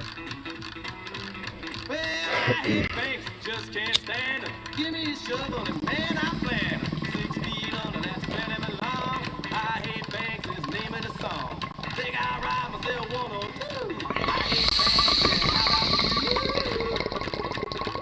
how? Well, let me a nickel and let me a dime. Possess my whole city on time. It's easy for right because they just have to validate beliefs. Jordan Peterson has like a sentient wallpaper paste. Trying to steal all my loot. Oh, think you smell it? News report. We must be near us. I would, but I mean, he's more blunt and more adamant about calling the GOP and the Republican Party fascists like they really are. Which there's definitely some people that, yeah, that's a little too much for them, so to speak. So, I mean, like, I definitely agree with him for sure, because that's pretty much just what they are, but there's definitely some people that feel like that's not necessarily 100%, you know, like, what they are, even though it's essentially just what the fuck they are at this point. I like Ernie Banks, alright. And I like the band. John Priest is a living trash can. He literally is. Yeah, and I like Banks of Fender Twin Reverb. Electric guitar amplifiers behind that. Raging on the staging, yeah. Well, when I walk in there, treat me like a dog. Wanna hit him in the head with the doo-doo log. Republicans want it on there. Tallywackers are mighty small. You run the poor and give to the rich. Wanna make a bank This is president. teaching this song. Yeah, see that tiller with the blue hair. Give You it say you lost there. It's a mission. You are after me, yo. Someone down, yeah. Alright, everybody say these 3 magic words. I want you to help me say the words. I want you to repeat It's it. bad. I want to see Kyle Chris the fuck. Oh my god. Yes, and this is yeah, a man with no legs gets business done. A man with no leg. You mean a lesbian softball coach? Give me a shovel and man, I plant 'em. I have this guy. The Burger Creek? No. Who? I hate banks, yeah. How about you? Now let me tell you something else. I'm not real I fond do of videos, stuff and stuff. Yeah, and I don't like the cable TV company. You know why I don't like the cable TV company? Because they just be stuck in What's that this videos sucker. about? They don't have to pay nothing for it. And I just get me one of them bootleg cable boxes, and I get me one of them. Woke mages to not reality. And stick the thing in. I ain't gonna pay for it. No. Cool bullet lines they won't put in Vampires 5. Is fit on dolphins?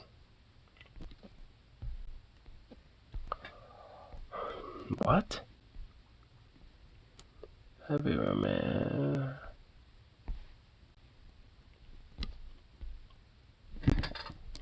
Oh, you already have it. Did they want you to talk about dolphins from 3 years ago? Oh my god. What the fuck? Oh, what was this thumbnail? Dolphins are dicks. Well, no shit, dolphins are dicks.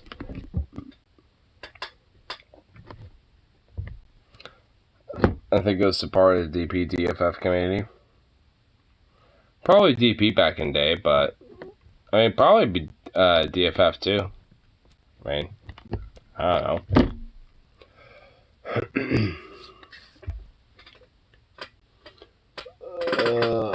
Oh my goodness.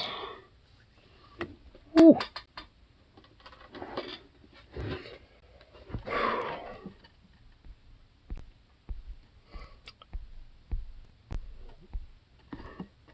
Yeah, I'm definitely like lit as fuck. Not even gonna lie. You know what? Honestly, I'm probably good on like,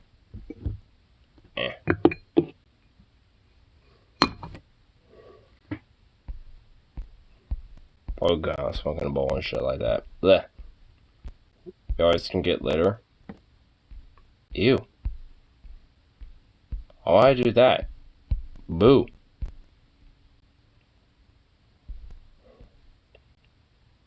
Someone came murder his brother. Did he disable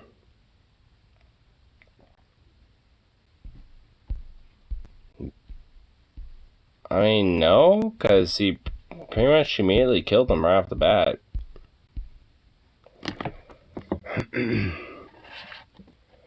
Oh. Not litter, more lit, I mean. Nah.